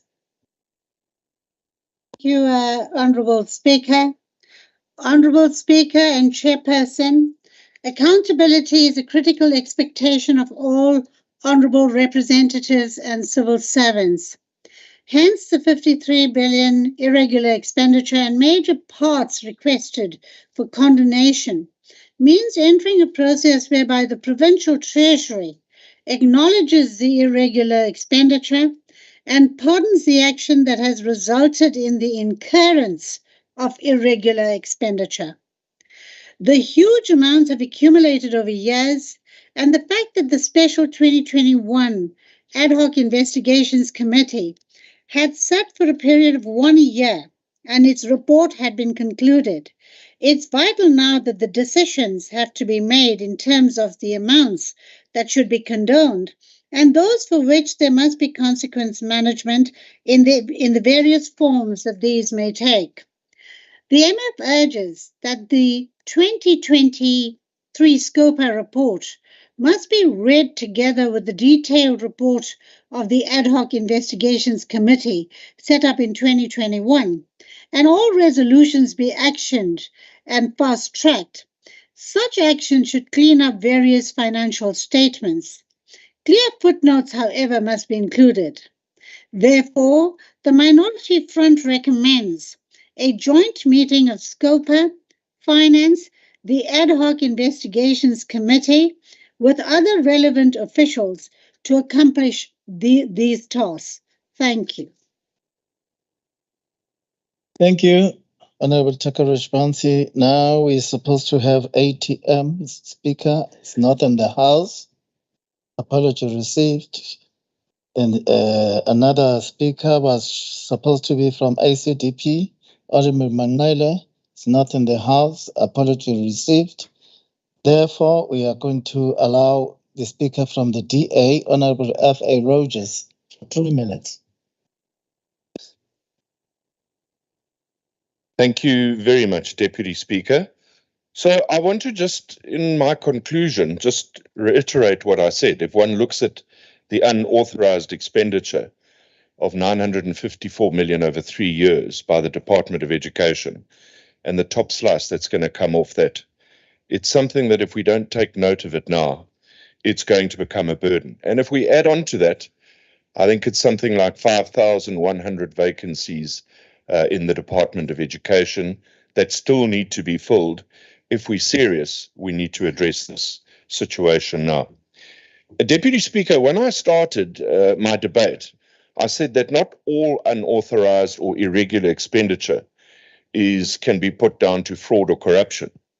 But if you look at Resolution 4 of 2023, relating to 133 of 2022, and the forensic investigations into Itala Soc Limited, one's got to also question why a forensic investigation would be instituted in the procurement of an online banking solution. That certainly raises some questions. So there are cases where, in fact, when there is irregular expenditure, further investigation needs to happen, and that's SCOPA's job, and we await the report on that by the 30th of June 2023. Deputy Speaker, in conclusion, I would like to take this opportunity to thank Honourable Nkosi, KK Nkosi. I'm not sure if he's in the house, but I would like to take this opportunity to thank him for the immense amount of work that we've been able to achieve as the Finance Committee. And I'm not sure who I need to thank for his appointment. It seemed to coincide with the National Working Committee visit to the province of KwaZulu-Natal, that somebody had the foresight to appoint a KK Nkosi into Human Settlements and Public Works. I certainly would have liked to have seen him remain in finance, and we wish him well, and we look forward to getting a good replacement for KK Nkosi in the Finance Committee. Ndiyabulela Somlo. That was very nice. Thank you. The next speaker will be from the IFP, Honorable M. Kaula. Honorable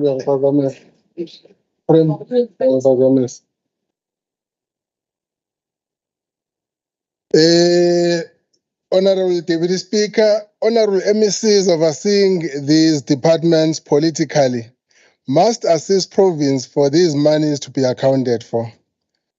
Honorable members serving in legislature portfolio committees, Honorable Speaker, overseeing these departments must ensure that they continue to ask questions for accounting purposes of what the funds have been used for. For as long as these funds are not condoned on irregular expenditure by Treasury, it means that provincial monies have been used for things that we do not know anything about, honorable members. It is our foremost duty, our fiduciary duty, to want to know on behalf of the people of the province as to what exactly happened to these monies. In other words, honorable members, if provincial accounting officers continue to dodge accountability on these monies, it means officials are also making you, members, a failure by indirectly stating that you are unable to monitor expenditure of provincial funds. Like SCOPA has previously requested before, all committees must have a standing item on audit reports and reports on action taken at every portfolio committee meeting. Honorable Premier, we're also concerned about the slow pace of rationalization of government entities. As a result of this hiccup, entities are not able to fill up vacant posts timeously. Entities are also not able to confirm organograms in order to move on with filling of vacancies.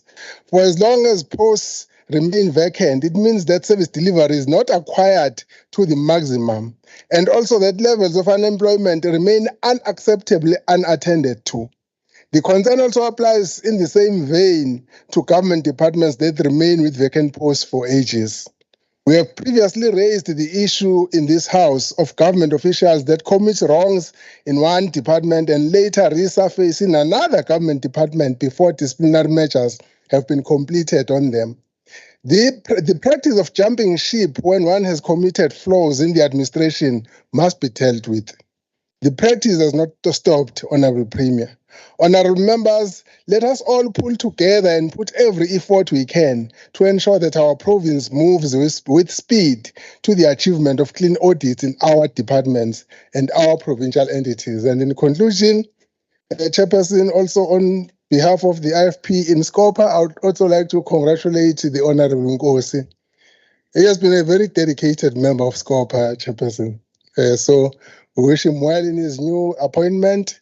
We also wish that we get a person who is going to be up to his task, because he was a very good member of SCOPA. Thank you, Chair. Thank you. We are now moving to the last speaker for debate, Honorable M.A. Zulu from the African National Congress for 10 minutes. Again. Thank you, Honorable Speaker. Honorable members, as part of the Standing Committee on Public Accounts, we have continued to play a pivotal role in ensuring, as the watchdog of the legislature, over the way our taxpayers' money are spent by our executive. We have ensured that every year the Auditor General's report, after being tabled, is scrutinized and accountability is sought without fear or favor.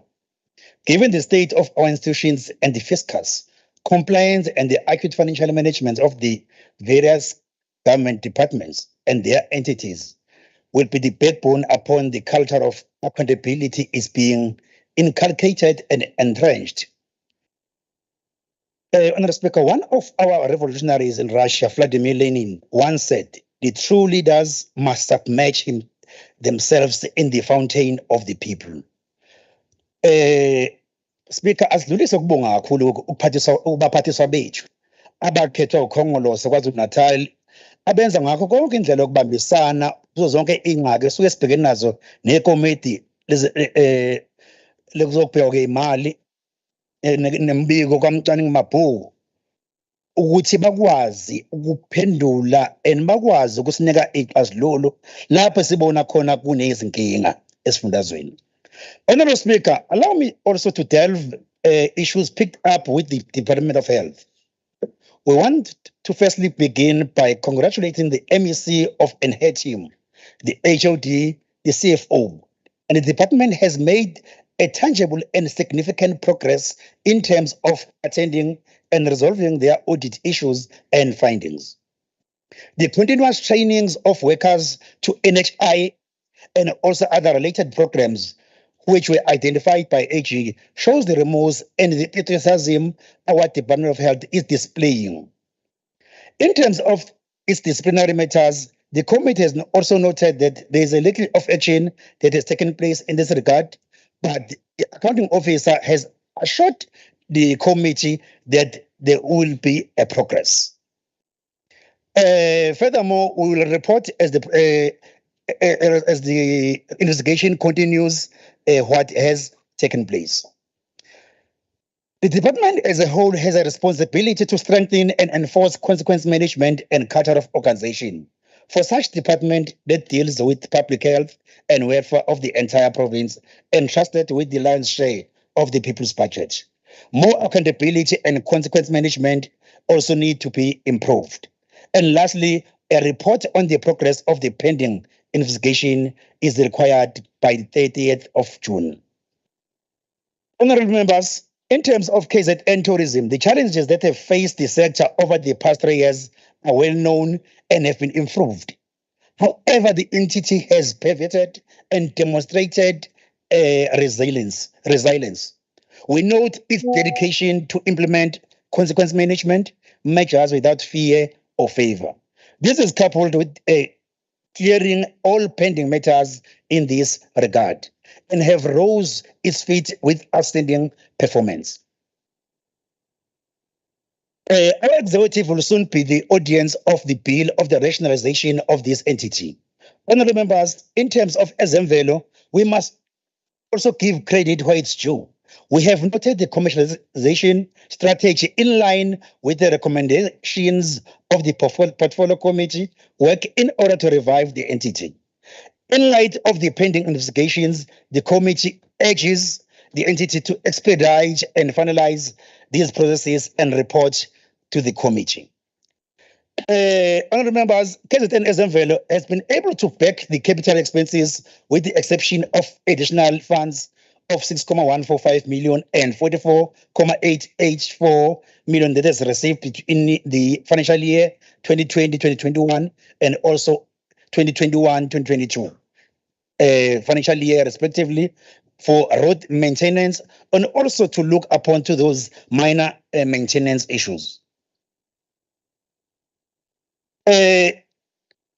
Last year, Honorable Deputy Speaker, sihambile nje siyikomiti lakwa finance sibuka nje umsebenzi omuhle owenziwe ileli portfolio ebhekelele ezemvelo. Sayibona imisebenzi emihle ukuthi imali ayilahlewe lapha kwezemvelo kodwa there are improvements in most areas noma in most accommodations ebekade zenziwa ama-renovations akhona. Siyawubonga lo thuthukiswa komphakathi noma kwe-entity ezosiza kakhulu ukuthi makufika laba abavakashayo babone ukuthi kunomehluko omuhle.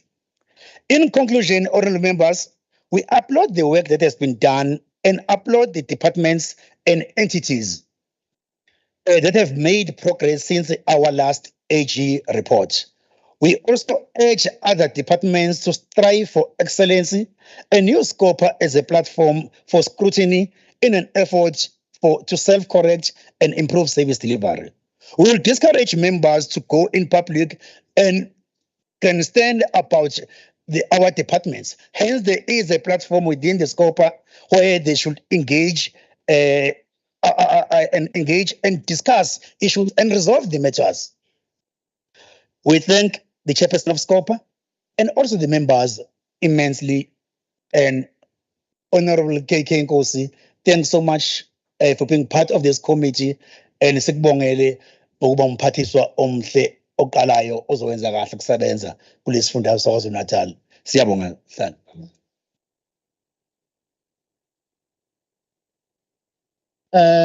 Let's hear a response to the debate by the chairperson of SCOPA Standing Committee, Honorable M. Govender, for 5 minutes. Thank you very much, Honorable Speaker. Let me just thank all the members of SCOPA who have responded to the report. And I must agree that we work well together as a team. It's something that we in the ANC have grown with, that we work as a collective. So regardless of the party, we're dealing with the issues. And thank you to all the members for that. We want to call particularly on the political principles to make sure that their officials account about investigating and applying for condonation of irregular expenditure. As has been pointed out, it doesn't mean that there is corruption, but when it's not investigated, the perception is created. And rather than allow that to continue, get your officials to investigate. Once they're able to provide an explanation about how funds have been used, they can then apply for condonation. Unfortunately, this is taking far too long, and this is the problem, Honourable Speaker. Also, we must point out that this is actually misconduct not to investigate, because in terms of the regulations, any irregular expenditure has to be reported to Treasury within 30 days. It's not being done. And Honourable Speaker, we really want this to be addressed. I want to just go to some point that was made by the colleague from the Economic Freedom Fighters, who said that SCOPA needs to introspect.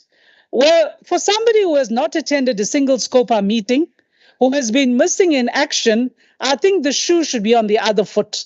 The introspection should be from where either from somebody who speaks on an informed basis. Clearly you are very poorly informed, because missing in action means you don't have a clue about what has happened. So, Honourable Speaker, in SCOPA, we do not tolerate fools easily. Not at all. All SCOPA members are clued up. They know what they are talking about. And that is why people who attend SCOPA meetings respond in the way in which they do.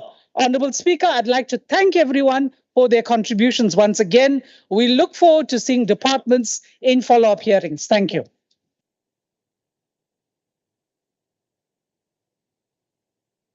Okay, Honourable Twala.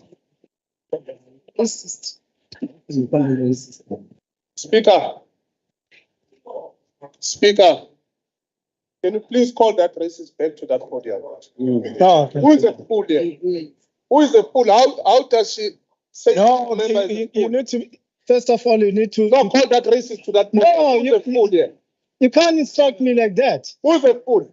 You can't instruct me like that. She can't. Then sit down, Mr. Twala. Sit down. She's a racist. Okay, sit down, Mr. Twala. No, call her back to that podium. No, sit down. No, we're not going to allow that. Sit down, Mr. We are really not going to allow that. A member call other members as fools. Sit down, Mr. Twala. Never call that racist back to that podium. Sit down, Mr. Twala. You see. No, we're not going to Sala pants, Twala. Sala pants. I'm right. Allow progress. Rules So address them. Offended issue rules investigate and deal with it. But not to call our people a fool. You see.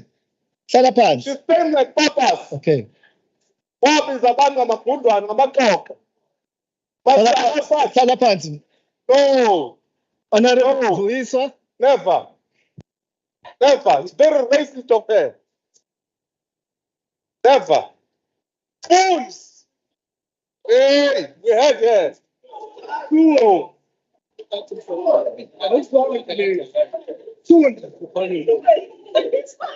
We're not going to allow such. Uncle Nan, please call that racist back to that podium.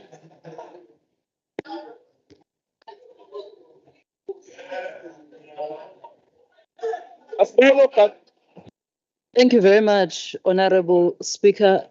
I rise on 57(1)A, read with Rule 75, 1, 2, and 3. Honourable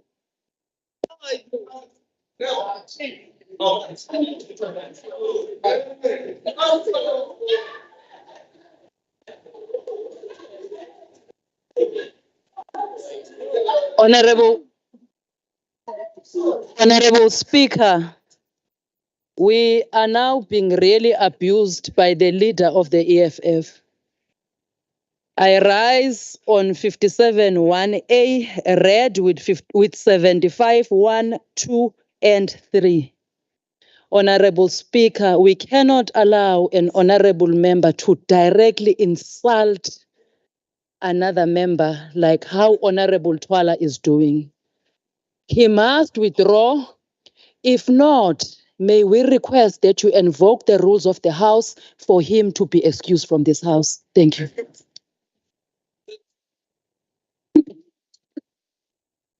Honorable Twala, Honorable Twala, I did advise you to mention the rule we are standing on. You didn't. You see, you did not until later on.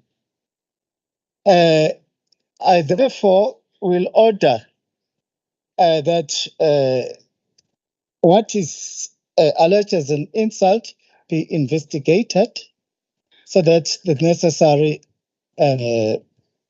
action should be taken. Thank you.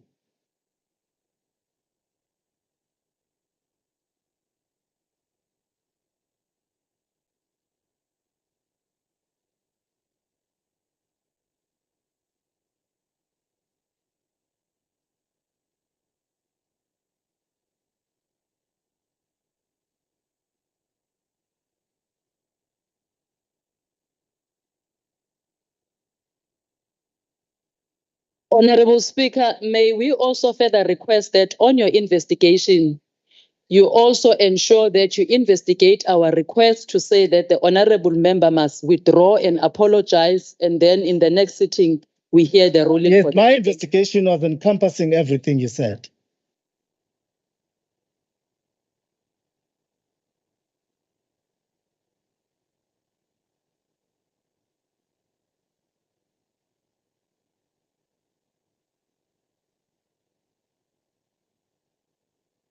End of the debate on the SCOPA hearings on the 2020-2021 closeout audit outcomes.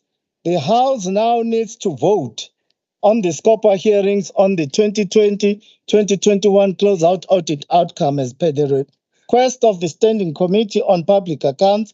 I now put the question to the House, which is as follows. The KwaZulu-Natal agrees to approve the SCOPA hearings on the 2020-2021 closeout audit outcomes. As indicated,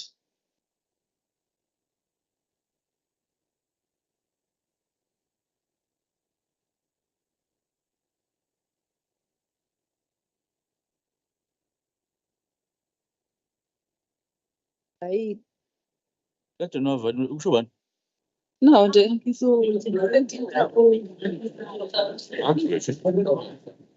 Yeah.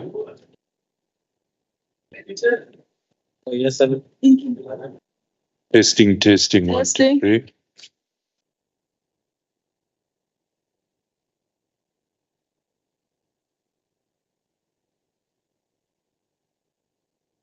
okay.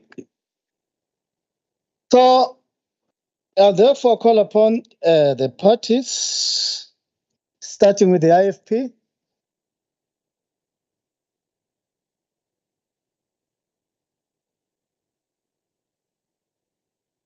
Honorable Deputy Speaker, Honorable Premier, Honorable Members, the IFP supports this SCOPA report. Thank you. Thank you. Then the DA. Thank you, Mr. Deputy Speaker. The Democratic Alliance supports it. Thank you. Then the EFF. Yes, Speaker, we would like to abstain, especially if we're insulted by a Phoenix citizen. Okay, the NFC. Honorable Speaker, we support the report of the SCOPA hearings. Thank you.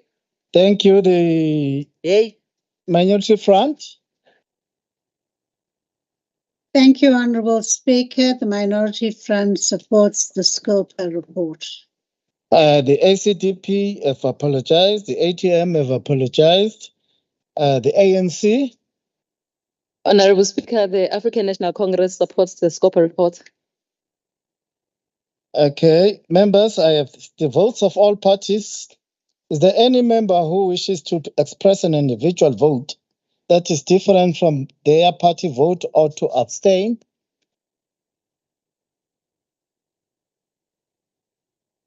If none, Secretary, can I ask for the tally of the votes?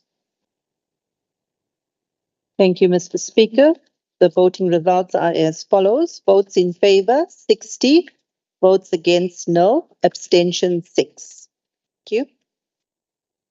Okay.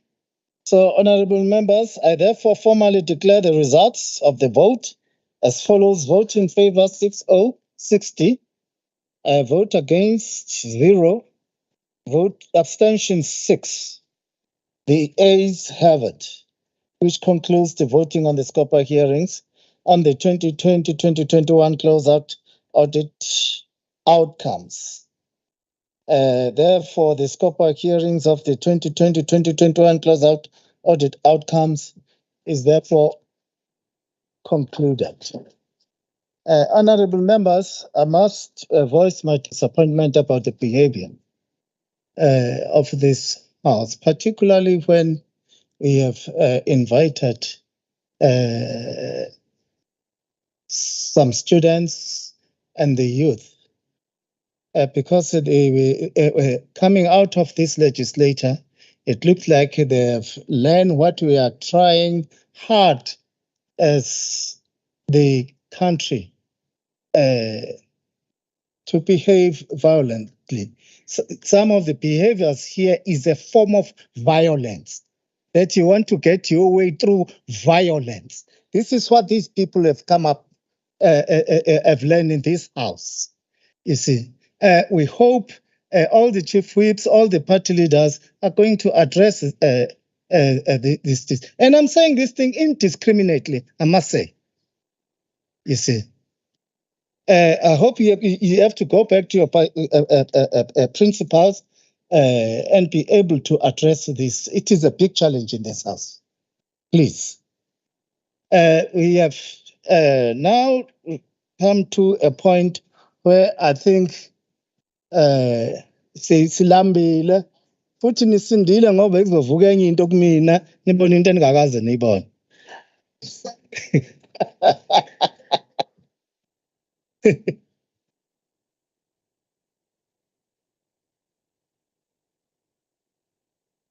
Ansh, coming back at quarter past. Huh? Akhona ukusabisa lokho.